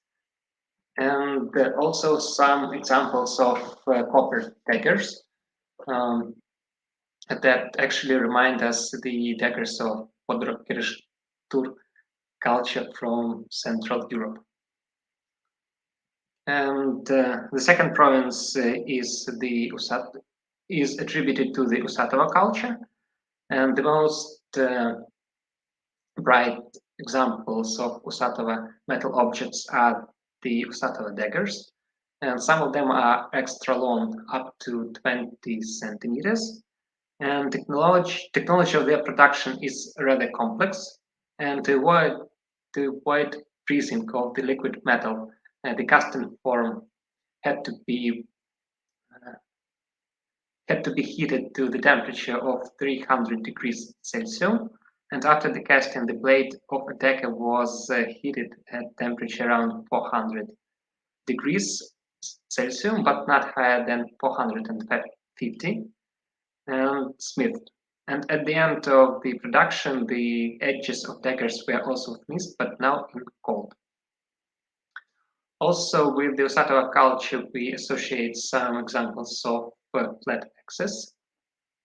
And one of the interesting findings of 2000s is the Alexandrovka Kurgan, where all of three major types of metal tools and weapon of the fourth millennium BC were found. Those include the Samara type X, the Usatova dagger, and flat X. So now to conclude my speech, I would like to stress once again that the modern knowledge about the metallurgy of Ukraine is very different from the one existing before 1990s. And the new data represent the complete cycle of metallurgical production. And those include the prospecting of the raw material and the deposits of raw material, obtaining of copper or arsenic bronze by collecting virgin copper or smelting ore, casting of finished artifacts, casting and finishing artifacts, and the functional and symbolic use of metal objects, and then finally the position of metal objects in hordes, graves, or cultural layers of settlements. And identification of local metallurgical production in Ukraine proves that reconstructed long-distance exchange routes are wrong. And instead of building complex exchange networks, we had better pay close attention to how prehistoric people manage their scarce but geographically close resources. And so with this, I would like to thank you for your attention and for listening to me. So if you have any questions, I would be glad to answer them. Thank you, Mykyta. That was perfect. That was very interesting. First of all, we have a comment in the chat that actually expressed the gratitude for referencing the geology and for transdisciplinarity of what you're doing, which is very interesting and up to date, yeah, for contemporary ecology, doing it in transdisciplinary manner. And from this, maybe I will ask just one question as we are right in our time. About have you considered any chemical, further chemical study of the metals you're working with to define their either technology, provenance, whatever? Yes, so actually the Chernykh's ideas and were based on his analysis of the metal composition. But, well, so the composition of alloy actually, as we have learned later, is not a reliable source for identification of the provenance of metal. We should use the lead isotope analysis as well, but currently there is no analysis made from Ukrainian materials. Well, here in the future. So thank you again for your talk and for your donating your time to us, for supporting our initiative. It was a pleasure to see you here. And we're moving forward towards our next speaker, who's Pavlo Shydlovskiy.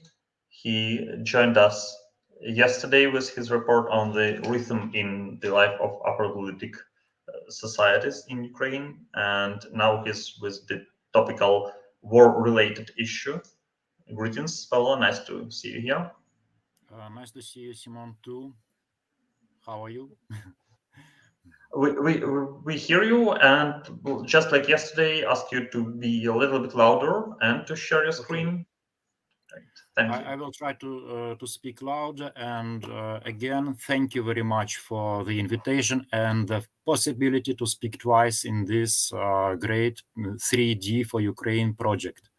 We are happy to have you here. Yeah. Okay. So Nikita showed several photos about the destructions on the archaeological sites on the territory of Donetsk region, and I will continue with this.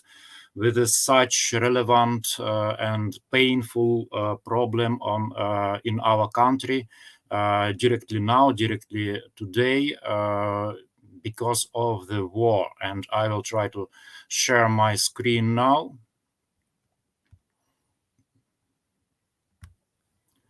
Okay.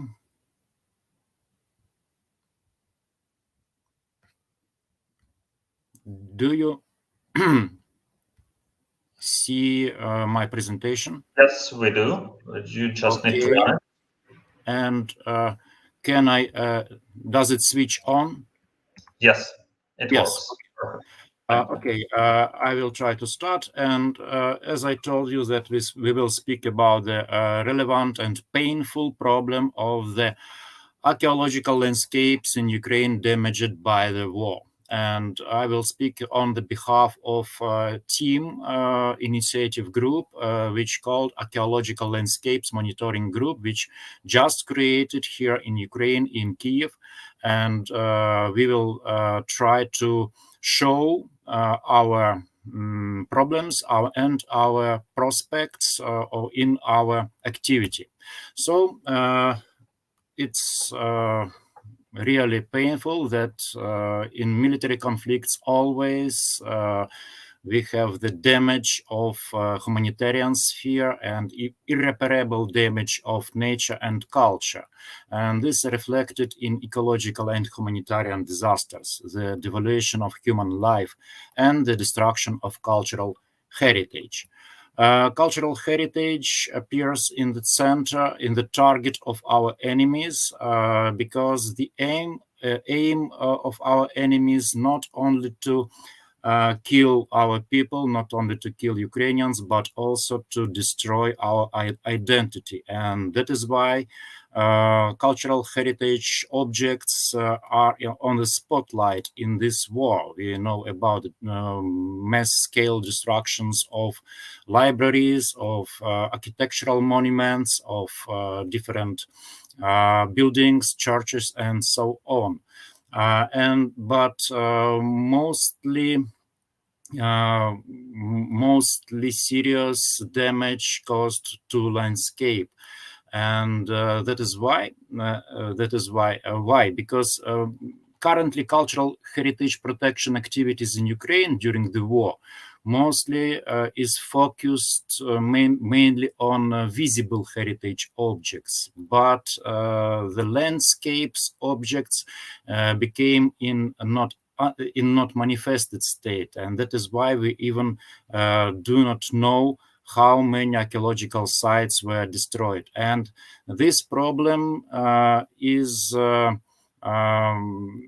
the problem of destruction of archaeological sites is for all territory of Ukraine, because we have hostilities on the certain territories, but also we have missile fire, attacks, bombings, and building of military objects on all territory of our country.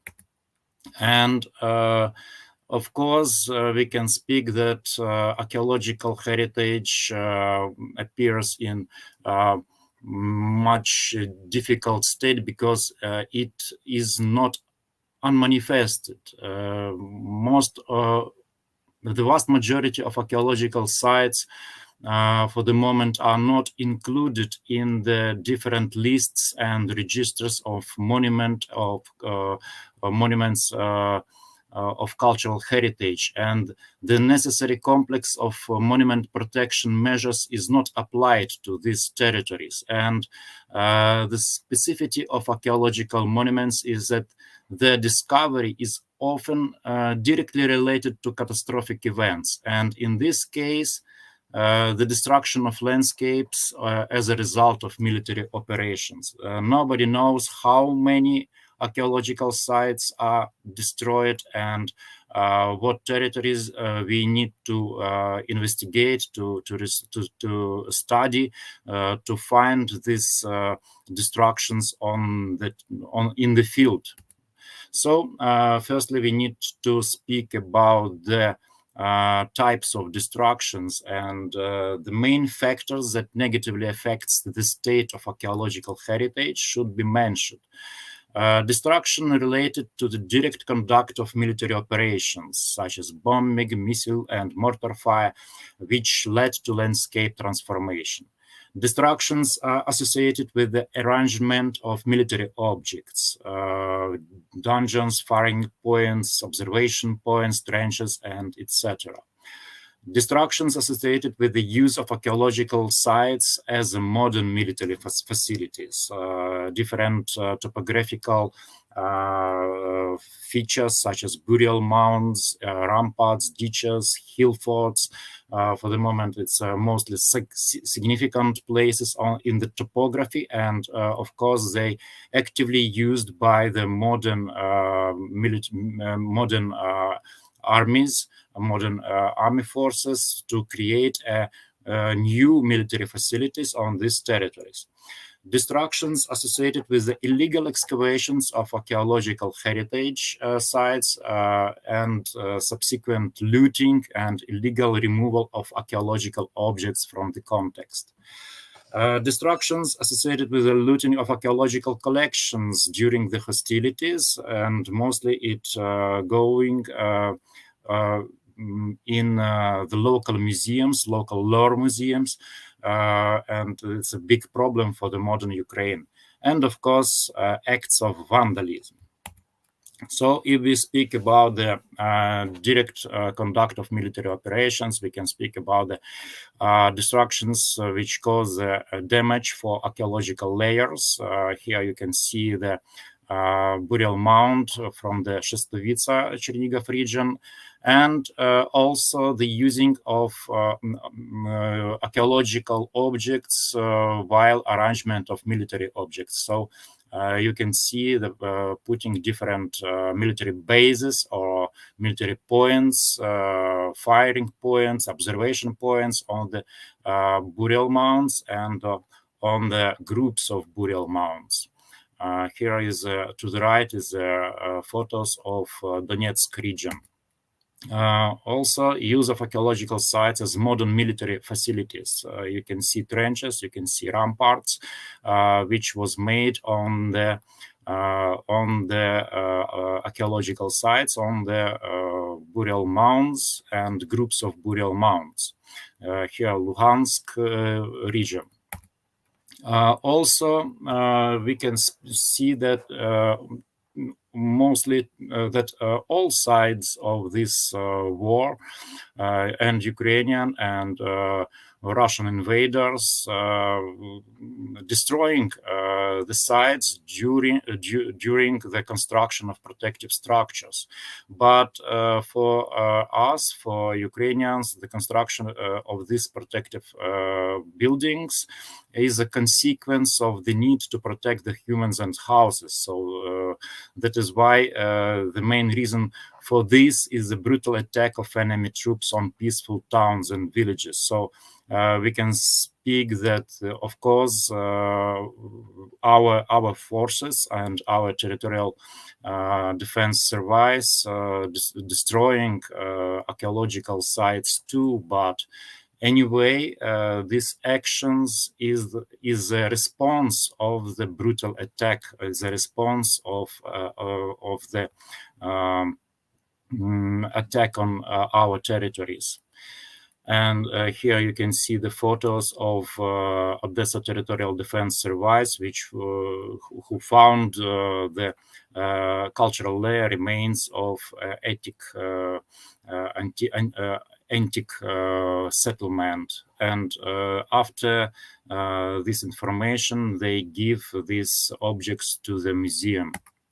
But also we have illegal excavations of archaeological heritage sites. Here you can see the photos of burial mound which was destroyed by occupiers in Donetsk and Lugansk regions.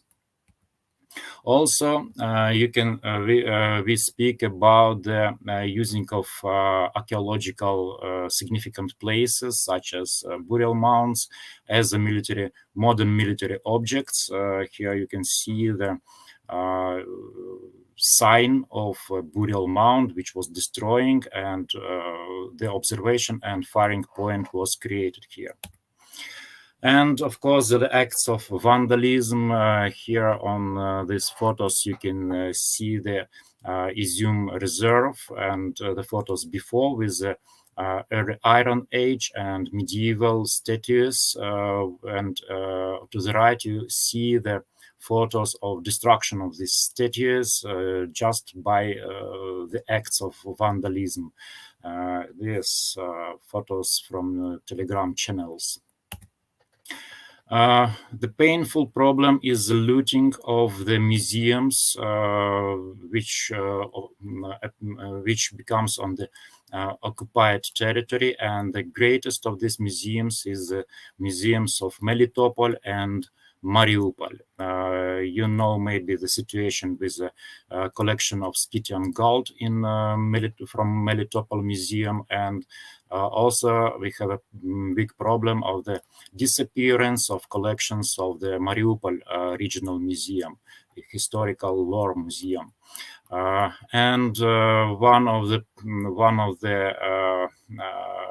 famous site, famous collection, which was placed in the Mariupol Historical Museum, is a collection from Mariupol Neolithic Cemetery, which was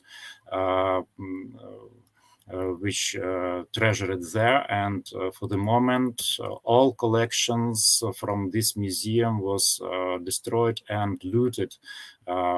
You can see the photos of the looting and destroying of this museum, because even military actions took place just in the building of this in Mariupol Historical Museum.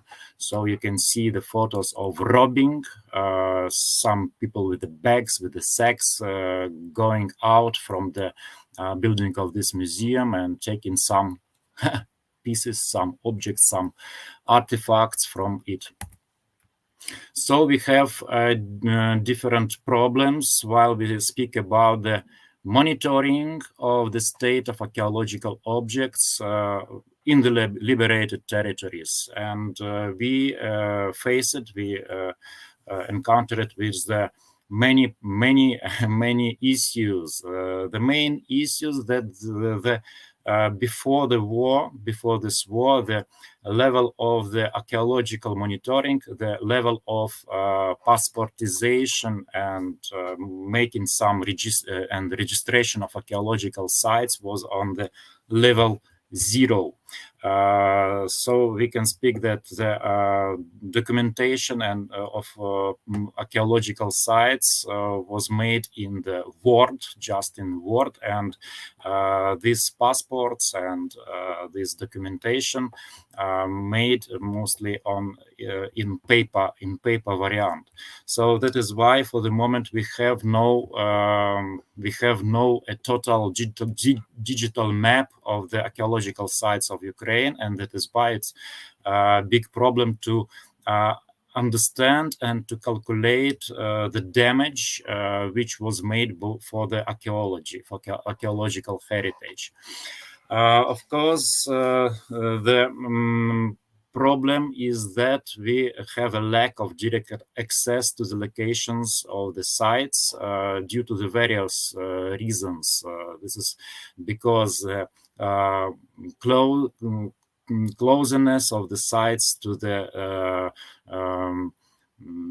front line, and this is a territory which was mined, and now there is process of demining of territory still hold on. And of course the slowness in decision making and bureaucratization of state bodies whose task is the protection of cultural heritage in Ukraine. For the moment we have no any state program or any group which task was monitoring and fixation the damage caused to the archaeological landscapes, to the archaeological sites. And of course that is a big problem. We need to solve this problem. And for the moment, we know that modern Ukrainian society evidencing a strong rise in civic initiatives. Much work and many problems are solved by the society itself. And of course, the monitoring and preservation and restoration of cultural and natural heritage is also in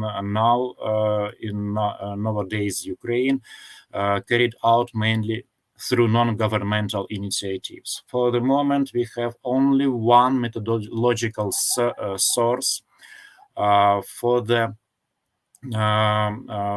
it's a handbook for the armed forces of Ukraine, how to act while archaeological site and archaeological artifacts are found during the hostilities or during organization of the military objects. So this problem we trying to solve through the strengthen control over immovable and movable objects, and for making this control we create an working group which named archaeological landscapes monitoring group. So for the moment, this group includes the representatives of such organizations as Ukrainian State Institute for Cultural Heritage, Institute of Archaeology of the National Academy of Sciences of Ukraine, Faculty of History of Taras Shevchenko National University of Kyiv, National Museum of the History of Ukraine, and several non-governmental organizations. And we start the process for monitoring to build the organization, to build the algorithms, how we can monitor the state, to start monitoring the state of archaeological landscapes and archaeological heritage. So first bird is trying to understand the situation on the liberated territories, firstly on the closest territories of Kyiv and Chernihiv regions. And we have hostilities there. And we have a map of archaeological sites here too, because this region is quite very good known by its archaeological sites. And the first bird, we have a help from the German Archaeological Institute. This is a scholarship project for Alla Buiskich.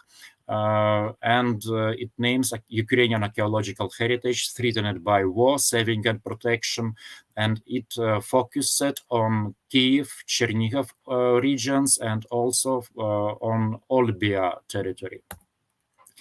And we working with the algorithm, how we can start to monitor from the distance, satellite monitoring. You can see here the territory of Kyiv suburbs. This is the territory of Bucha, well-known suburb, Kyiv suburb, and you see this satellite photo.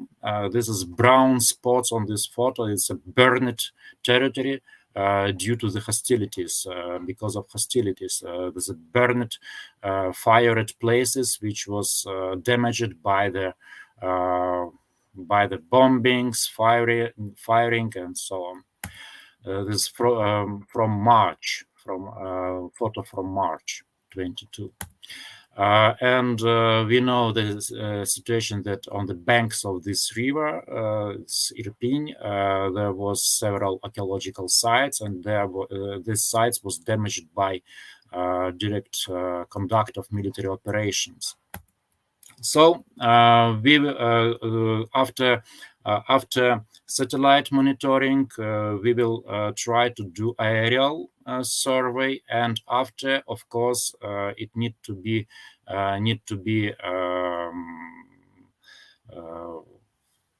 proved by the field research, because if we speak about the calculation of damaged territories, calculation of damage for archaeological sites, we need to have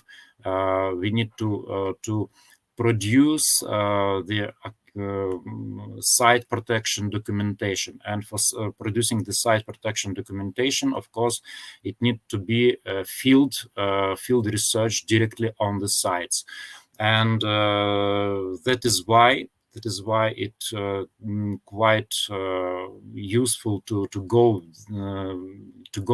directly on the landscape and to fixate the problems, fixate the damage directly on each archaeological territory, on each archaeological site.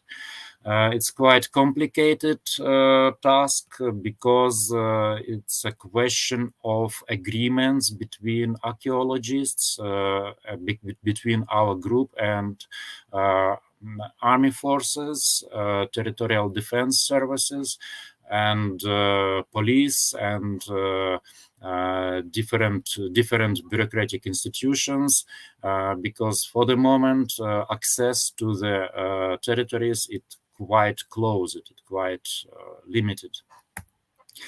And Of course, we are fighting for our, not only for our heritage, but also for our territories, for our people, for our humans. And you can see here the archaeologists are an active part of the army forces and of the territorial defense services. And now many archaeologists are directly on the front line. And of course, archaeology, in this case, archaeology matters because archaeological knowledge is very important. It's a very effective tool in a struggle for rationality against xenophobia, clericalism, and ideas of national exclusivity. The destruction of historical memory definitely leads to the loss of cultural motivated behavior and the release of herd instincts, which is constantly confirmed by clear examples during the Russian invasion on peaceful cities and villages. Our struggle for independence is also a struggle for humanistic values, among which respect for the cultural and natural heritage of humankind is of particular importance. And thank you for your attention. Here's a beautiful landscape of Kyiv region.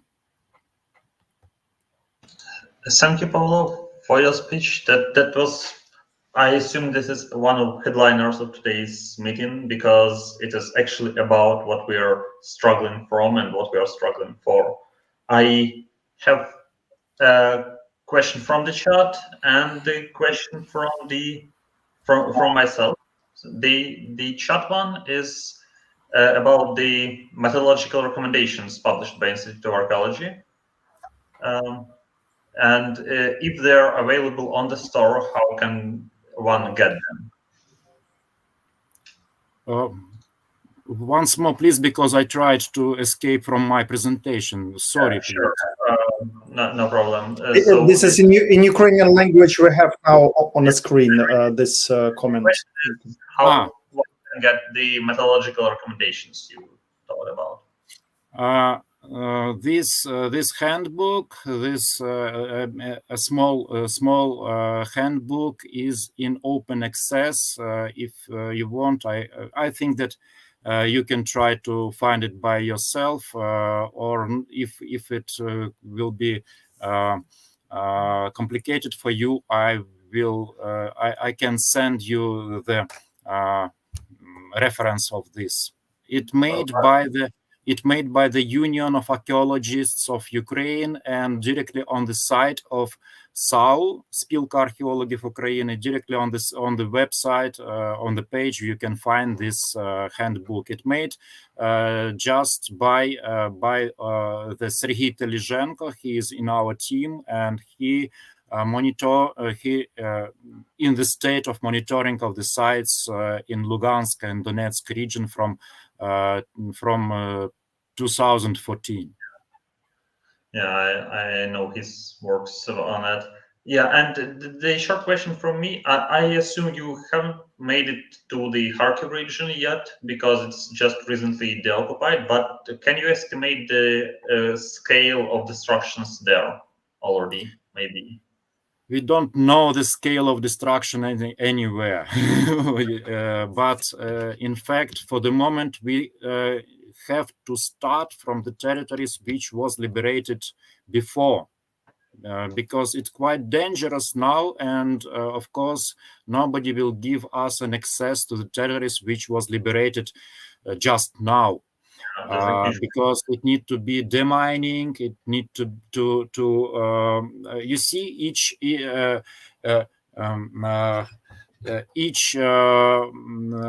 detecting of each trench it's a military object, you see. Yeah. And that is why it's a secret information, and that is why we will not have an access for the newly liberated territories. I assume it's hard to get even.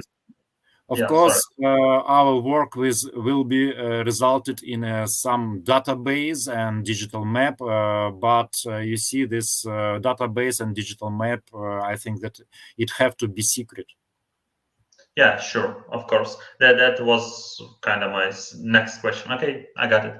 Thank you very much, Pavlo. That was quite very interesting and thought-provoking. And now, before we'll go to our next speaker, we'll remind you once again to donate. Simon, just wanted a quick comment to make to Pavlo. How is important, such a big job which he makes, because we're speaking about history of Ukraine, but the most actual question, like what we could lose now and what we're losing already, like such a huge historical sites and exponents, which like you can't redo after, it's like gone in history. So yeah, thank you very much for this amazing speech. Thank you once again. I will play one more time our video, and we could invite new donations and and then we'll introduce the next speaker.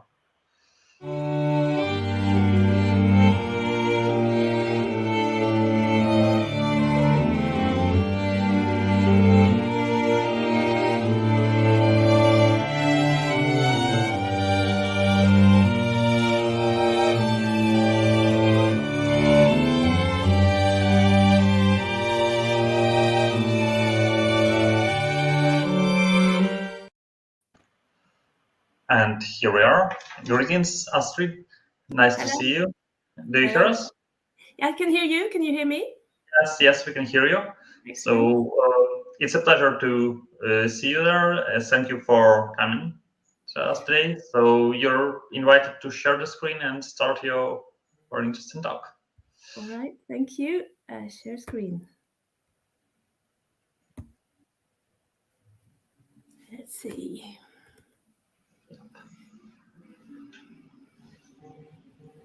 Which one should I share? I have opened it. The whole screen. Yeah, the PowerPoint demonstration mode is what you need. Yeah. Yes. Let's see. And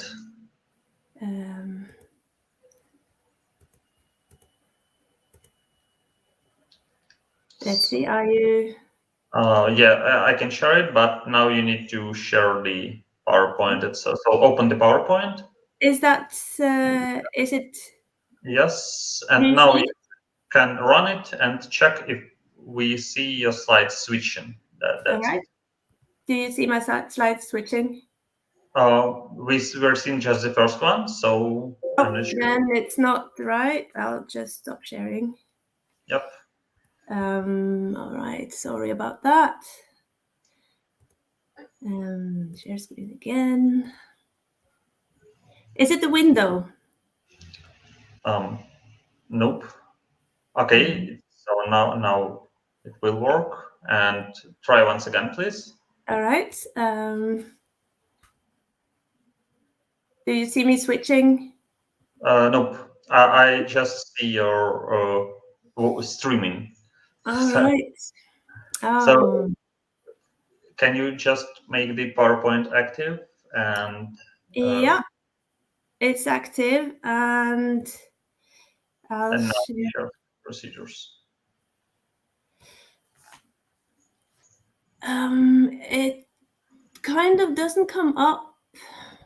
I think you should share. You're sharing the screen, so you need to open in a full screen your PowerPoint, and I think yeah. Okay, so here we are. Is it now? Yeah, we see a presentation. Yeah, we just need to check if you're switching. I am yes, switching. Now it's good. Okay, so we see the first one. Yeah, yes, it works. Perfect. So I leave you to that. Thank you very much. Thank you. Sorry about that, everyone. So first, I'd just like to say hi to everyone watching, and thank you to the organizers for the honor of being able to contribute to this important event. And I really hope that you reach the desired goal for the evening or for this weekend. And of course, first of all, we hope for peace soon. Okay, So to my paper, where I will talk about monsters. Monsters can come in many forms, but today I ask whether there were monsters in the Mesolithic, and whether we can use monster as method to access new knowledge about the past. So I am conceptualizing aspects of society and archaeological research through monsters, and I will use the Mesolithic encounter with a tsunami, a monster wave, as my point of departure. So more specifically, I am investigating the Norwegian Mesolithic community's encounter with the Storegga tsunami that happened around 6200 BC. And I will return to the tsunami in a minute, but I thought I'd first just outline a few things about the Norwegian Mesolithic for those not too familiar with it. So to the left here is a map showing Norway. And take note that when I am talking later on about Western Norway, this means the west coast of the southern half of Norway.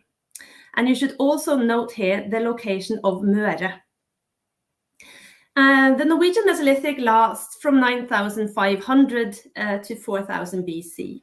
And before or prior to 9500, Norway was covered by ice. So the Mesolithic is divided in three main periods, the early, middle, and late Mesolithic. And the Storegga tsunami happened just before the transition between the middle and the late Mesolithic. So in all three periods, though, although hunting in the mountains and exploiting terrestrial resources inland and in the forested areas, people were actually primarily living by the coast. They were living off and with the sea. They were fairly mobile, although there was a tendency of clustering along strong resource-rich tidal currents that were settled for longer and more intensely. So this is then the social context where one day during fall, 8,200 years ago, the tsunami struck. So that there had been a tsunami was identified in the 1980s by geologists and botanists. And they had started finding similarly dated layers in sediment traps like lakes or moors across a large area. And these layers could only have been deposited by a tsunami. They also found that this tsunami had been triggered by a massive submarine landslide located outside of Møre, and it was called the Storegga. So just to talk a little bit about the scale of this event, this landslide was moving about 3,000 cubic kilometers of masses, affecting a submarine area of about 90,000 square kilometers. So this is one of the largest known submarine landslides that we know of. And it caused a large trough in the sea, which in turn triggered a large, fast-traveling wave, the so-called Storegga tsunami. And this tsunami hit the western coast of Norway, northeastern England, Scotland, and as far as Greenland during the fall, about 6,150 BC. And just to give you some more ideas of the scale, so the tsunami was at least the size of the 2004 Asian tsunami. So it was truly a monstrous wave.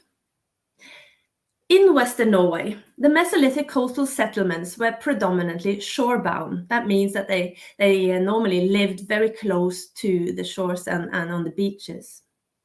We can therefore be certain that at least some communities or some parts of the communities living along the coast experienced this tsunami.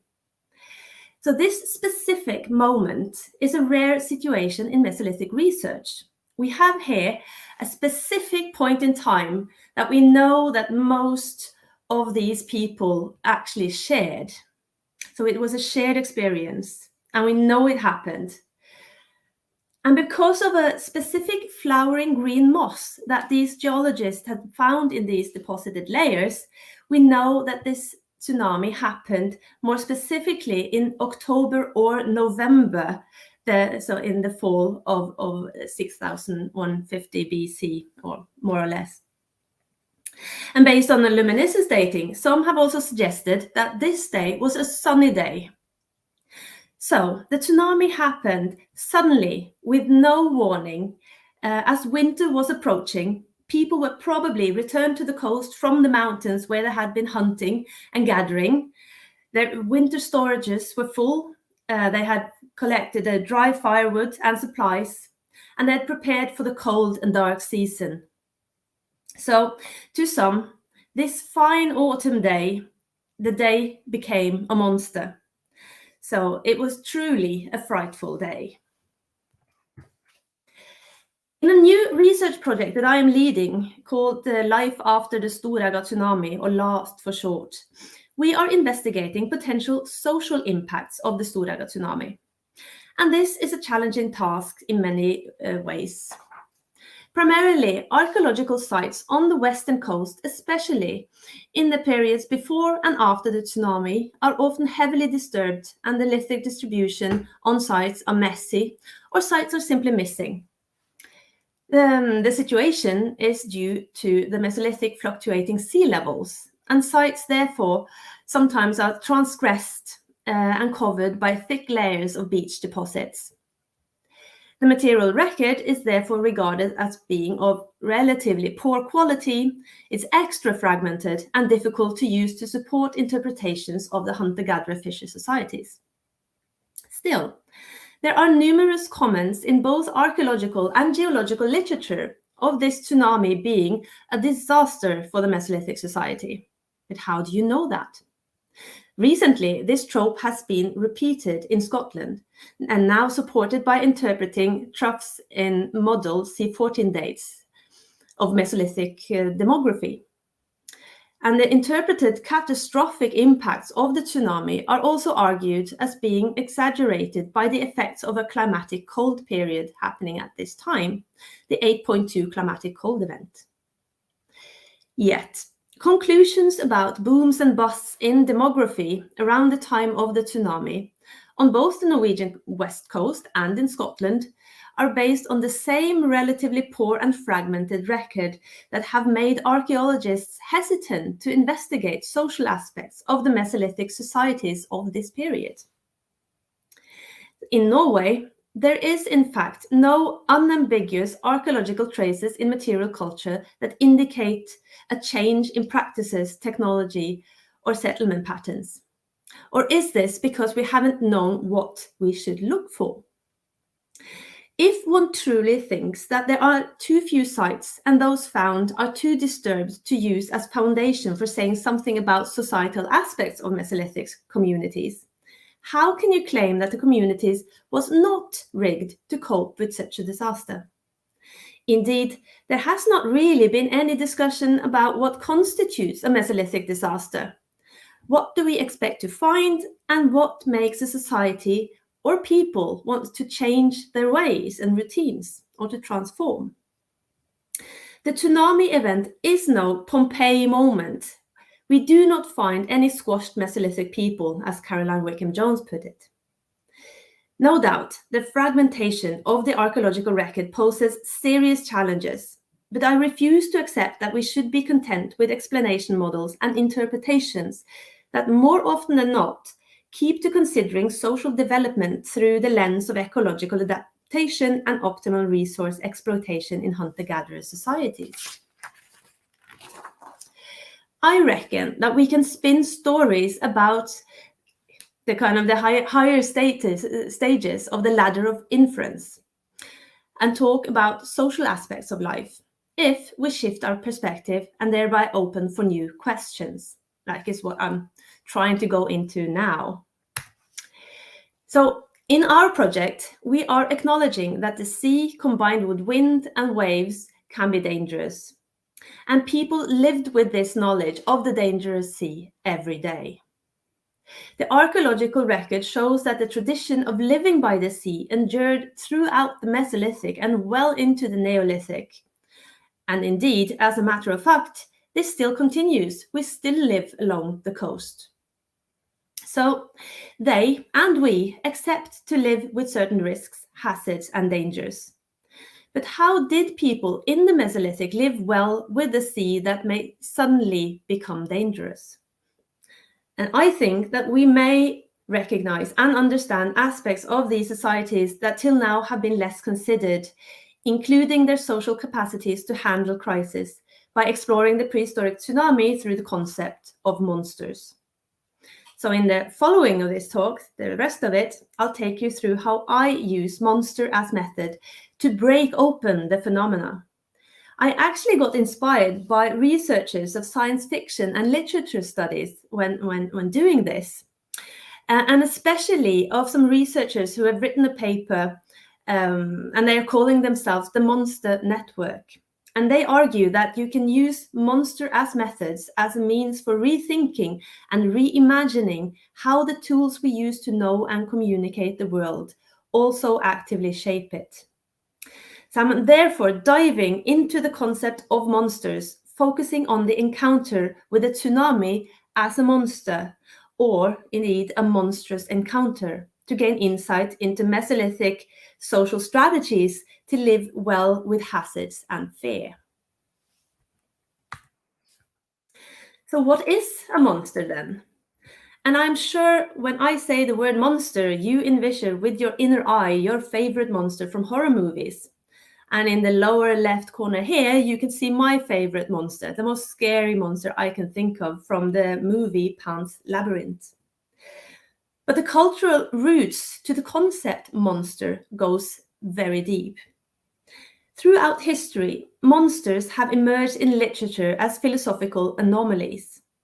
In ancient Rome, the monster was seen as something unusual that was understood as an alerting sign, and that is, the monster was a deviation from the norm that operated as a warning by showing itself as an exception. The concept of monsters is specifically playing on social anxiety, that which scares us, the unthinkable, the undesirable, and what lies beyond social control. Monsters may indeed be concretely dangerous, but they can also represent our collective fears of the unfamiliar. The creation of monsters and the definition of what is monstrous has been called a boundary-producing mechanism. With monsters, we create a contrast between what is considered normal and abnormal. An abnormality can be physical, like my monster here, someone with eyes on their hands. It can be something not confined to one category, like if something is between living and dead, and it can be a combination of shapes or cross-species hybrids, like the chimera. So things, events, or even places that operate outside or on the fringes of normative society often fall prey to monstering and take on a life in the collective imagination quite different from its reality. So monsters are more than what we see.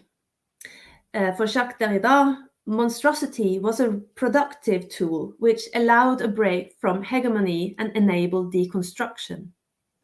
Monstrosity is then a conceptual tool that we can apply to deconstruct a situation, a creature, or event.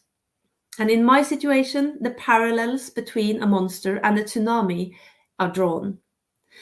And I divide the monster tsunami into something that we can see, something that is, and something that monsters do.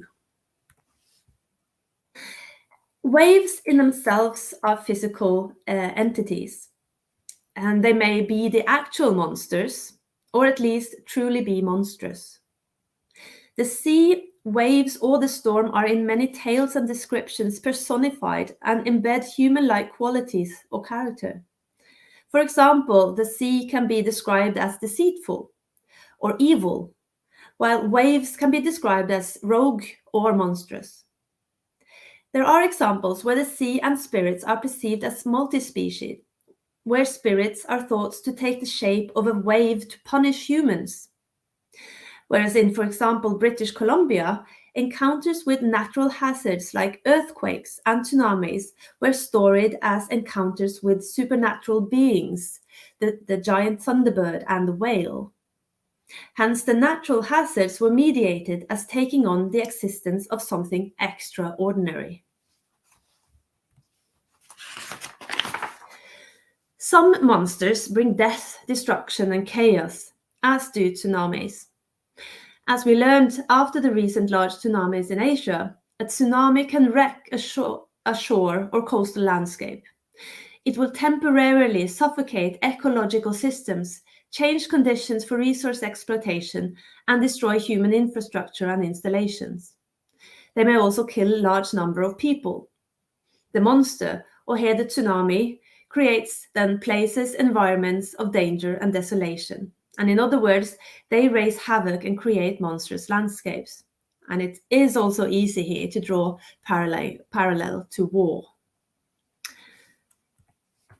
But seeing or encountering a monster or something monstrous does something to the one that experiences it. In the case of a tsunami encounter, there is now a lot of developed knowledge about how people react to such traumatic encounters. There is the shock and the potential crisis that they go through. There is mental impact. Some may develop post-traumatic stress syndrome. And if a collective of humans experience the same danger, one may talk about generational traumas. There may also be intense fear and grief related to this encounter, which in turn may cause surges in religious feelings or ritual practices. In literature, particularly science fiction, monsters represent a cosmic horror, a horror which places fundamental emphasis on the unimportance of humanity. Although I think that monsters also underline the importance of humanity. Encountering and surviving something as scary and monstrous as a tsunami have encouraged societies to come together, sometimes also erasing boundaries between social or political groups. There is safety and strength in numbers, one learns when you're facing something like this. So expressions of group affinity and belonging should perhaps be perceived as one kind of materiality of monsters, or for that matter, social anxiety. Monstrous tsunami encounters have also demonstrated the need to collect and share knowledge. In our society, internet, videos, other broadcasting, and information booklets about how to behave in case of future encounters have been produced. Whereas in predominantly oral societies, we know that myths and stories is the way to pass on knowledge over generations, to explain the unexplainable, and as well as to pass on knowledge of what to do, like run to higher ground if a tsunami is in the making. A final point here is that ethnographers and anthropologists have in some areas experienced that when pressured, some societies may respond by being even more innovative. The society don't collapse, but they actually thrive. Hence, a result is then that we might expect that coastal groups in the Mesolithic changed practices or material culture to respond to the tsunami. But we haven't really identified that yet. Encountering something unfamiliar or monstrous may force one to think anew. Building on Deleuze, Gonzalez and Percone consider thinking as a process of learning or apprenticeship that is initiated by one's encounter with a problem. So there is the destruction of the cliché, and secondly, the creation or the seed of a new order. Did the encounter with the Storegga tsunami force the Mesolithic coastal communities to think and create outside the box? And if so, what should we then, as archaeologists, look for? The materiality of monsters goes beyond the physical monsters themselves then. And here the identification of a tsunami and the direct deconstruction it caused. And if there was an intensification or change in, let's say, religious practices or rites, in knowledge transfer or traditions, be them technological or stylistic, we may be able to identify this archaeologically, and that is what my project is trying to do. But it is by no means certain that changes happen immediately, or whether these changes came later, being a slow-growing seed. Perhaps transformation or change, or this tsunami gained transformational power over time as the event became a story or a myth that was remembered and retold over generations.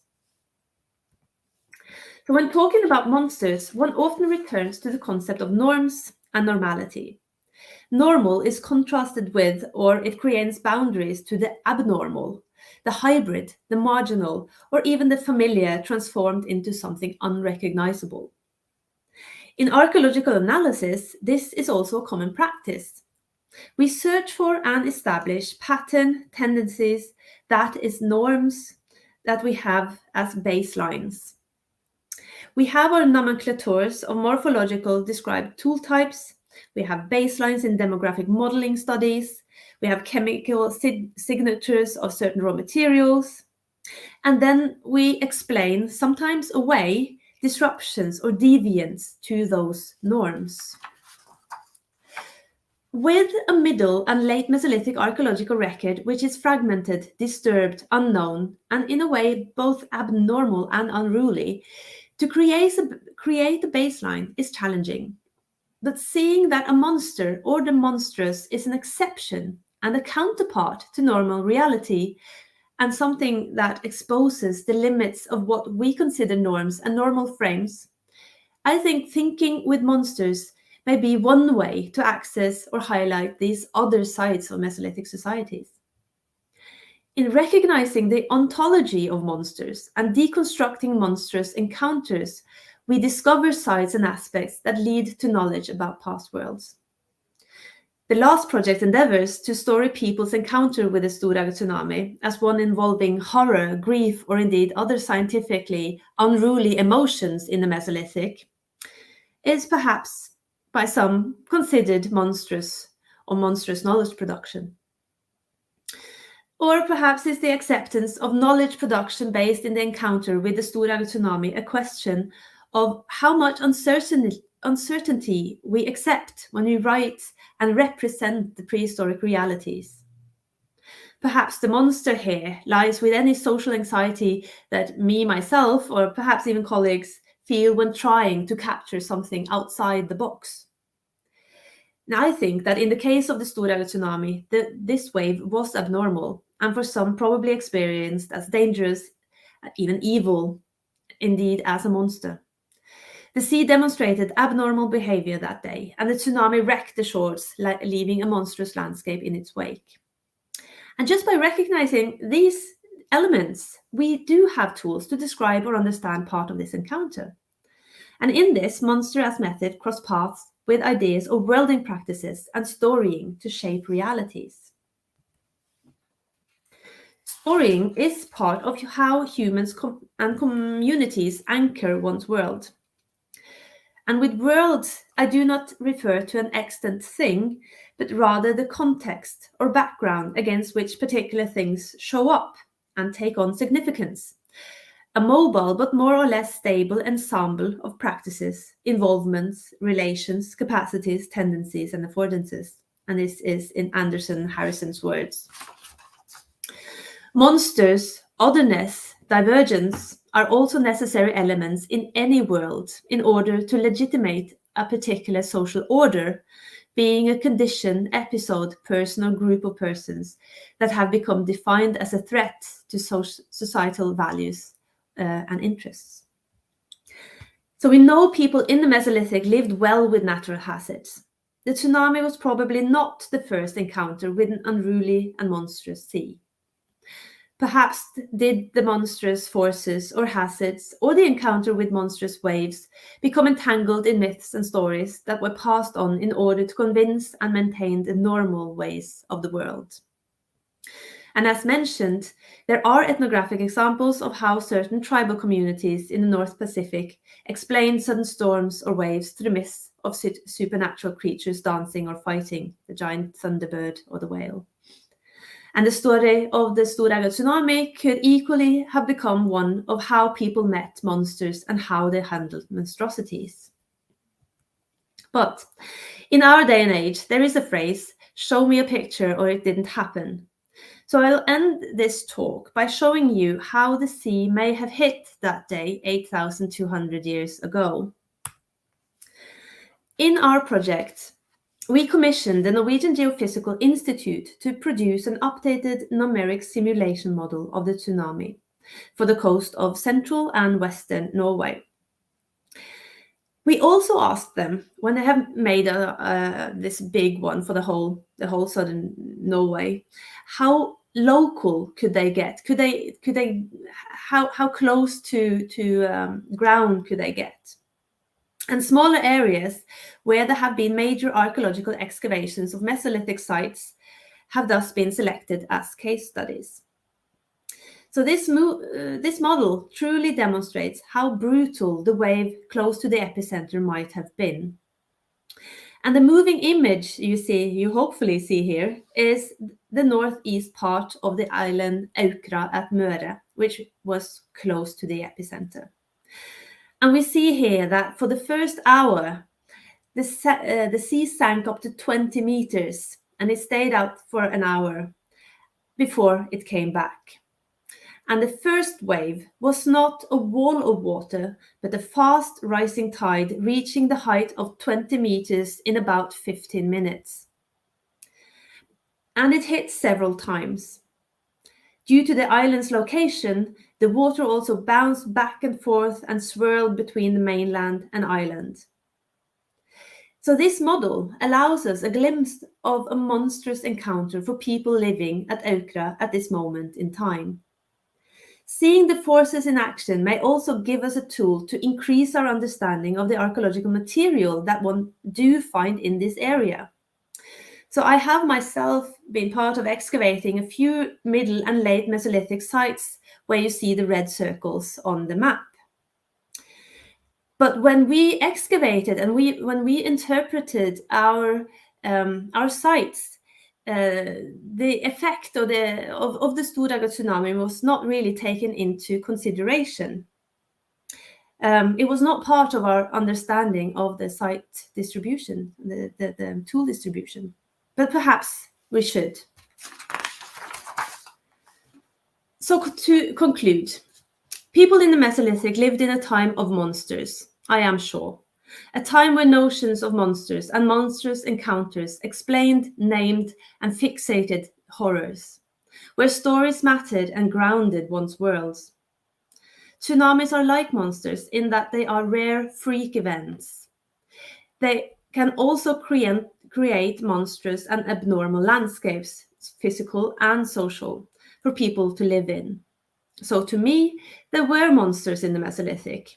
And I think this acknowledgement is aiding me to write more nuanced about the worlds of Mesolithic people. So, thank you for your attention. And here is just to give you some information about my funding body, the Norwegian Research Council, and my collaborators and partners. And here is the references to the literature used in the presentation. So thank you very much, and I'll stop sharing my screen. Thank you very much, Astrid. That was great. I slightly familiar with your presenting this project, but that's always very interesting. I'm constantly thinking of the possibility to use the rock art practice or rock art production to depict the monsters of Stone Age. Have you ever considered this in Norway? Do we have the examples of that? Yes, looking into rock art is actually something that we are planning to do. I think, but it's hard to be sure that they were actually monsters, what they were depicting. But for example, in Northern Norway, you have these pictures of where you have these tiny boats and you have a long fishing hook, and then you have this giant halibuts online. And I think, you know, if these giant fishes or even whales and killer whales came up to the sea surface, I think they would have been, you know, they would have been something monstrous, or they could have been at least scary, being in a small boat and hooking up to that. And I think it's also interesting, if you see sea maps from the 16th century, you see that the unknown dangers of the sea and all the peripheries are filled with monsters. Yes. Which is saying something about how we envision what we don't know. We just fill it with danger. And I think, so yes, I do think that perhaps they try to depict monsters or the maybe they're the supernatural creatures that they saw surrounding them in rock art. And in central Norway, there is a lot of actually sea mammals depicted, which is interesting, since that's the area that was hit the hardest, and the rock art is late Mesolithic, more or less. I'm asking that also because just now I'm gonna present my rock art from Ukraine, and there'll be something that we consider actually as Mesolithic, well, a chthonic creature. I'm not sure about it. So yeah, if you'll stay with us, I'll be glad to share it. Well, anyway, thank you very much for the contribution, for being here today. You're welcome. Meet you. Yeah, thank you. And I'm gonna go now to the last presentation of today, which is my presentation. And Alexander will help me technically, I think, to check if I'm doing correctly the procedure we asked everybody to do. I mean, screen sharing and everything. And I think video, need to share video. And I want to say a few words about presentation, Astrid presentation. It was wonderful, really. It's like when you see that huge job was made, you know, like with all these videos, and that's climatic research in general, and make this connection with monsters. You know, I was fascinated with this report. Yeah, I'm wondering watch again, because I was a little bit with technical things, you know, like, and I will watch later again your presentation for sure. Thank you very much. So is it Simon? You could share now the screen with just a moment.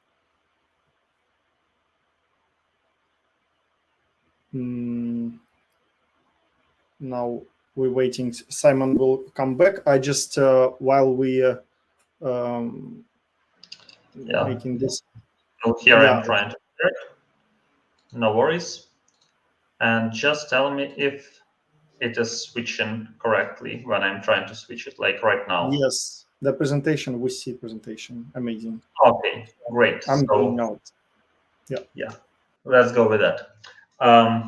That will be a short talk about the rock art of Ukraine on the site of Kam'yana Mohyla I'm working in. I'm during my PhD project, which is conducted at the University of Turin, where I'm doing technologies for cultural heritage PhD school project. So this is about few lessons and few data sources that we can get from the rock art of Ukraine, from prehistoric art of Ukraine. The site I'm working in is the only rock art site in Ukraine, and the biggest one, the only big location. It calls Kam'yana Mohyla, and well, I assume you all know where the Ukraine is these days, and Kam'yana Mohyla is here in the southeastern part of the country. So now this site is currently being occupied by Russians, and we assume that it is okay. We know from some workers of National Reserve there that it is okay, but you never know how okay it may be under existing circumstances. So let's just hope it will survive, because this is the only point that links the Central European rock art with the rock art of Eurasian steppe, and there are no other big locations like this. Moreover, this is the westernmost point of steppe rock art in Eurasia. So it combines two different flows of rock art tradition, the Rokan one and the steppe one. Let's call it this way. This is one of the brightest examples of what I'm gonna show, and this belongs to the steppe part. The early Bronze Age, or rather late Neolithic engravings in one of the caves of Kamena Mohyla that is considered to be the beginning of the end of 4th millennium BC and represents the bulls and horses created probably by Srednji Stok archaeological cultures representatives. In general, the technologically, the rock art of Ukraine, of Kamena Mohyla, is the engravings in soft sandstone, sometimes covered with ochre, sometimes not. They are made in different technique with different tools. So the study of how they were made and why they're looking like this are still ahead. We are still waiting for more data, and getting data from Kamena Mohyla is really complicated, not only because of the war, but because of many other issues typical for Ukrainian archaeology and for this particular site. This is another object and another issue. The very interesting promotion in one of the caves of Kamena Mohyla. There are more than 60 caves so far. The hollowness between the huge sandstone slabs and the rock art objects are located both inside and outside of the caves. So this is one of the locations that shows the multilayeral nature of rock art. So something has been created long ago, like these zigzags you see on the screen were created maybe 8,000 years ago, and the sandal, yeah, the footprint in the middle of the image is 2,600 years ago, so 3,000 years younger. Another instance is this sculpture. It is not from Kamena Mohyla, it is from nearby, and also dated to late Neolithic or early Bronze Age, called Karnasovsky idol. It is now stored in Dnipro Historical Museum. And this is the one that gives us clear reference to the sandal. This shape of footprints are appearing almost all across the Europe, sometimes somewhere on the edge of 4th and 3rd millennium BC.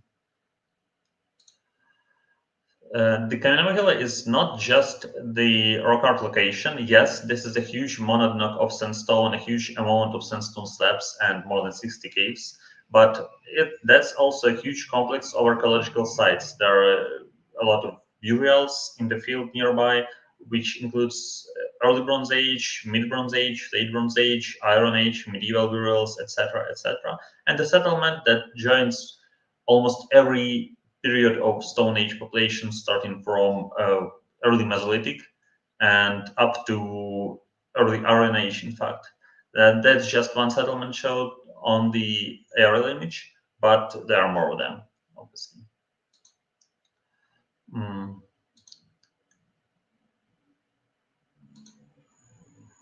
Showing some interesting pictures from Kamena Mohyla leads to this particular one. This is the 3D model we did during our volunteering 3D modeling practice, photogrammetrical practice on Kamena Mohyla. So we basically did it just for fun and then published as a scientific research. There are scientific research behind this whole discussion, and I will tell about this later. This is something that we used to consider as a bull, but there are a lot of argument behind it. So just to introduce the technology, again, engravings and then red ochre inside of them. There's the one technological part that is rather typical to late Neolithic or early Bronze Age. So again, the age of 4th and 3rd millennium BC. There's another thing, and this is what I meant when told Astrid that we actually considered something as a creature, chthonic creature from Mesolithic age. this sculpture used to be considered as an early Bronze Age one because of the sandal, because of the footprint. But when we made 3D model and studied the surface precisely, it appeared that the footprint was painted after the other rock art engravings, and that actually other rock art engravings like the zigzags and double zigzags on the surface of the stone indicate some other cultural impacts.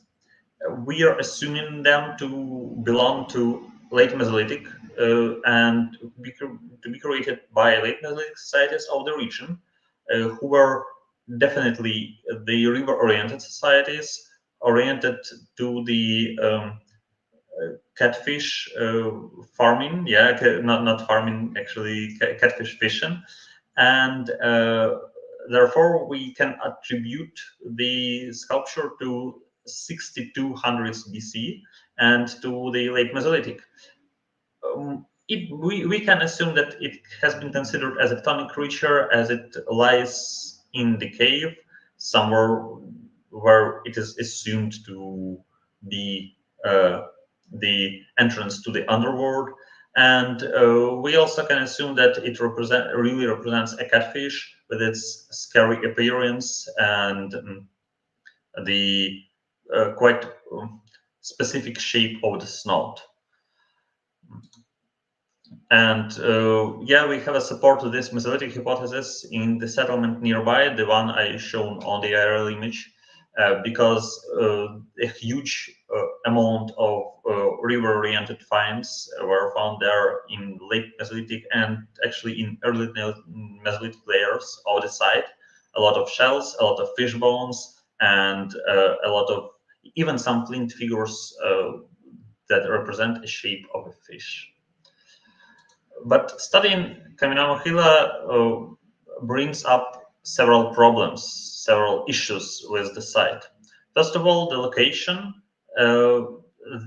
Actually, yes, as I told before, it joins the steppe and European art concepts, and it's quite hard to distinguish what is where. Then 68 locations is too many. We really have up to 1,000 engravings that never were studied in a probable way with up-to-date approaches, and we have no more than 100 3D models for the whole site. And this brings us to the question of location again, that the site is on the occupied land, so it is endangered as never been. Third is the rock art availability and sustainability, as it is located in the caves. Caves tend to crush and crumble, so some rock art is lost forever. And on the other hand, we can't just go there and digitize it, because something needs to be excavated, and it's simply quite dangerous to go into the cave. And this leads to financial support, which we usually don't have. Fourth one is context and dating. As we don't have the direct connection between archaeological data and rock art data, it's hard to understand what were depicted when. So when I'm saying that something probably belongs to early Bronze Age or probably belongs to late Mesolithic, probably is the most important word of the sentence. And this leads to a lot of misinterpretations and reconsiderations that happened before and that are happening now. Like this one, the picture I shown before has at the beginning of its study be considered as a mammoth and attributed to Upper Paleolithic because of the shape of the head, and probably tusks. But then later it was reinterpreted as the horns of a bull and the bull with the head turned down. This interpretation, the Neolithic one, is supported by the results of 3D modeling we performed on this model, by the accurate surface examination, by the archaeological materials inside the cave, and by the feature of surface processing, like this type of polishing, this type of ochre inside the engravings. So it might be not dated, but quite solidly attributed to late Neolithic. This is another example of misinterpretations that the scene that has been considered before during the Soviet Union as a domestication of a god, but as you can see, the gods are not connected to the hunter or to the lattices here in one scene, as they are simply made in 1, 2, 3 different techniques. So far we can just assume that these different techniques may indicate the connection to different scenes, or at least different stages of rock art creation. And this leads to the need to reinterpret everything one by one. Again, we know this just because we digitized it and made a 3D model. So as soon as we are making more 3D models, we have more data to understand better our Stone Age, not only for preservation, but also for study. And this is the most curious and funny example. This is the portable art objects of Kamena Mohyla. There are 369 of them in more than 10 caves. And their reinterpretation is the part of my particular study, my PhD study.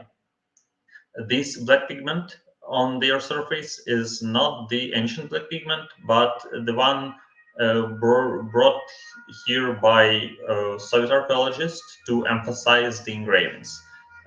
However, the way they're emphasizing the engravings does not necessarily correspond to what is actually engraved there. So that's the main problem. And to understand better what is engraved and what is the shape of the stones and engravings, we apply 3D modeling, again, photogrammetrical modeling, to check the surface and consider the data. This is more specimens, more instances, a lot of abstract figures here, and some caves might be attributed quite well, some are rather poorly datable. This is the example of the one attributed well, as the most of images there representing the fish, the small figures or sculptures of a fish. And we, again, as we are seeing the fish, we connect it to river-oriented societies of late Mesolithic. And moreover, it is a simple assumption, as the stones from this cave sharing the particular and specific geological structure with the one found on the settlement, in the late Mesolithic layers of the settlement, the one that is depicted to the right.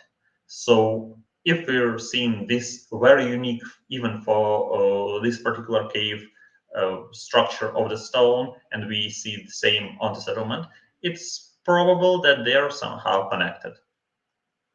And also in the same cave, we are seeing a lot of, well, I would say tools for polishing the stones on Kamena Mohyla, but this is another discussion because we can't actually distinguish the tool from the polishing tool from the polished surface without the microscopic investigation whenever it will be possible. So there's another very curious asset from the same cave that preliminarily attributed to be late Mesolithic. And this is the most interesting case that possibly leads to Upper Paleolithic rock art of Kamena Mohyla. It has been reported as Upper Paleolithic one, and the whole rock art in the cave number 54, so-called Cave of the Wizard or Cave of the Sorcerer, has been considered as Upper Paleolithic one. This particular image, the guy who discovered it, Valentin Nykonenko, considered it as an image of a sorcerer who wears the skin of a bison, the feathers of a bison, to turn into a bison or into a bird. So he saw it in this way. Again, we sneaked into the cave with a very small space in there. We managed to provide a 3D model with my camera, and this is the result. So this is when we can actually say that, yes, something is engraved there. And yes, this might be similar to what the guy published, but actually we can't be sure that the human figure is there. And most probably we need to search for another interpretations. like this image from the caves in northern Spain might be a perfect analogy. The way of depicting upper Paleolithic creatures, in depicting one of their legs or some of their legs and covering other parts of their body just with chaotic engravings of the furs. Though it is just a hypothesis, and we really need to search for more archaeological context of the upper Paleolithic nearby.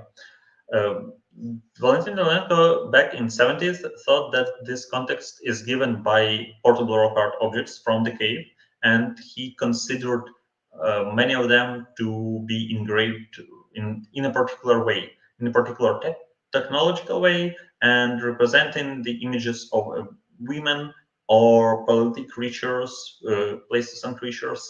But again, as we replied, 3D modeling and checked this hypothesis of what he thought is engraved here, we discovered that there are not any figurative engravings, so nothing semantically meaningful is engraved there. That's what actually happens. And we analyzed almost 100 of portable rock art stones from the cave, and none of them contains any particular semantic engraving.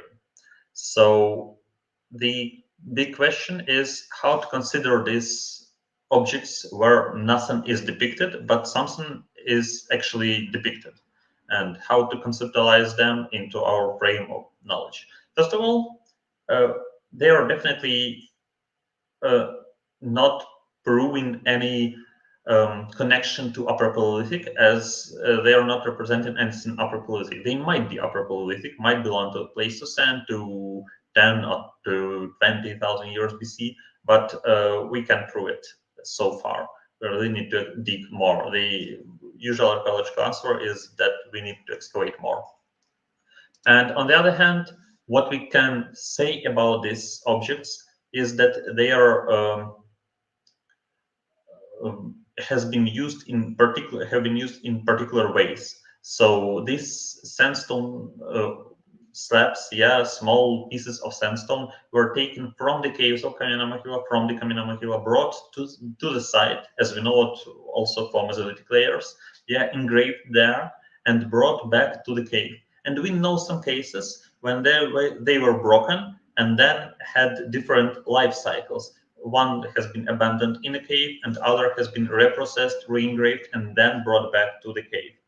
So their life cycle is quite complex and connected with the site itself. This is no wonder this happens like that, because Kamena Mohyla is a very important object for the prehistorical population of the region. We know the use of stones from Kamena Mohyla in dozens of kilometers away from the site in some burial constructions or other ritual constructions. And no wonder people came there to get the stones and to produce some engravings on them. So in general, we can state that the procedure of creating rock art here, the procedure of engraving stones, leads to the particular way of communication between the stones, the human beings, and the landscape. And this way of communication is much more complex than is just the use of one or another, as the stones are communicating with the landscape in some way and being engraved by human to provide this communication. People never lived on Kamena Mohyla itself, they just lived nearby, and they used the stones to connect them with the site that is important to them. So that's the way, the processual way of thinking about what happened there, about the relations between people and landscape, human beings and landscape, that gives us the new understanding of what is non-figurative engraving, non-semantic engraving were created for, and at least leads us somewhere instead of just interpreting something that does not exist.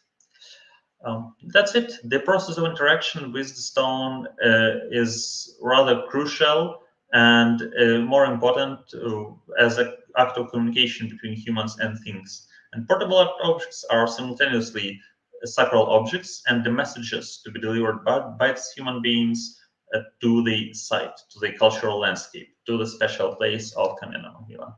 Well, that's it. Thank you for your attention. The final thought is that there's very much to do, especially in terms of digitizing and 3D study.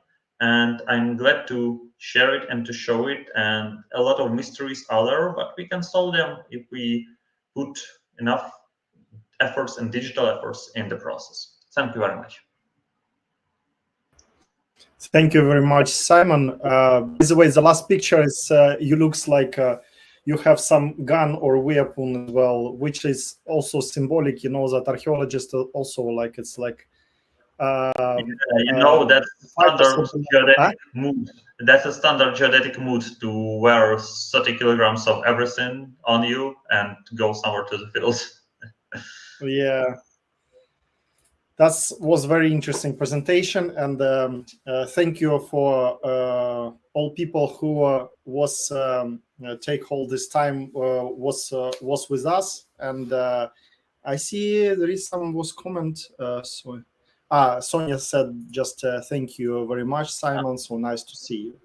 Thank you. Yeah, that's nice to be here. Yeah, and thank you everybody for coming. Thank you all the survivors who came through this wonderful but really exhausting as very full with information speeches. It was a pleasure to do this event, to share it, and to do something for Ukrainian archaeology and Ukrainian cultural heritage.